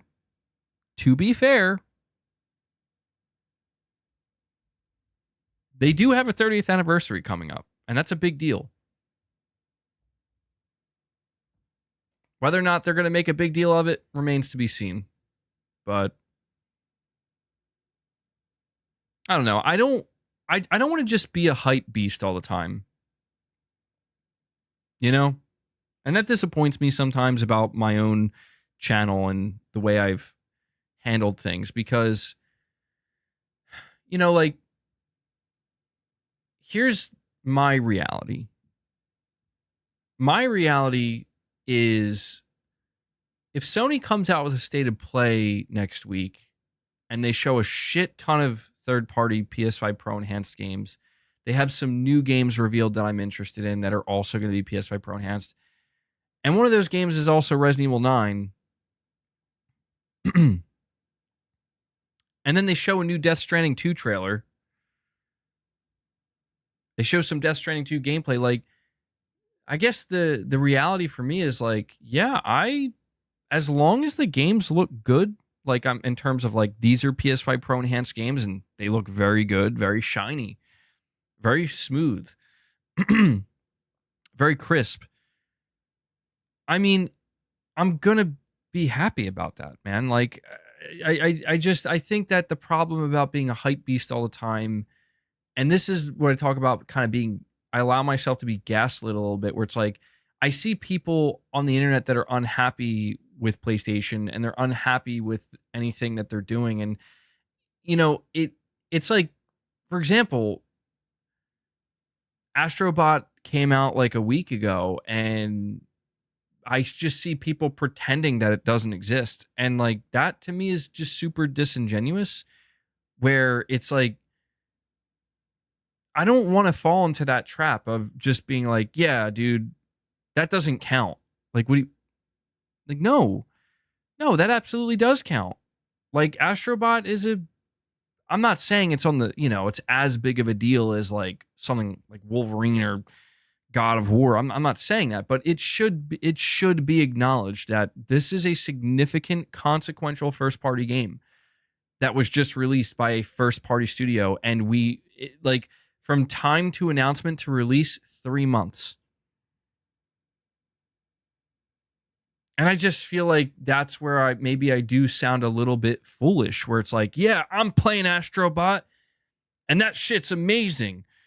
And yeah, Sony's going to show me Death Stranding 2, which I'm excited for, and other games from third parties that I'm also excited for on the PS5 Pro. You know what I mean? It's like, when I say that out loud, it's like, so what you're saying, MBG, is that there's quite a bit to look forward to. What you're saying is you're playing now, you're playing video games now and enjoying them now, and there's more you're looking forward to. Yes. So what's the problem? And that's where I realize, like, the problem I have is not Sony's problem. You get what I'm saying? Like, the problem I have is, well, I mean, Sony, look, I am enjoying Astrobot, and I'm very excited for Silent Hill 2 and Until Dawn, and it's going to be plenty to play for the remainder of the year, and I'm excited for the Pro, and I'm excited for the Game Awards. This is all great, but Sony, where's the roadmap for 2025 and 2026? That's not necessarily Sony's problem right now, because is it 2025? No. Is it 2026? No, not anytime soon. What is it? It's September 2024. All right, what games do you have to look forward to for the rest of the year? You have 2 first-party games. Granted, they're not huge, but they're there. And you have a shit ton of third-party games. And you have new hardware. So I guess what I'm trying to say is, like, if Sony's response to me as somebody who says, like, yes, I am looking forward to the rest of this year, and I am satisfied for the remainder of the year. If Sony's answer to me to that is then, okay, come back in 2025 and ask us then, because that's when we're going to tell you. I can't really argue that. The only time I could argue that is if I didn't care about Astrobot, if I wasn't interested in many third-party games coming, if I had no interest in the PS5 Pro, and if the 2 upcoming, I mean, to be honest, I'm not that excited at all about Lego Horizon. It's just, Mrs. MVG wants to play it, and we'll play that together. But Until Dawn, I think, looks really good. If my answer to all this is I don't care about any of this, I want to know what else you got, then I think that makes sense. I think that makes sense that it's like, sure, Sony could see that as pressure, where it's like, well, our customers aren't happy, but I don't know, man. Like, that's not my reality. That's not how I actually feel. I'd probably be much angrier if that's actually how I felt, But yeah, I could sit here and bitch and moan constantly about Sony's lack of first-party reveals, but fuck, man, like, how much you want to bet at the Game Awards Microsoft's going to announce another fucking game coming to PlayStation 5? It's like, if you're Sony, you're like, what the fuck? Like, why do we, you know what I mean? It's like, I don't know.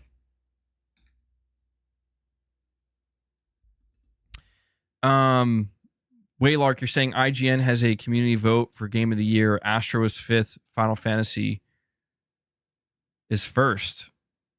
Really? I mean, I think both are going to be nominated for Game of the Year at the Game Awards in December. Truthfully. Saying Sony doesn't care. It's not... See, that's the thing.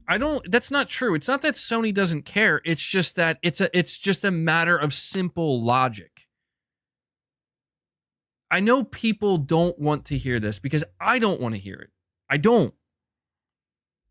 I want to see the Sony, that's not like panicked, but like the Sony where it's like, we got something to prove. our backs getting pushed against the wall a little bit. You know, we got to fucking come out swinging. I want to see that, Sony. I do. But it's not that they don't care. They can't afford to not care. Their business is too vital. The money that they are making and that they need to make is too vital. They care, but it's just a matter of logic where it's like, okay, our console's still selling well. We got a pro console coming out. We got 2 first-party games still to release this year. We're just coming off of a 3rd first-party release that's going to be nominated for Game of the Year. We got a ton of third-party support. We have a whole docket of third-party PS5 Pro enhanced games to show off. Our competition has left the console race and is starting to bring some of their games over to our platform. And Nintendo hasn't revealed their next-gen console yet. If you are Sony, like just literally, logically, it's right there. So should we pressure our first-party studios to get those vertical slices ready? Should we make sure that their trailers are ready to go because we need to use them? No, you don't do that. Again, I say this as somebody who wants to see Sony operate. I mean, I want to see Sony operate at a pace that's comfortable for them and their studios, but this is just Sony's going to operate more logically and less emotionally with the less pressure they have. And logically speaking, there is zero, and I know people don't want to hear this. Again, I don't want to hear it. I don't even want to say it. I know it sounds fucking crazy, but there is zero reason, if none of their studios are ready to show the game, there is zero reason for Sony to pressure them and squeeze something out of them. There is no reason whatsoever. Sure, we have a PS5 Pro, but Insomniac, you ready to show Wolverine? Not yet? Okay. Sucker Punch, you ready to show Ghost 2 yet? You need a little bit longer? Okay. Naughty Dog. Oh, Naughty Dog. Yeah, they're not ready. Ben, how about you? You still need more time? I'm just saying, like, that's the reality, man. That's the reality. And another thing that Sony probably has to think about too, and this is something else I think not enough people are keeping in mind, is that the longer you hold off on showing these games, the longer you hold off, like, who knows what's going to happen, dude? The Switch could be way more of a threat to Sony than they thought. Who knows what Microsoft is planning to reveal next year? Sony might just look at it as, we might need this shit. We might need this ammunition when the time comes.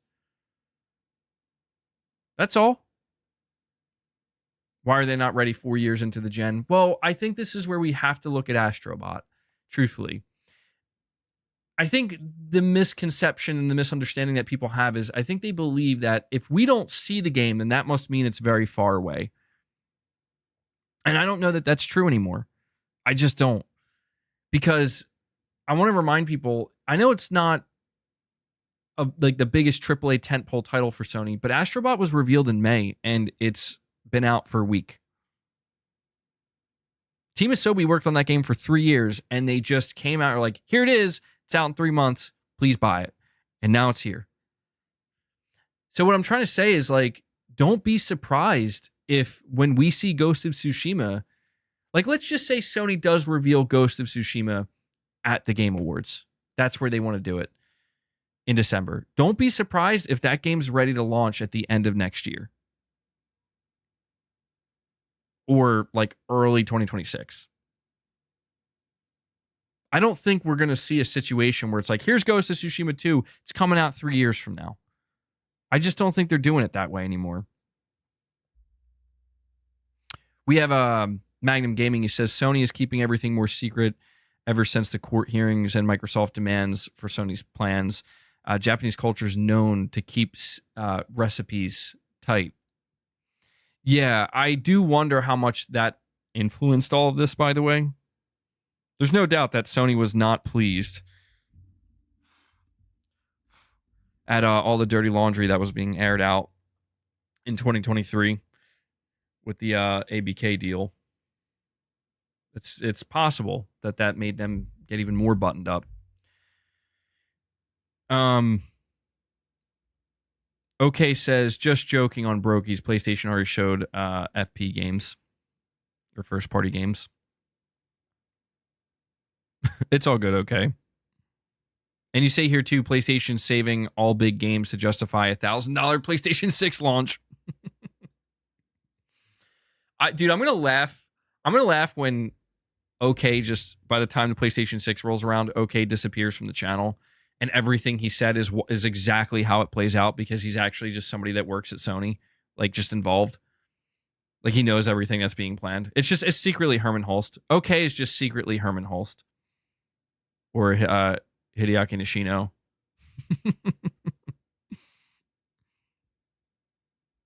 He's like, I tried telling you, bro. William Aguilar says, please read my latest post on X. You're saying it'll make me wide-eyed? William, that's gonna cost you 20 memberships if you want me to read your post.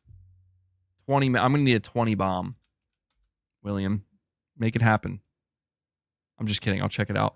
I got it up now. I'll read it in just a moment. We have Kazjam. He says, what if the next gen Xbox releases in 2026 and is more powerful and cheaper than the Pro? Yeah, so the idea of it being cheaper than the Pro, yes, I want that. I like what you just described, Microsoft, make that shit happen. They won't. I hope they do. That would be the best outcome. You want to know why? Because then Sony would have no choice. Okay, we got to cut the price of the Pro. And who does that help? That helps us. That's what I would like to see. That's why right now, it would be great if Microsoft had a mid-gen Xbox that was priced at $600. Because Sony would, I don't know, Sony would have to have some balls of steel to still price their console at $700 if Microsoft had a mid-gen at $600. But I would love to see that. I'm absolutely all for that. But the whole thing is this, man. Microsoft did put emphasis on that their next-gen Xbox would be the biggest technical leap forward. I mean, is Microsoft willing to eat the cost on their console? Yeah, I would say they're maybe. I don't know. Actually, I don't know. We have to keep in mind that the next hardware that Microsoft launches is in a post Activision Blizzard acquisition. So everything that Microsoft is doing is in the name of like we gotta make up for our loss here. We need to start making money very quickly. So yeah, and that's the thing too, right? Like Kazjam, we are looking at a 2 terabyte Xbox Series X with a disk drive, but priced at $600. That's not next gen, dude. That's not even a mid-gen refresh. That's just more memory. Or more storage, I mean. Sorry, not memory. That's more storage. So, like, that's why I believe more and more when people say, like, yeah, no, we're not going, the prices are not going down. They're just going up. I really do believe that at this point in time. I'm just not 100% sold on, I don't know. I'm just not 100% sold on where we're going to be in 2028. Because apparently 2028 is when Sony's launching the PS6. And I don't think Sony is viewing what Microsoft is going to do as a threat.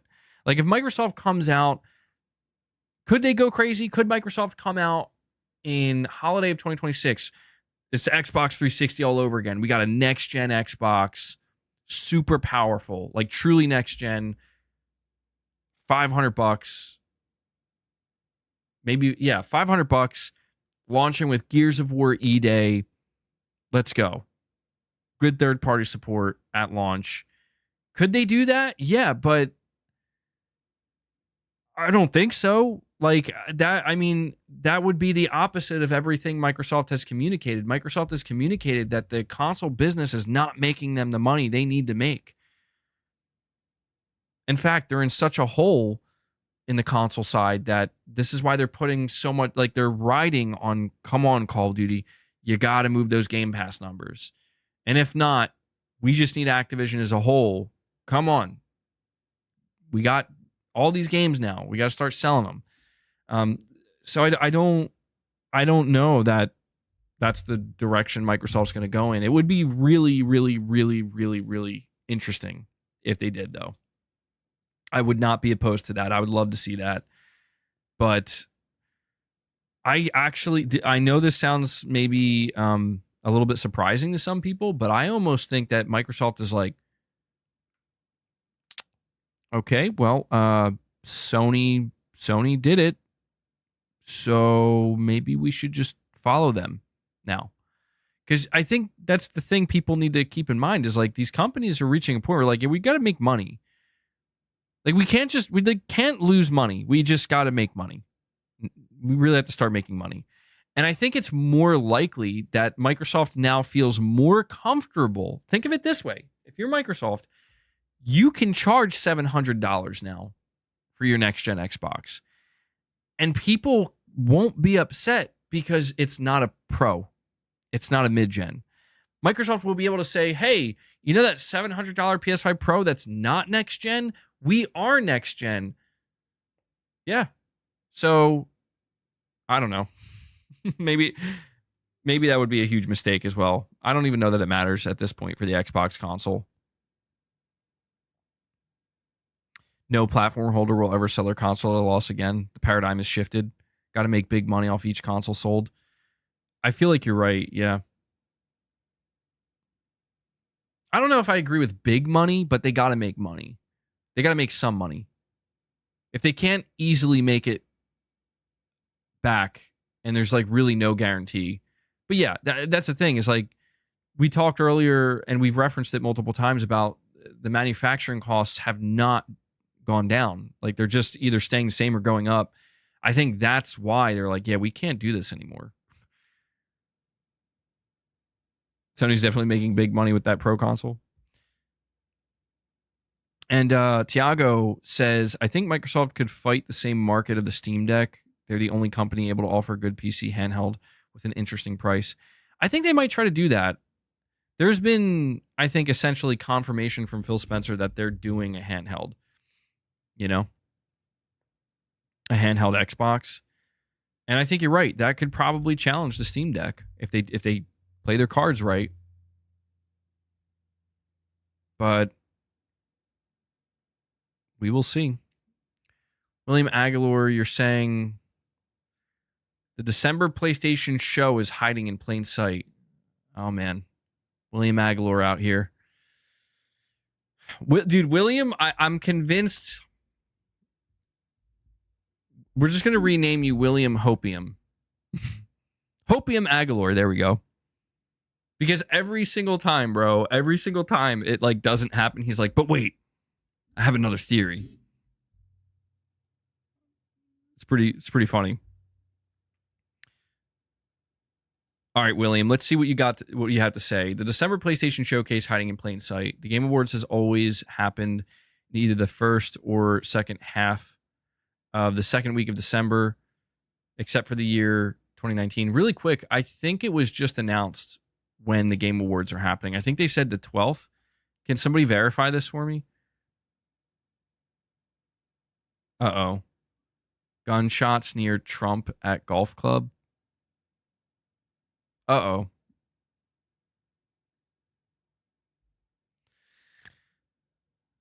What's happening, bro?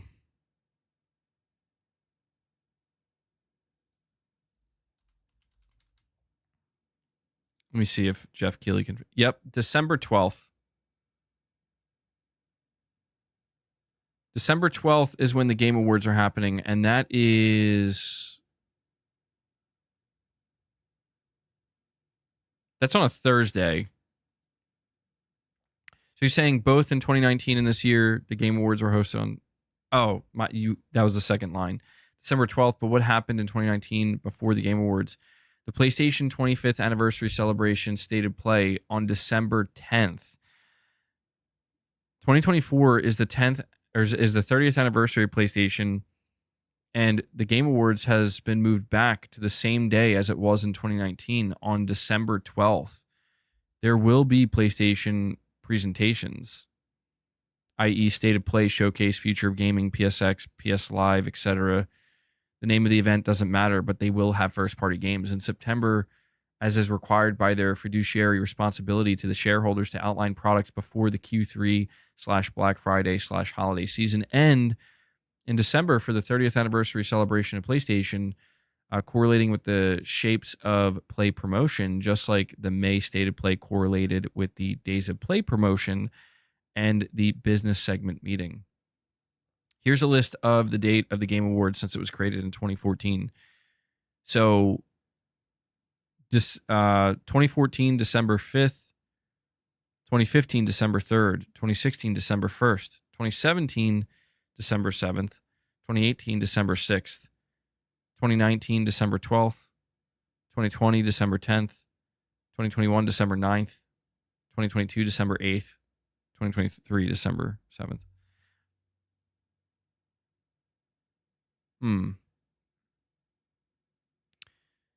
I expect both shows in September and December to be great. The September show will focus more on third-party titles, but there will be first-party reveals. The December show will focus primarily on first-party games, as well as legacy of PlayStation, classic IP. Second half of the console generation is always the best. In 2025, 26, 27, 28 will be the best years. And then you talk about how it's still unclear if they're going to keep the term showcase or not.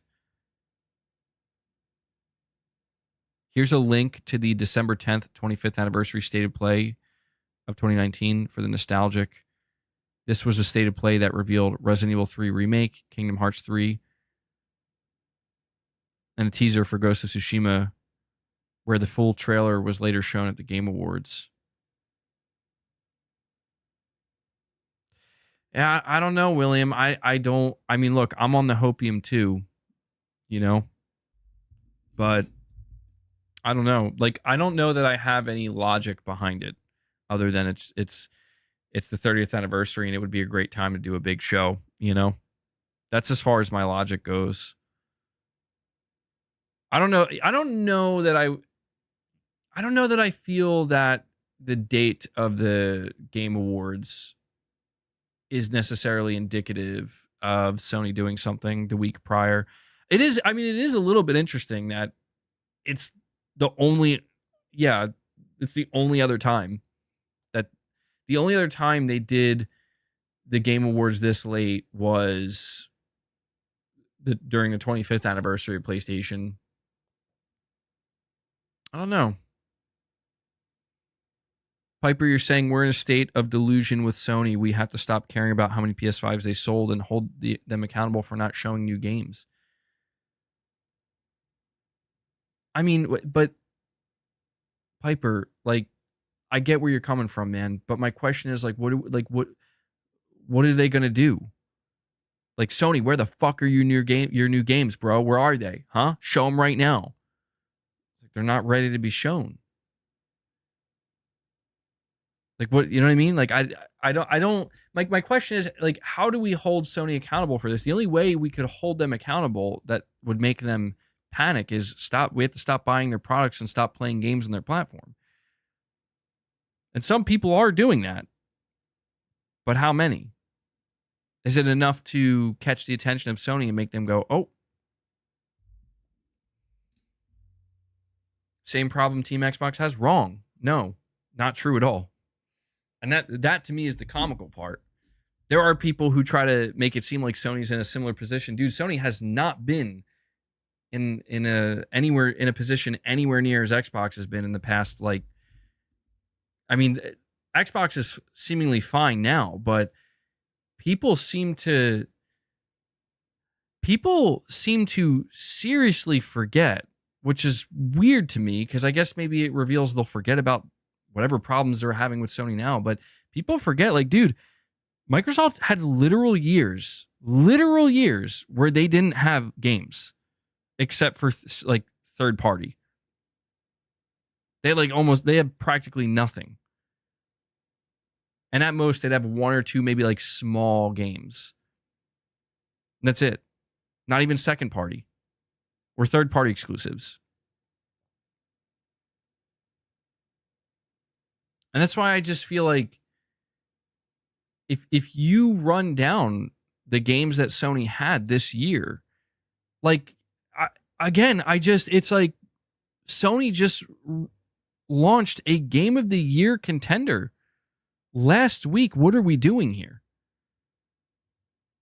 That, like, I'm asking that question to the people who are seemingly so upset about the state of PlayStation. It's like they just released a Game of the Year contender last week. What are we doing here? Let me ask you. If you were an executive at Sony right now, if you were Herman Hulst, and you were checking in on Team Asobi every week, every 2 weeks for the last 3 years, watching the progress they're making with their game, and then you see their game come out and it gets a 94 on Metacritic, and people are talking about how this game's going to be in the running for serious Game of the Year. If you're Herman Hulst, are you going to sit there and be like, Sucker Punch, are you guys ready or what? Like, Naughty Dog, we need something right now.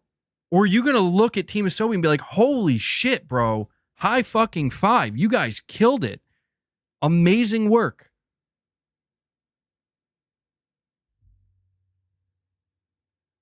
Now, I know what you're thinking. It was like, well, shouldn't Herman be turning to the fans and asking what the fans... What are the fans saying about Astrobot?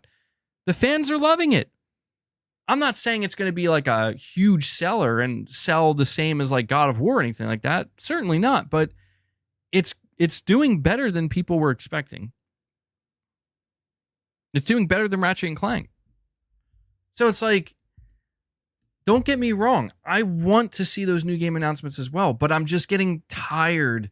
And granted, I'm tired of myself doing this as well, like, because I feed into it. So I'm putting blame on myself as well. So if you're somebody who gets like offended by what I say, keep in mind, like, I'm blaming myself too. I'm getting tired of just the disingenuous conversation surrounding PlayStation and their fucking games, where it's like, dude, Sony delivered a shit ton of games exclusively to their platform this year, or, you know, console exclusives all throughout the year, on top of all the third-party support.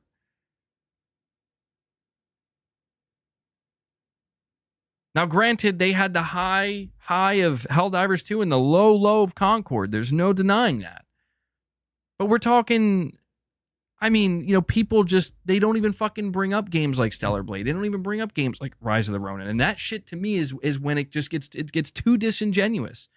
And I just don't want to partake in that conversation, because it's like, hold on now. Hold on.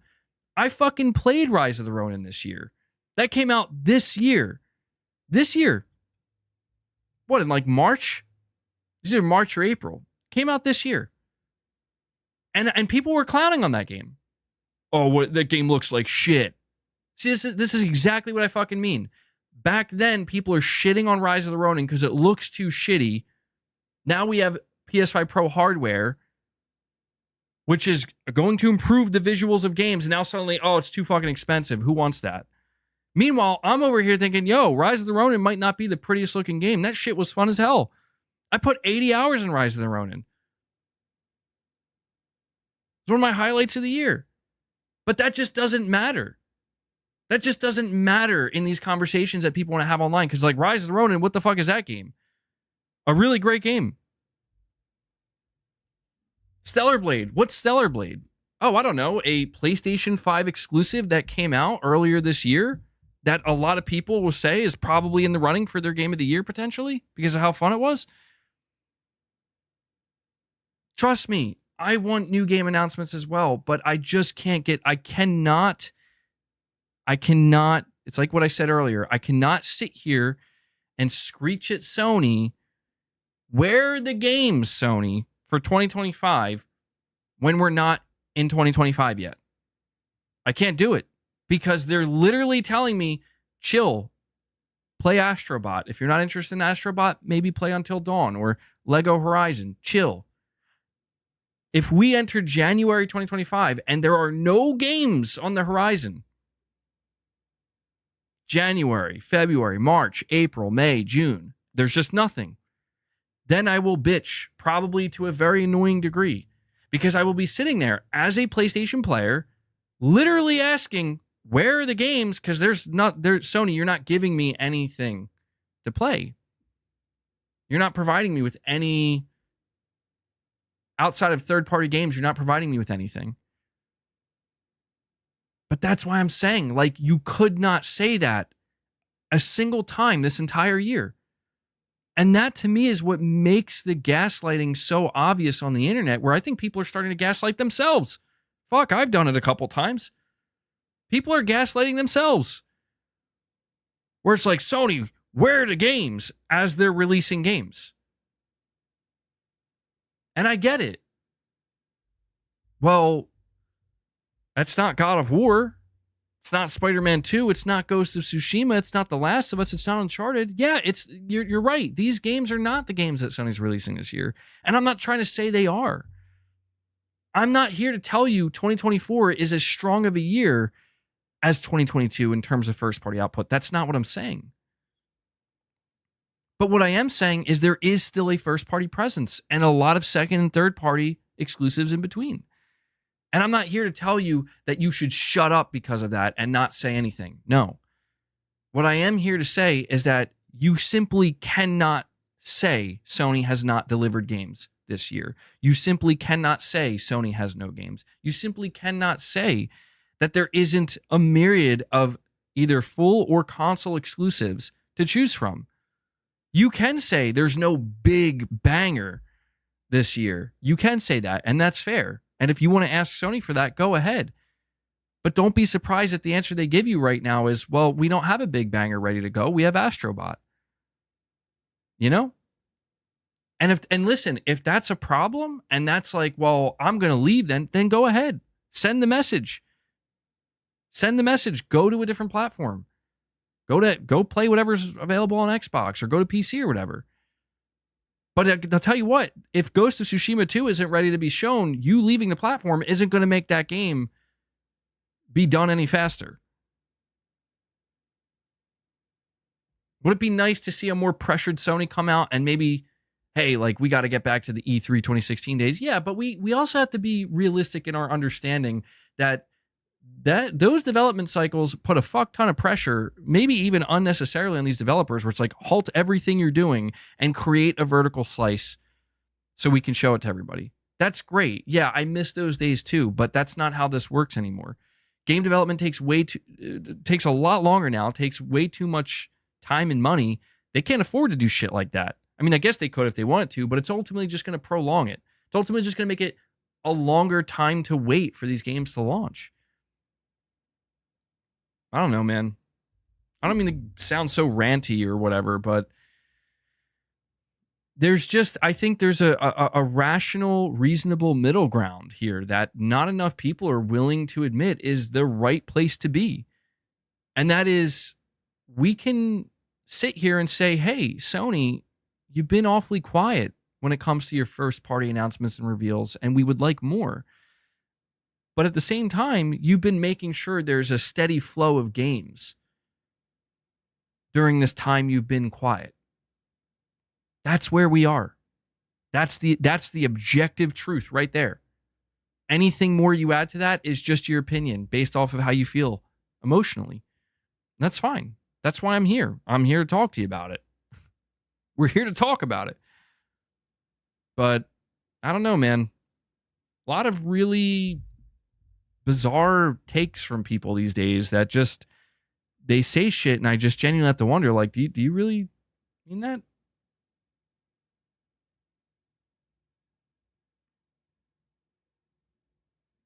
Or are you just saying what you think people want to hear and what they'll agree with?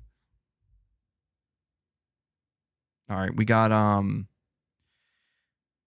Delwyn Jones, thank you so much for the super chat, buddy, saying, hi, MBG. I've seen a lot of people I know, not scammers, buying disk drives, which is great to see. As always, PlayStation are open for all accessories are compatible. I picked up lucky. I guess you're saying you picked one up and you're lucky before they sold out. You're saying Game Shop. Surely, do you mean GameStop? Day one PS5 Pro. We got through that one, Delwyn Jones. We got through that one. But yeah, so I did mention this on my previous stream. I'll mention it here again. This, I think, was completely overlooked. I didn't see anybody else reporting on it. Tom Henderson confirmed with his source that there will not be like shortages. he talked to his source inside of Sony, and they said that they're not like, basically, if any scalper is buying a disk drive right now, which apparently not many are, because they're beginning to realize like these things are not going to sell out. Like Sony is going to have, they're not going to have the problem they had with the PS5. Anybody who wants a Pro will be able to get one. Anybody who wants a disk drive will be able to get one. And Tom Henderson did confirm that, which I think goes a long way. And yeah, I think that's, again, it's just a level of denial that people, it's the way it is. Like, oh, if you see the disk drive selling out, then it just must all be scalpers. No, or it could be thousands of people getting ready to buy a Pro. That's what it is. Like, many people who bought the disk drive over the last week are doing so because they're planning on buying a Pro. And again, it's just going to be a comical thing when the PS5 Pro does end up selling like 14 or 15 million units. You know, what's everybody going to say then? Oh, they're all just idiots. It's like, oh, okay. I don't know, man. Frank with a super chat says, is there even an incentive to upgrade to the next Xbox since all their games are day one on Game Pass? Microsoft won't lock those games to new gen if they're on Game Pass.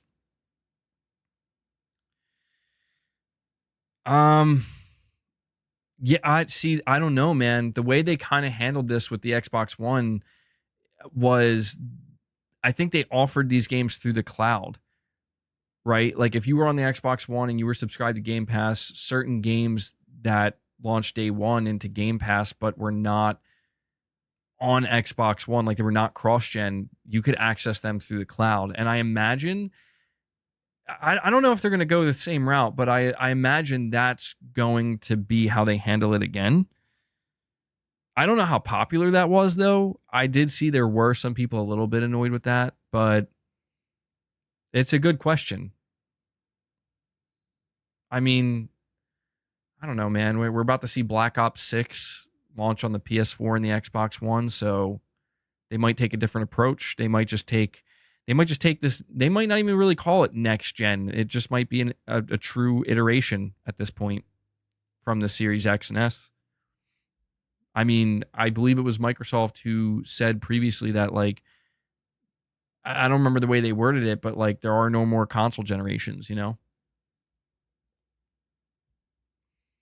Piper, you're saying the money Sony is making is not a W. Why is that? Well, okay. Piper, I would like you to explain to me why. First off, I need you to explain to me why we're looking at the money Sony is making as either a W or an L. But I would like you to explain, because I see that 17 people upvoted you here. I bet you none of them will go on to explain to me why it's not a W. It's not a W for me. I mean, I could answer for myself. Yeah, that's not my money. The money that's going into Sony's pockets from their customers, that's not going into my pockets. That's not mine. So that's an L for me. For Sony, that money's a W, though, like for them as a company. And the reason why it's a W for them is because, well, that's why they exist. That's why the product exists. That's why the brand exists, to make money and to make profit. But for me, I'm not worried about Sony's bottom line in that sense. Like, if Sony lost money on the PS5 Pro, I don't, like, that's, again, it's through the lens of a W&L. Like, what does that matter to me? The only thing that matters to me is, like, how much am I paying for it? And do I think it's worth it or not? Piper, I know the game you're playing, bro. And trust me, there are a lot of people who watch, there are probably people watching my stream right now where it's like, these are the games that they need to play and that they want to play, where not actual video games. Like, no, we need to continue to talk about how, dude, Sony fucking sucks. And if you're a fan of Sony, you're just a clown, bro. You're just a clown. Like, that's all that exists to these people. And I just don't I don't understand. Like, again, I'm getting to, I will admit, like, I'm here feeding into it, so it's understandable why it shows up because I'm feeding into it, but there's just no point in trying to communicate points to these individuals anymore, these people, because they don't care.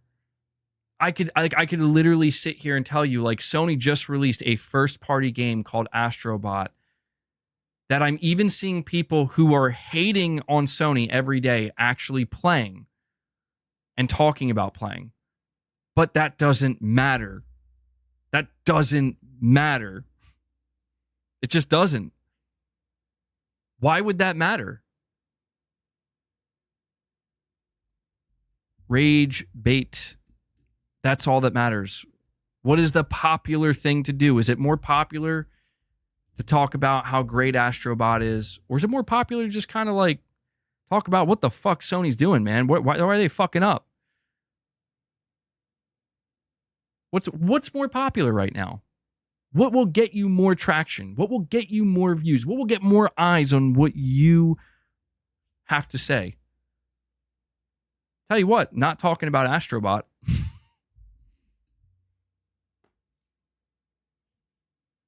But to be fair, the title of my stream got PS5 Pro in there.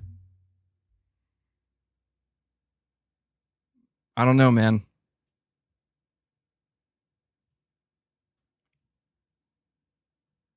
Every single publicly traded company starts well, and it gets a bit worse each year to create more value from the same number of customers. Think on it. No, I hear you. I mean, there's no denying that Sony is in a position where, I mean, the thing is, like, they're not hiding it from us, and I at least appreciate that. Like, I think people, I think, are not kind of paying enough attention to the fact that Sony, like, literally told us this. Like, they told us, like, hey, we're trying to increase our profit margins because they're too low.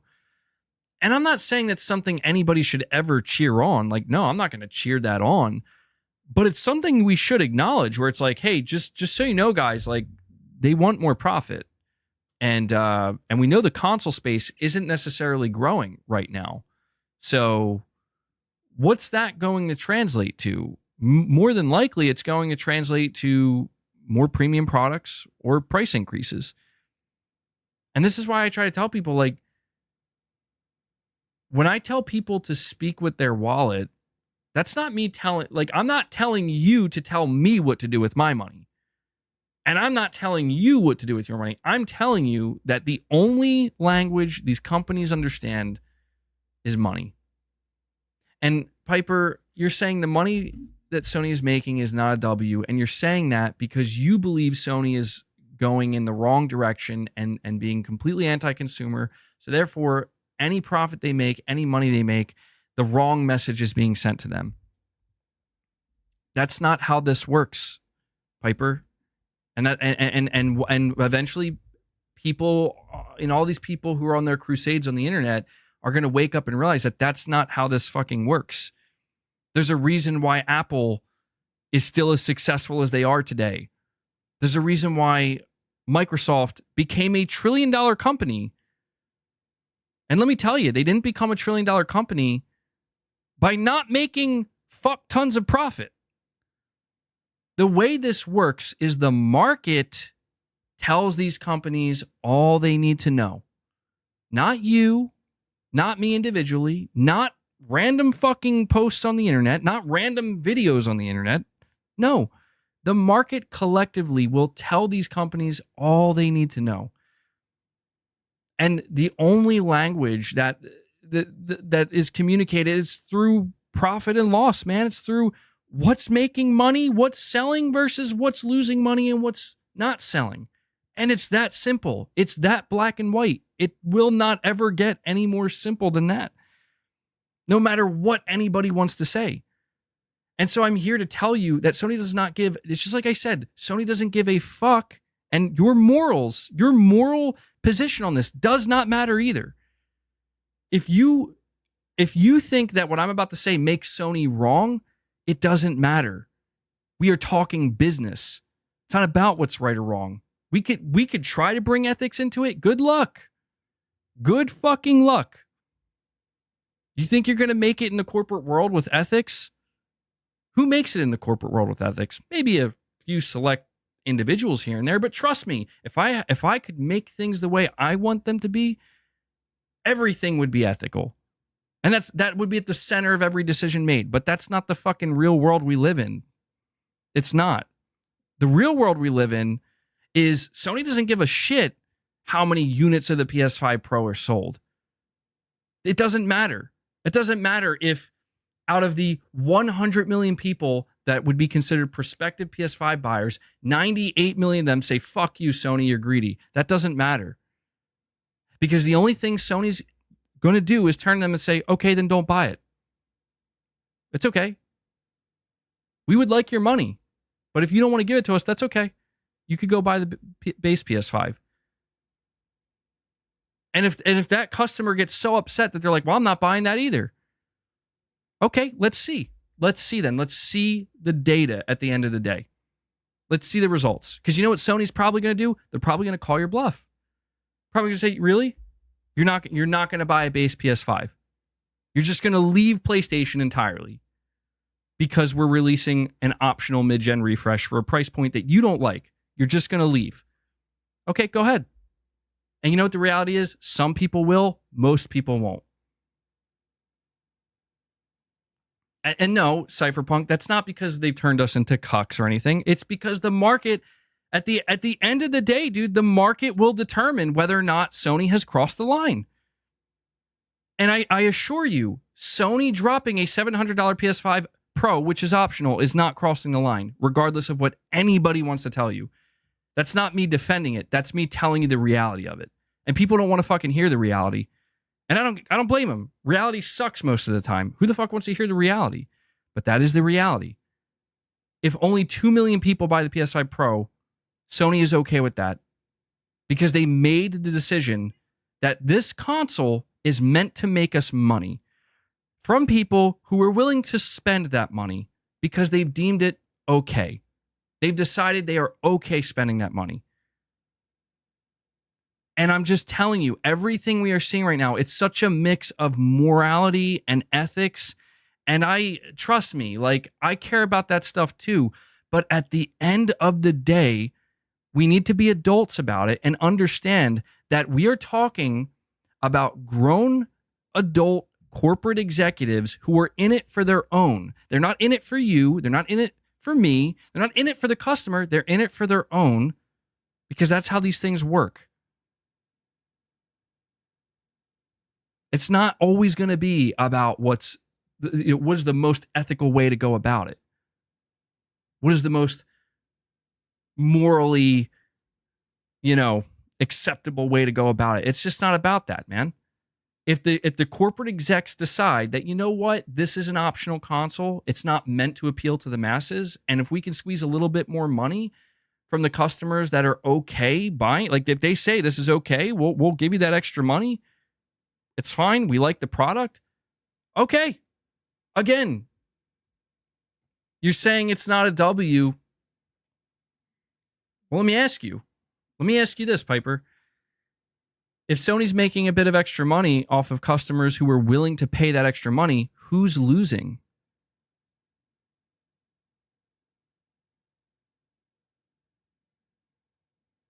Everybody else? Maybe. But can you really say that?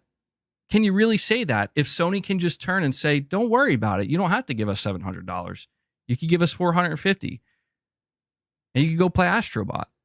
And you could go play Rise of the Ronin. You could go play Stellar Blade. You could go play God of War Ragnarok. You could go play Horizon Forbidden West. You could go play Demon's Souls. You could go play all these games. So I just need to know who's losing.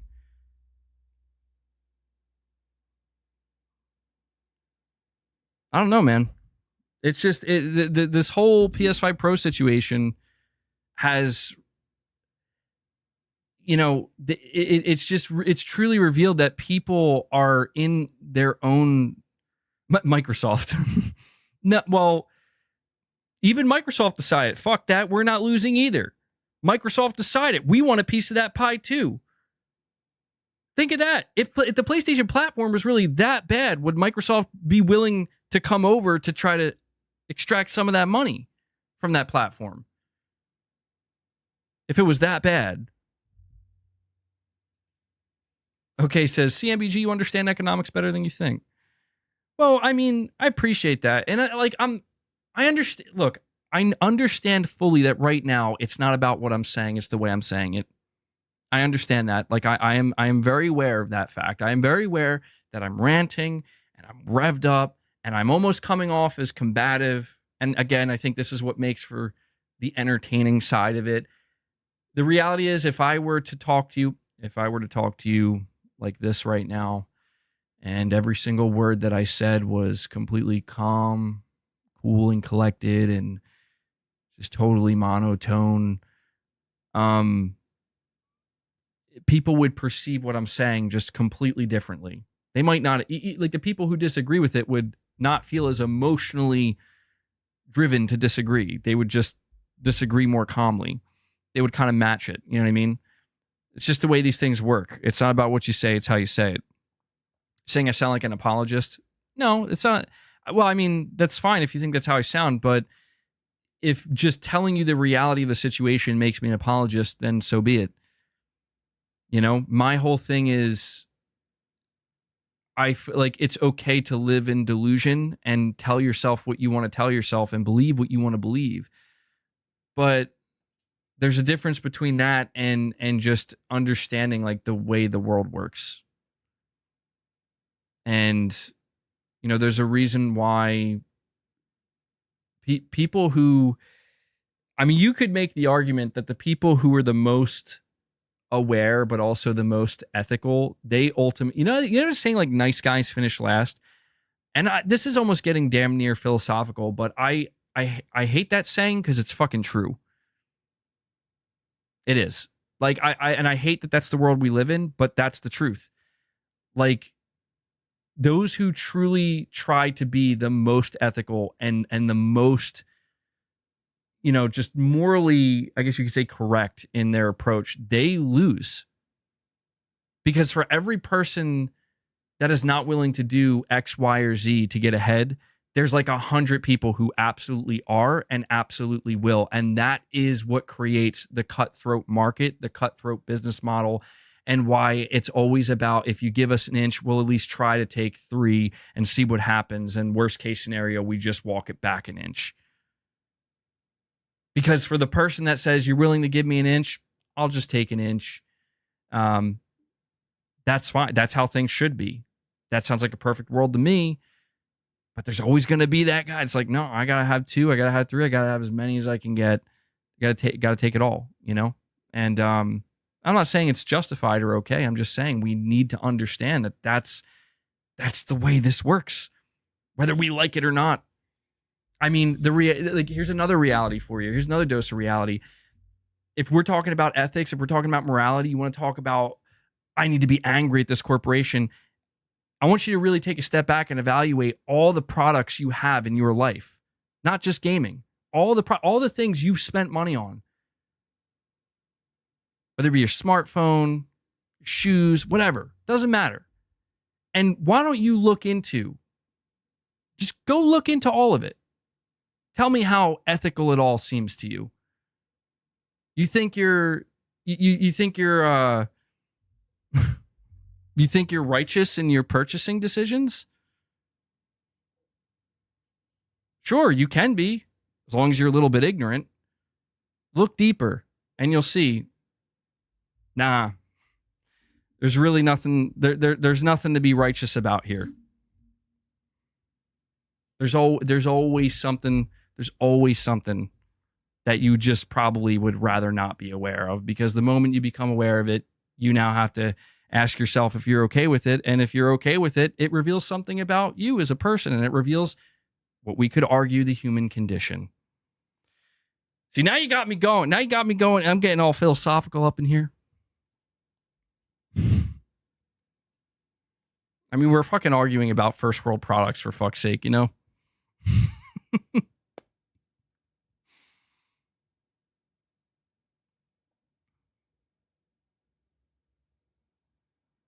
All right.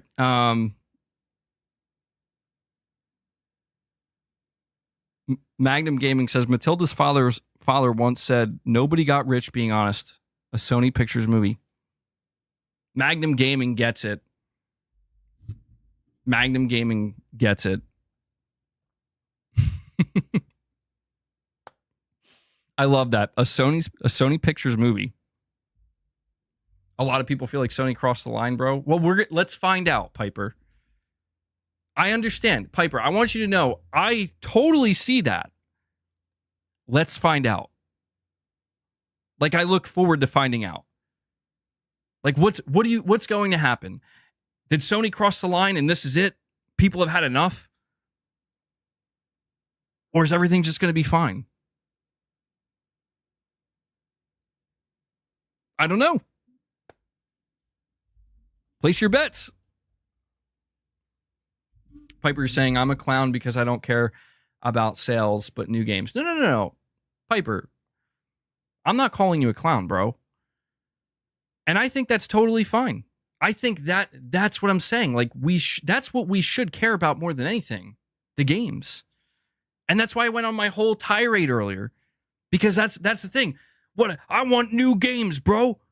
Where the fuck are the new games? Like, bro, what have you been doing all year, man? What have you been doing? And Piper, I'm not calling you out specifically. I'm just speaking broadly here. Like, where are the games, Sony? Where are they at? Like, what the fuck have you been playing all year? You telling me that, dude, we're in September. We're in like the middle of September. You're telling me there's not a damn thing Sony released that caught your interest?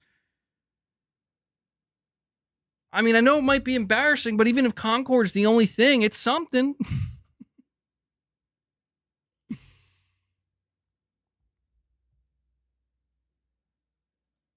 I got a lot of Xbox people here right now. I can tell you that.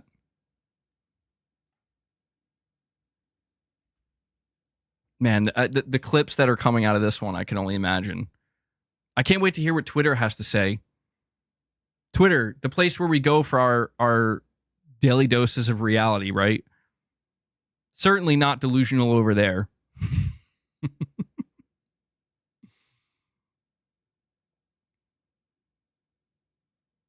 Oh, man. Delwyn Jones, he says, if it's true this PlayStation delay, or they delayed their bigger event to show first-party reveals until December, that would be disappointing. Of course, could be best for some developers if they need time before showing it, which is totally fine. Let's see. I won't be mad. Well, dude, I'm going to tell you right now, Delwyn, I'm taking the hopium and assuming, and I just want it to be known, bro, like, this is coming from the same person. I said I'm taking the hopium right now. Like, I'm here to tell you Sony's got games. I'm also here to tell you I want more games. That's the message I'm delivering. And I don't know that people accept that message, but that's the message I'm here to deliver. Sony's got games, but I want more games. Am I living, is that delusion? Is that delusional? I don't know. Maybe to some people. But Delwyn, I want to tell you, man, be careful, because I'm not here telling you that there is going to be some kind of bigger show in December. I'm here telling you that I'm hoping there's going to be a bigger show in December. I'm hoping there is. I have no clue if there's going to be. In fact, I would say there's probably a really good chance there's not going to be outside of the Game Awards. It's just the fact that the first week of December marks the 30th anniversary of PlayStation, and you just can't help but think to yourself, well, look, if PlayStation turns 30 on December 4th and, you know, they didn't do a big showcase this year, a lot of people are asking, when are you going to show more games, Sony? You just can't help but kind of connect these dots at least a little bit and think, maybe. But I still think it's hopium. We have a Gord saying it's all ethical. In this market, there is no unethical. No one is forcing you to purchase this for the price they demand. Gaming is a luxury. Exactly. It's something else that's absolutely worth pointing out here, Gord, is it's a choice. You're right. Nobody's forcing you to do anything. people who talk about Sony being arrogant and they're being arrogant because they have no competition. I don't think they're being arrogant. I think they're being a bit more aggressive in their I guess you could call this arrogance if you want, but they're being more outwardly aggressive in their pursuit where we're going to raise our profit margins. And there's not really anything to sway us from doing that right now. You could call that arrogant, sure. It just seems to me like a corporation doing what a corporation is going to do, which is if they have the opportunity to make more money, they're going to take that opportunity. But you're absolutely right, man. Like people are talking as if like Sony's the only option. And this is why I fucking tell people, and I'm so tired of seeing the bitching and the moaning, where it's like, if you are unhappy with Sony PlayStation, literally the best thing you can do, don't come to my channel. Well, I mean, please come to my channel and watch my content, but don't go to my channel. Don't go to anybody else's channel. Don't leave comments. Leave them if you want. Can't hurt. But the best thing you could do, stop giving Sony any of your money and take that money and give it to somebody else. Fucking do that.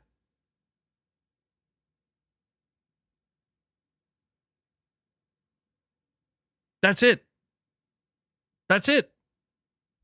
Sony's not putting a gun to your head saying, you better buy this Pro, boy. You better do it. They're not telling you to buy their games. They're not telling you to buy their services. They're not telling me to do that either. If I felt Sony crossed the line, I would go somewhere else.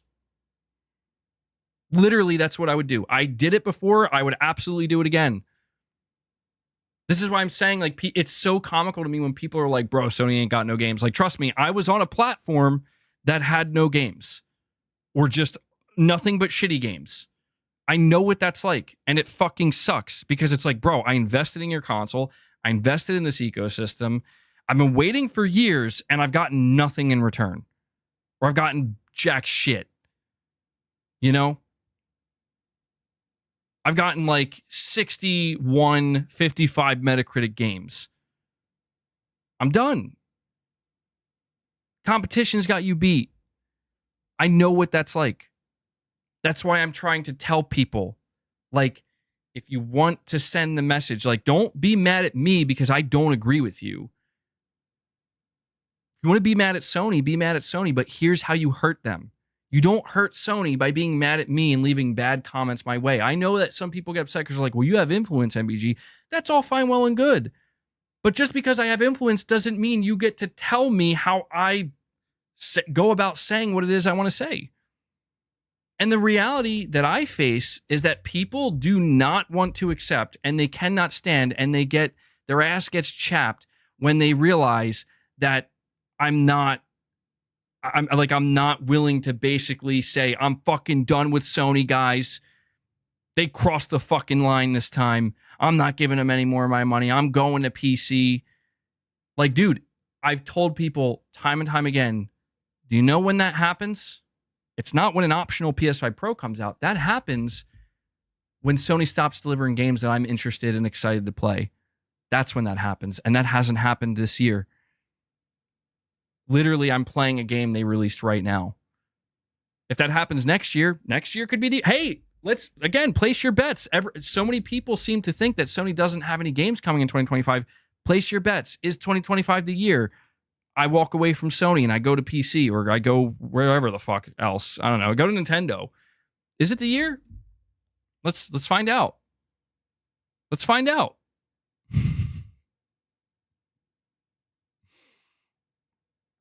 Gord, you're saying people also talk like the PS5 Pro just appeared one day at Sony HQ.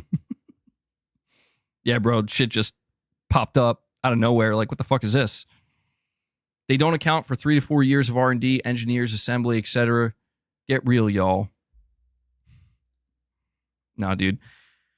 The reality is people see things as they want to see them, man. And I'm no different. This is why I always emphasize, like, it's just my opinion, just my view. I'm not here to tell you I'm right. Notice how I didn't say that. I at no point did I say I'm right, you're wrong. I know better than you. No. We all have our way of seeing things. We all have our way of seeing things, and we all have our way of projecting how we see them. And sometimes the way I project it is it comes off like right now, this whole tirade I've been going on for the last hour, it comes off very aggressive. And of course, I'm going to attract certain types of people, taking this approach. Like I said, imagine if I just sat here the whole time, completely one note, no animation, no fluctuation in my voice, just like I was reading a script, just monotone reading a script, narrating. There would still be people disagreeing, but it's just, I would attract a whole different type of response. And so I'm just here to say I'm one person, man, and I'm pretty happy with PlayStation, dude. And I don't know what to tell people that get upset about that. Like, you can laugh at me, you can point and call me a pony and whatever. It's like, dude, I'm just gaming on my PlayStation and enjoying it. And I'm covering what they're doing. I'm talking to you guys about it. And, I think it's pretty funny that, like, I don't even tell people what they should or shouldn't do. And that's the craziest thing to me, man, is like, one of the more interesting observations I've noticed across the internet in 2024, and it's just ramping up more and more. And I think it's just a kind of, it's almost like a commentary on the current culture. It's that people want to be told what to do. Like, have you guys noticed this? Like, people now more than ever want to be told what to do. And I don't know why this is, because I see it all around where it's like, we really, like, and I think my theory on this is that we have a lot of bad leaders, and we've had bad leaders that have, taken us in the wrong direction. And I think now, because of this, people more than ever, even on a subconscious level, like they really they're gravitating towards people who seem like they know what they're talking about, and they seem like they're strong and able to take things in the right direction. But with that, there's also just this kind of, like, almost desperation where it's like, I need to follow. I need to follow, because I don't know how to lead, and I don't know where to go or what to say or what to do. And I'm just seeing this across the internet as a whole, but it's especially happening in gaming now, where, again, man, it's like, I opened this stream by talking about Richard Ledbetter. Richard Ledbetter said that the PS5 Pro GPU is the closest equivalent on PC is the RTX 4070. I didn't say that. Richard Ledbetter said that. And I'm seeing people freak the fuck out about what he said and basically shitting all over him, being like, you're an idiot. You're a fucking idiot. Meanwhile, the literal same person is part of a group saying that, oh yeah, look, this game's running at like 860p, and it seems like they're, they're kind of like, I don't know if they were actually laughing at it or not, but then people, like, everybody's like, yes. And it's because somewhere along the way, again, the narrative was spun by, I don't know. You could say that, I don't want to know if I want to say the market, because I don't know that it's the market, but it's a part of the market and a part of the internet. They spun the narrative that, like, listen, man, whoever's up top here said, like, we got to be mad at the Pro. We got to be mad at Sony. We got to be upset. And that's what's so funny to me to kind of watch, where it's like, I don't know what to tell people at this point, man. Like, you gotta use your own common sense and do what you think is best, because nobody out here has the answer. He changed it, MBG. It's a 3070.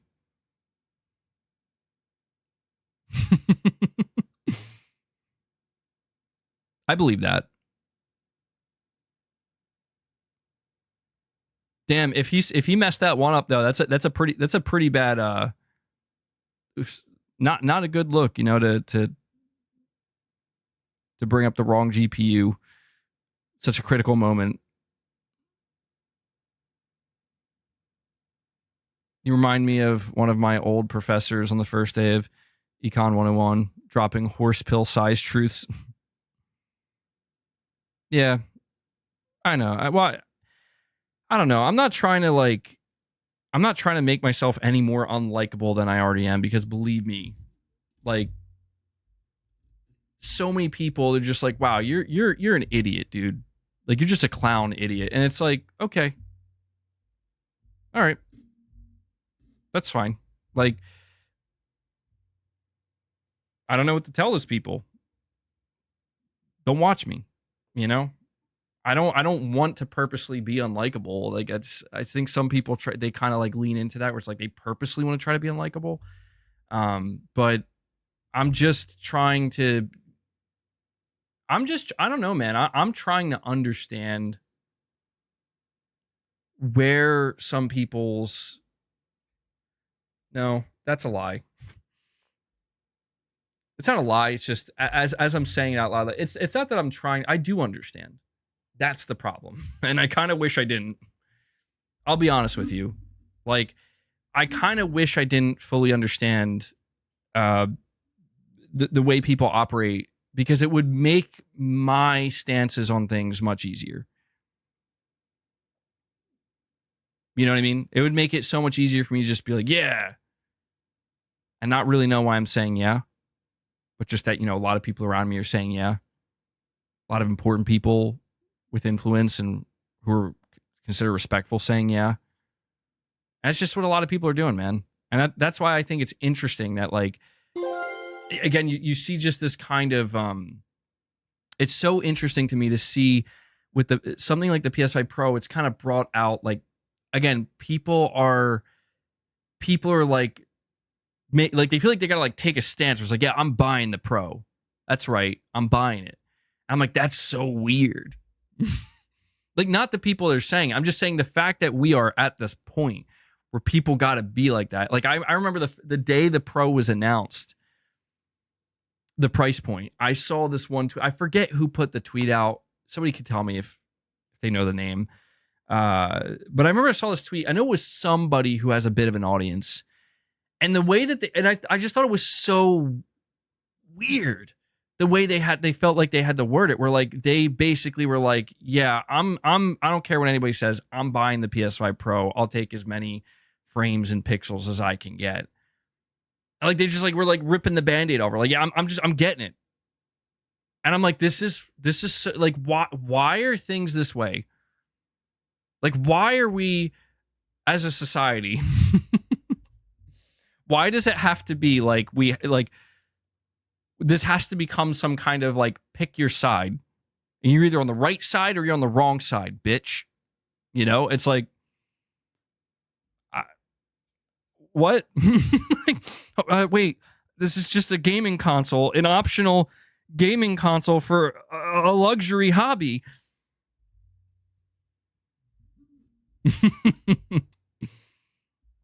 It's funny at the end of the day, is what it is.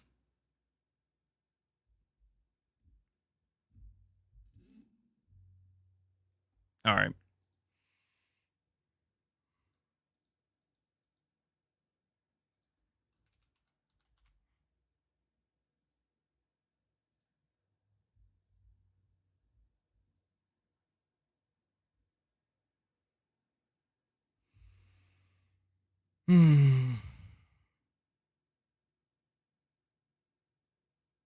I don't know, man.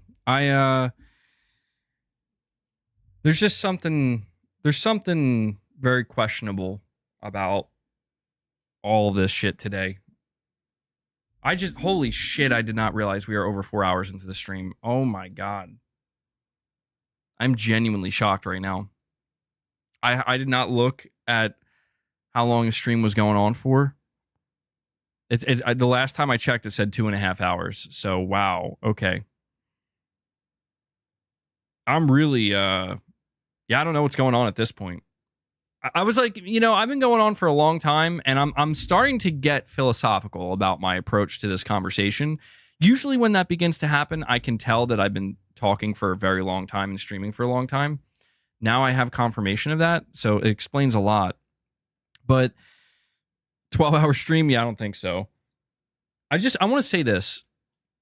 I want to say this as well. There's something very wrong and broken when it comes to internet culture in 2024, when it comes to the way people conduct themselves. And I'm not saying it's everyone. It's not everyone. But what I am saying is that it's becoming more and more clear that in order for either productive or even just rational conversations to take place, there needs to be a certain level of, what's the word I'm looking for? It's not gatekeeping, but I guess that's the word I'll use for now. I don't think that's the right word to use. The word I'm looking for eludes me right now. But there has to be a certain level of like, look, we have to filter, right? We can't just look at posts on Twitter anymore and think we're going to walk away understanding or having any semblance of the reality. We can't even rely, and this is the part that hurts me the most. We can't even rely on YouTube anymore. Where I feel like YouTube used to be a pretty good destination where it's like you can kind of rely on YouTube, right? Because yeah, there's some clickbait and there's some nonsense, but generally speaking, most people frown on that. That's not the case anymore. Now the way it is like, no, you have to embrace that, or else you're not going to get the viewership anymore. And I don't know. My brain is kind of fried at this point, but I just feel like there's something so fucking broken, like foundationally speaking, with communication on the internet today. And I'm sure that I'm positive I'm not the only one that sees it. I think a lot of people see it. I don't know if it's a new generation. I don't know if it's, I don't know. There's a lot of conspiracies out there, and I don't know. I'm not trying to dive into that territory, like it's purposely being done. Did you guys ever hear the dead internet theory? The dead internet theory is freaking me out more than ever now because I don't know. I'm sure many of you have noticed this. I can't check my comments anymore on YouTube. Do you know why? Because literally 3/4 of all the comments I get, think about this, 2/4, like 1/2 or 3/4 of all the comments I get are random bots typing in names. Names, just random names. I don't know what this is. And I'm sure you've noticed it. And this is where I'm like, dude, what is even going on? Like, it just makes a creator like me like start to question like how many of the people that I'm interacting with, like, are you even real people?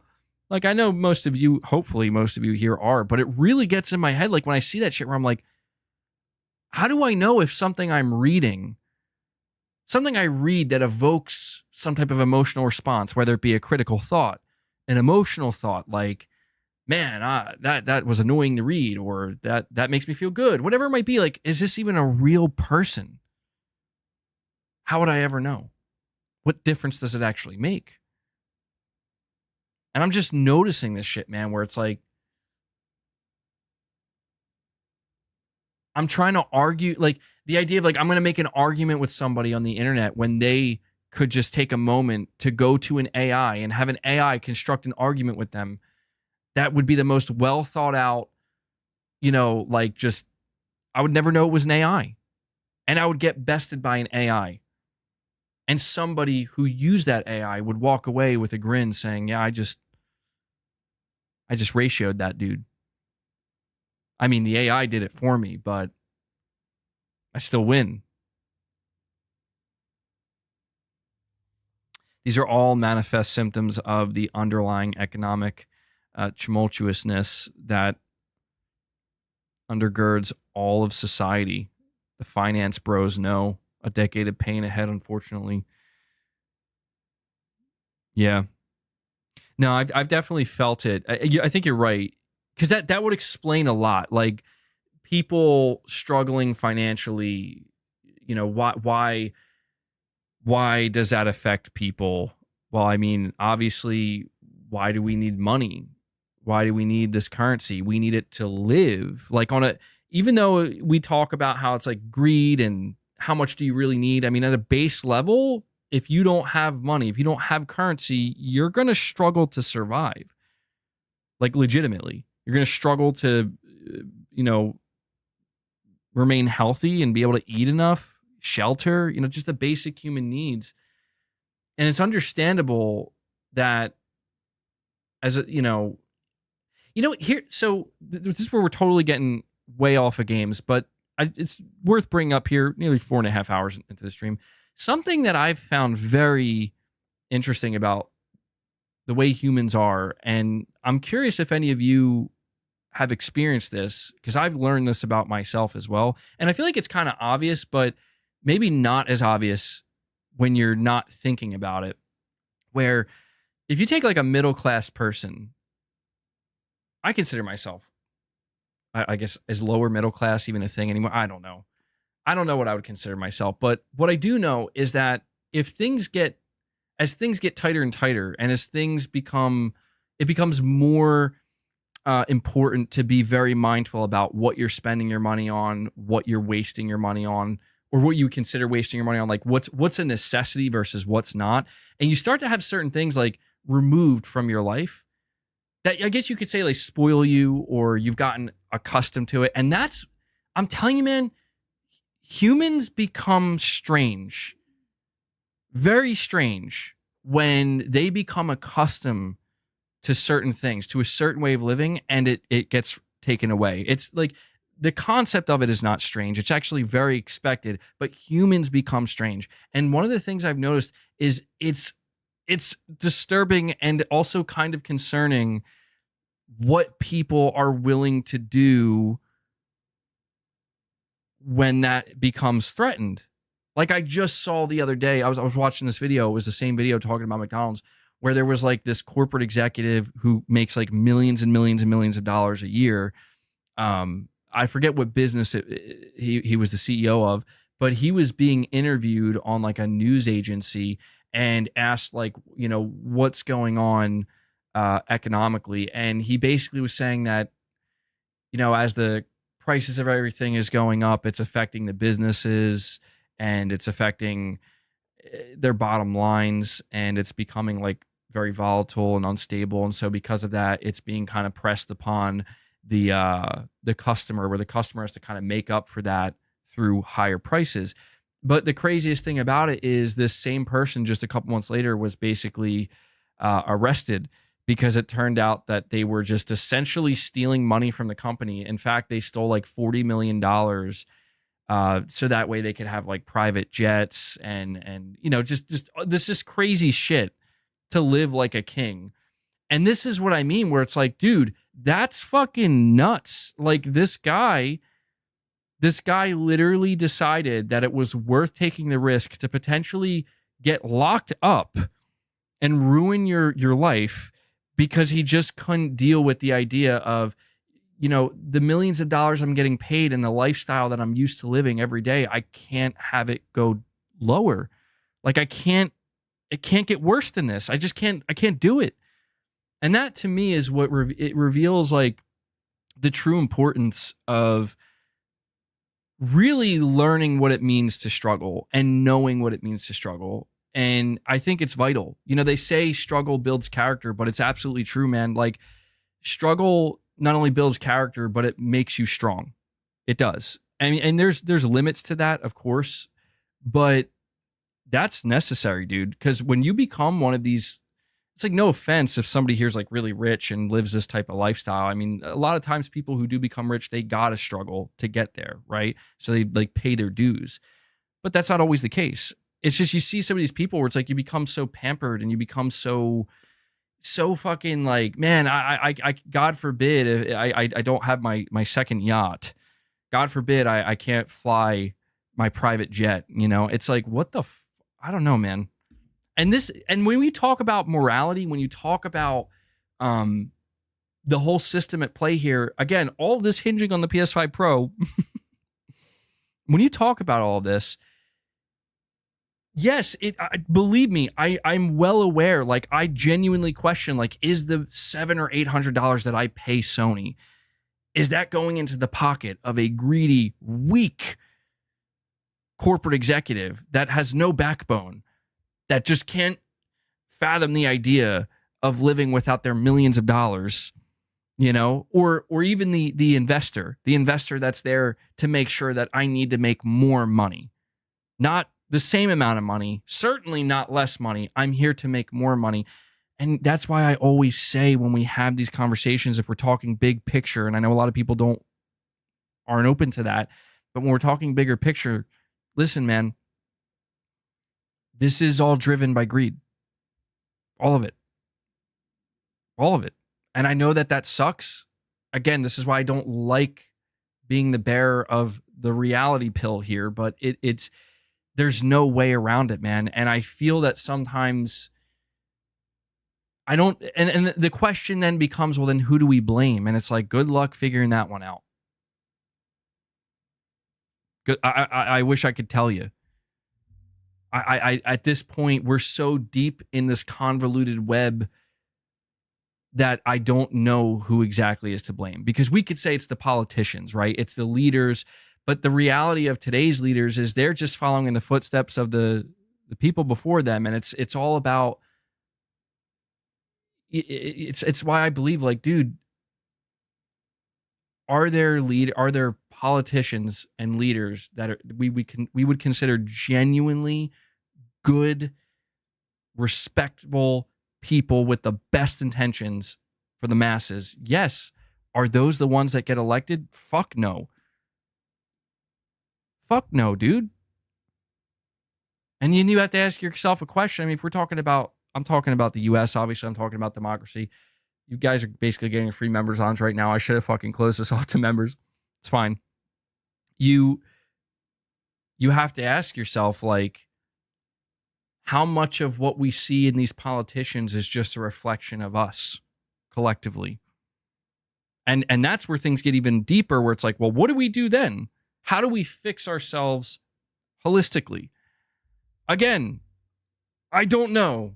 If I knew the answer to that, I would implement it. And I guess, I don't know, man. This is why I can't wait for Death Stranding 2, because I know all the shit I'm talking about, you know for a fact Kojima already predicted the future. This is shit Kojima was thinking about like 10 years ago. And that's what makes up the story of Death Stranding 2. And I can't wait for it. Because all the shit we're talking about now is basically the shit Kojima was talking about during the MGS2/MGS4 days. eFits141 says, haven't super chatted in a long time, and I haven't been able too much in the past, but I hope you and the family are doing very well, bud. Love the content. Well, thank you so much for that, eFits. I very much appreciate that. It's very kind of you, and we're doing well.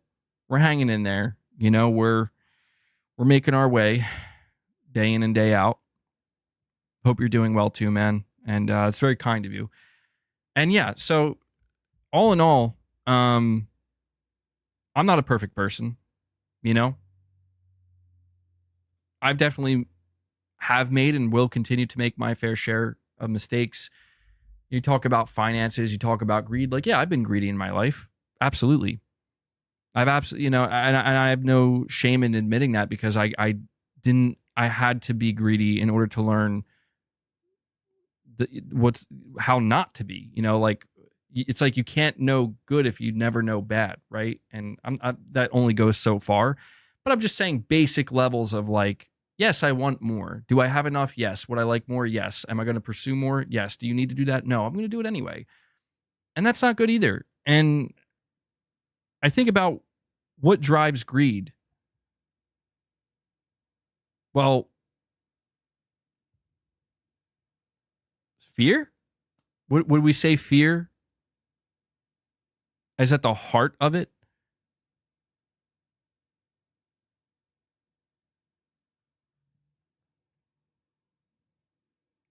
I don't know. Is fear, maybe that's it. I think maybe fear is at the heart of it all. This is it. This is the epitome of a members lounge. But here you go. We're doing it. Fuck it. We'll do it live. I'm only going to go for a little bit longer, but I don't know. It sounds maybe a little bit silly and maybe a little bit too simple. The toilet paper fiasco proved something. I think you're absolutely correct, Magnum Gaming. Yes. That's it. You're right. Selfishness drives greed, but what drives selfishness? Surely it's fear. I mean, we're getting deeply psychological right now, but think about it. What makes a person selfish? I need to look out for me and me alone. I come first. Why? What leads a person to feel that way? Maybe pain? Then maybe it's not fear. Maybe it's pain. Maybe pain is what leads to fear. And fear is what leads to everything else. Shit, man, this is becoming like Star Wars. It's like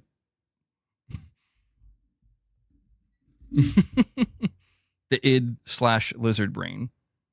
Yes. Yang's like, bro, what are we talking about? I'm basically trying to explain to you the deep on like the most deep psychological level I can, why people are the way they are right now about the PS5 Pro. Component says, I think he's having a moment again. Dude, I've had plenty of moments. Honestly, it's amazing. I'm honestly amazed sometimes at the amount of people. Like, I don't know what people consider a lot of people watching, but to me, it's like, man, we got over 300. I have over 300 people here right now basically watching a real-time existential crisis.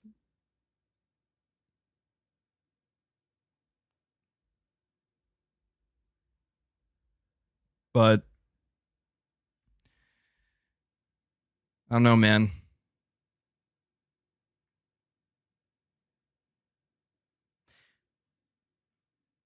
When I think things are difficult for me, I don't know. I'm just the type of person where I just immediately think like, nah, dude, like this is nothing, you know, or like it could be so much worse. I think about the shit that people in the past have had to go through, even today, what people are going through. That's why I try to express such gratitude for you guys, truthfully. On like a deeper level, it's why I'm always expressing such gratitude towards my community here, our community, and those who support directly, because it's like I am well aware at of the struggle that a lot of people are having, especially these days, and that's why it's just, you know, it's just crazy to see that there's so many people here willing to be so generous and so supportive, and you know, it's a blessing, you know, it is. It's a blessing to be able to kind of sit here day in and day out, and it's like, oh, what do you do, man? It's like, oh, I talk about video games. I analyze the video game industry. I talk about PlayStation. I play PlayStation. That's just a crazy thing to me. So, you know, we're getting deep into the psychological manifestations of the human being and what goes on the other side of that. It's, you know, there's a whole nother side to it. It's a nicer side. Anyway, PlayStation, get your shit together. That's the point. I'm just kidding. I don't know what to say at this point, man. I think we've extracted everything. I've extracted everything out of this stream that I possibly could, conversationally speaking. I do want to check something real quick.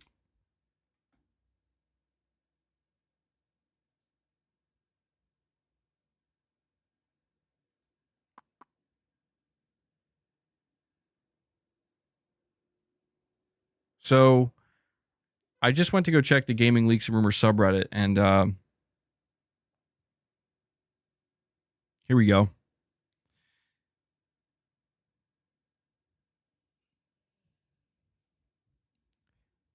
Rumor, Alan Wake 2 runs at 840p 60 FPS on the PS5 Pro, plus more game details. Notes from the Digital Foundry Direct Weekly number 180 PS5 Pro breakdown. The Last of Us Part 2, 1440p internal resolution at 60 frames per second in the PS5 Pro mode, same as the PS5 performance mode, with improved image quality due to PSSR.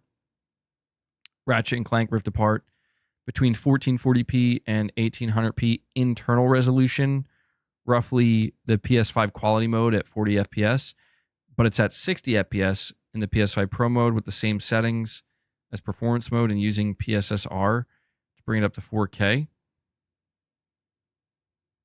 Alan Wake 2, two modes shown, 864p at 60 frames per second and 1260p at 30 frames per second, which is the same as the base PS5 modes, and they presume it's using PSSR and not FSR in the base PS5. 60 FPS clip has SSR, but the 30 FPS clip could have ray tracing. Yeah, I don't know what's going on. That Alan Wake 2, the Alan Wake 2 situation is going to be interesting because that seems to be the one that's like, what's going on there? Horizon Forbidden West resolution didn't look 4K. They presume it's not using PSSR, but hard to tell.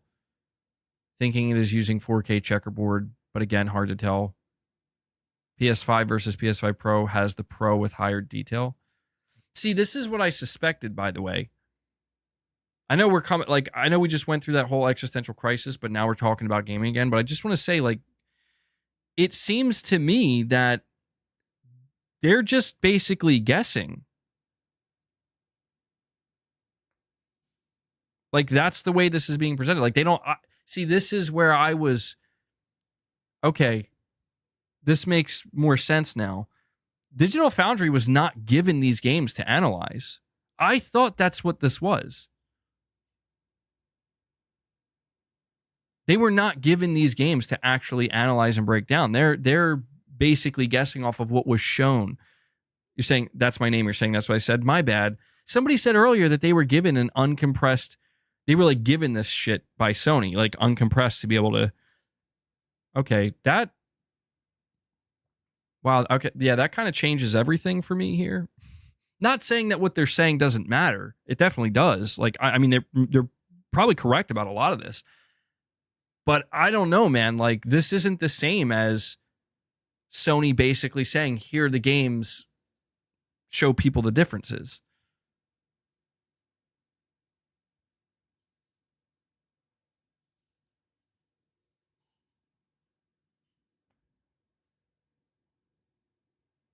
You're saying they were given the video we all saw uncompressed. That's what I said. Okay. Yeah, I guess I misunderstood. Interesting. Saying, where was this info from? Because the direct didn't say anything about the resolution FPS. Well, see, that's the thing. Like, people are saying this is a real thing you're talking about.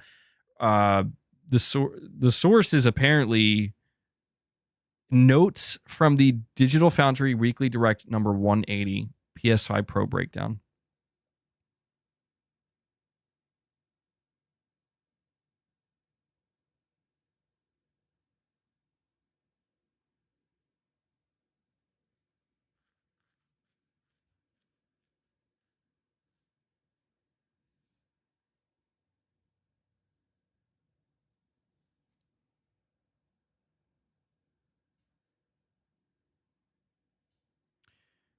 See, this is one of the top comments.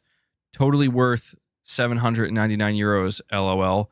I'll save my money for the Switch 2. The base PS5 is totally enough until the PlayStation 6. And it's like, do you like? Okay. Like, I know that. I know that person. I just, it's like, okay, dude. That's fine. There's nothing wrong with you sharing that, but this is exactly what I mean, where it's like, do you think Sony cares? They do not. Why would they? The uncompressed 9-minute video is like 140 gigabytes. Damn.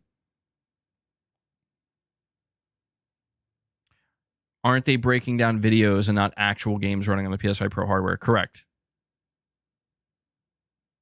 Correct.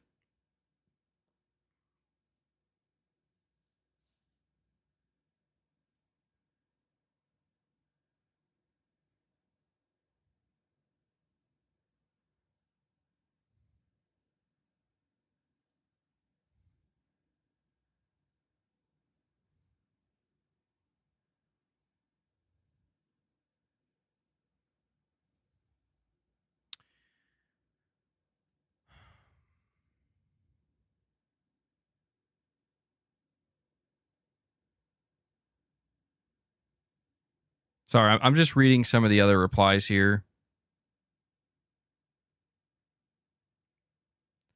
This is such a scam. Dude, do you see what I'm saying, man? The comment of somebody saying this is such a scam is so upvoted. And it's like, what are you talking about? In what way is this a scam? I always notice it's the same thing with the same people. Like, this is why I got to stay off the fucking internet, dude, because I get triggered over everything. But this is what I mean. It's always the same thing. It's like just a broad statement, single sentence comment with no explanation. Like, please explain how it's a scam. You could say this is not worth it to me. You could say this is underwhelming. You could say that. Please explain how it's a scam. These people don't know. They're literally. How the fuck am I supposed to follow people who were using the wrong words? This is what I mean. The 37 people who upvoted it, why are you upvoting it? Is it because you think the same thing? You're all fucking wrong. You're using the wrong word. You don't even know what the word means.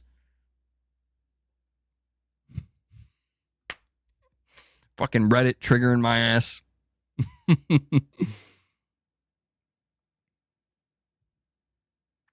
People see 864p and panic and ignore all context about internal resolution and AI upscaling. I know, dude. Like, I think the biggest thing that people are missing here is, tell me, like, what is the PS5 Pro claiming it will do? The PS5 Pro is claiming it will give you better looking games in performance mode. So, like, any game you play in performance mode should theoretically look better running on the PS5 Pro than it will on the base PS5 in performance mode. So if we compare, like, here's the thing, right? At the end of the day, when we eventually see Alan Wake 2, tested, right? Fully tested. The console's out, the games are being tested. Alan Wake 2 performance mode, base PS5, compared to Alan Wake 2 performance mode, PS5 Pro. If the PS5 Pro version looks better and has a better visual presentation than the base PS5, then the console is doing exactly what it promised it would do. And this is where people, they just don't understand. It's like, from that point forward, it is up to you, the individual, to look at that side by side and determine, is what you're seeing on the right side with the PS5 Pro worth an extra $200 or maybe even $300 compared to what you're seeing on the left side? And you're going to get people, that's a scam. Like,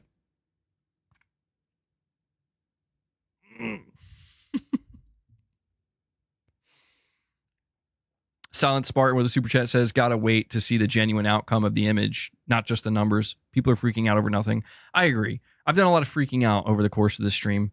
It's the nature of talking for almost 5 hours straight. It happens. It happens. But yeah, I'm feeling the exact same way. Like, I feel like Digital Foundry is essentially about to cause mass chaos, and I don't blame them. It's not their fault. Like, they're just doing what they do.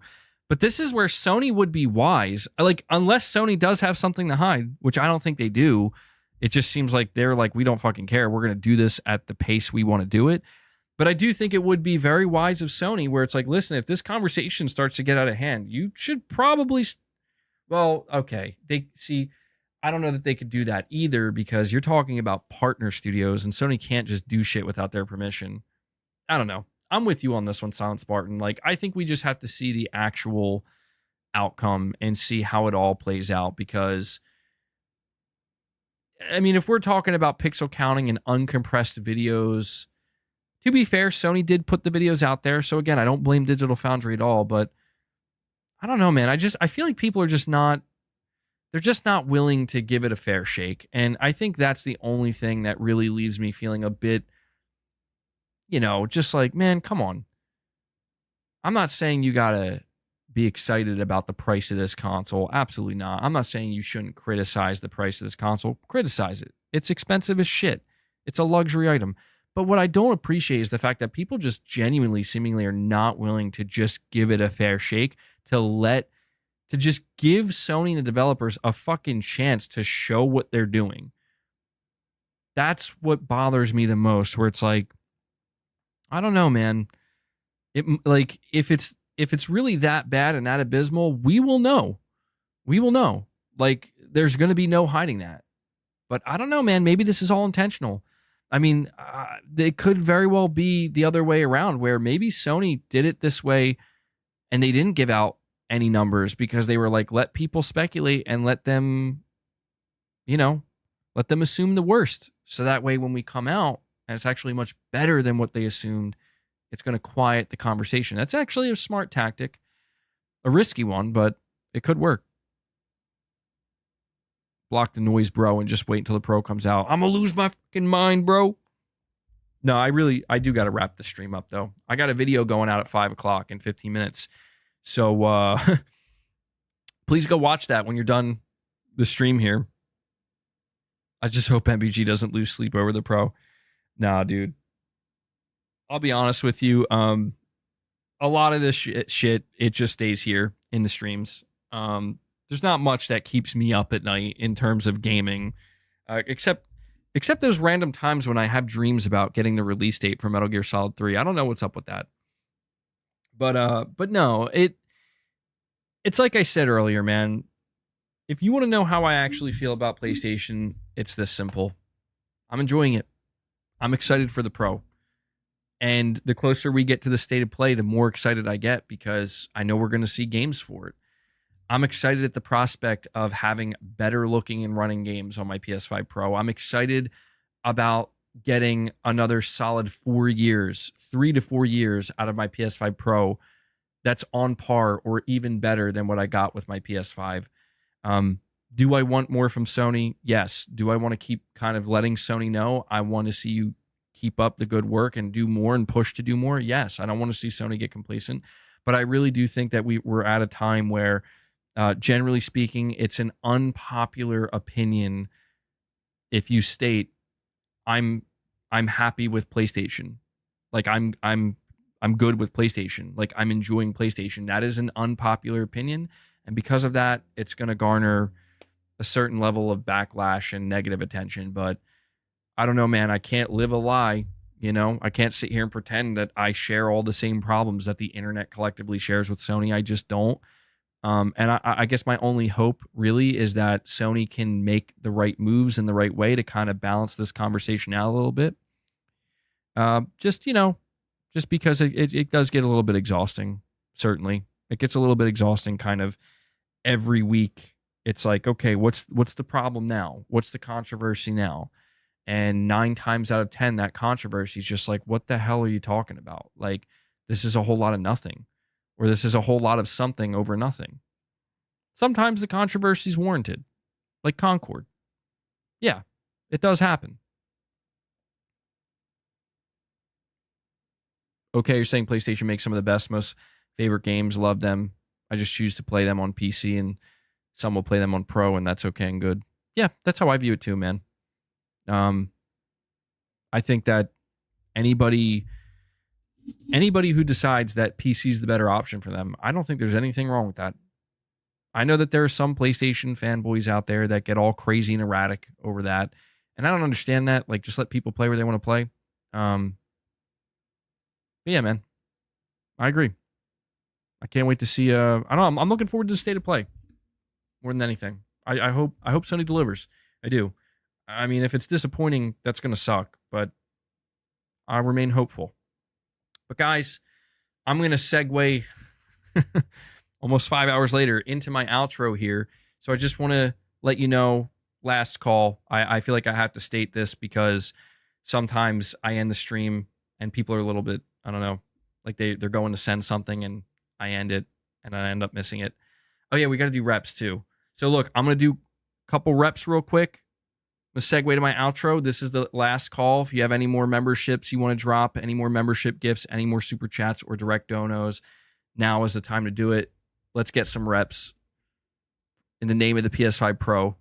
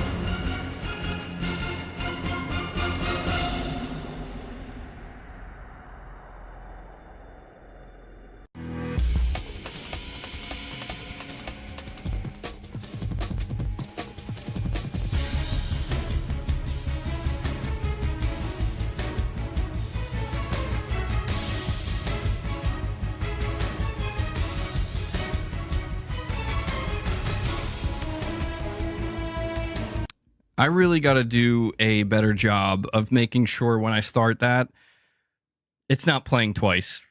I'm sorry. God, man. That was probably echoey as shit. It was basically playing twice through 2 different sound sources. So I apologize. But I see that we also have OK dropping 1 more membership gift. Dale says, thanks for the membership. Mini Tom says you need to do it again. Bro, I know it may not seem like it, but I'm spent. I know it may not seem like it, but dude, almost 5 hours of talking straight. I'm drained, bro. That's my workout for the day. But okay, thank you for the membership gift, bro. That brings us up to 57. And yeah, I think that's going to do it for the stream. I should be streaming again tomorrow. Certainly not going to be a 5-hour stream. Hopefully the conversation will be a bit more cohesive tomorrow. But you know, that's the nature. Sometimes we just have these crazy streams. Who knows where they're going? MBG, I didn't see the reps. My back was turned. Now drop and give me 20. I could just go off camera for like a minute. Like, there you go. But guys, thank you so much for tuning in. I have a video that's going to release in literally 8 minutes. So be on the lookout for that. Go check it out. And I just want to thank everybody for dropping any fan funding. 57 members, big day. Thank you so much to everybody who gifted members or became a member. A lot of super chats as well. A couple of direct donations. You guys are awesome. Can only do this because you make it possible. So thank you so much. Want to give a shout out to Devil Shooter. He does the timestamps for the streams. If you see him in the comments, show him some love. Give him some thanks. I know he really appreciates it. And guys, really important, very last request as you're heading out, please hit that like button. We are sitting at 423 likes. Let me see. I'm assuming the like to dislike ratio percentage is still at 87%. So every like we get from this point forward makes a difference. So as you're heading out, just hit that like button. See if we can get that up to 90%. The 90% range seems to be where we want to go because that seems to be when YouTube, the algorithm specifically, helps you out. But yeah, good stuff. So guys, we'll be back here again tomorrow. And I hope to see you there. Same time, same place. So enjoy the rest of your day. I'm going to go figure out what's going on for dinner. And yeah. So, all right, guys, that does it. Until next time, take care.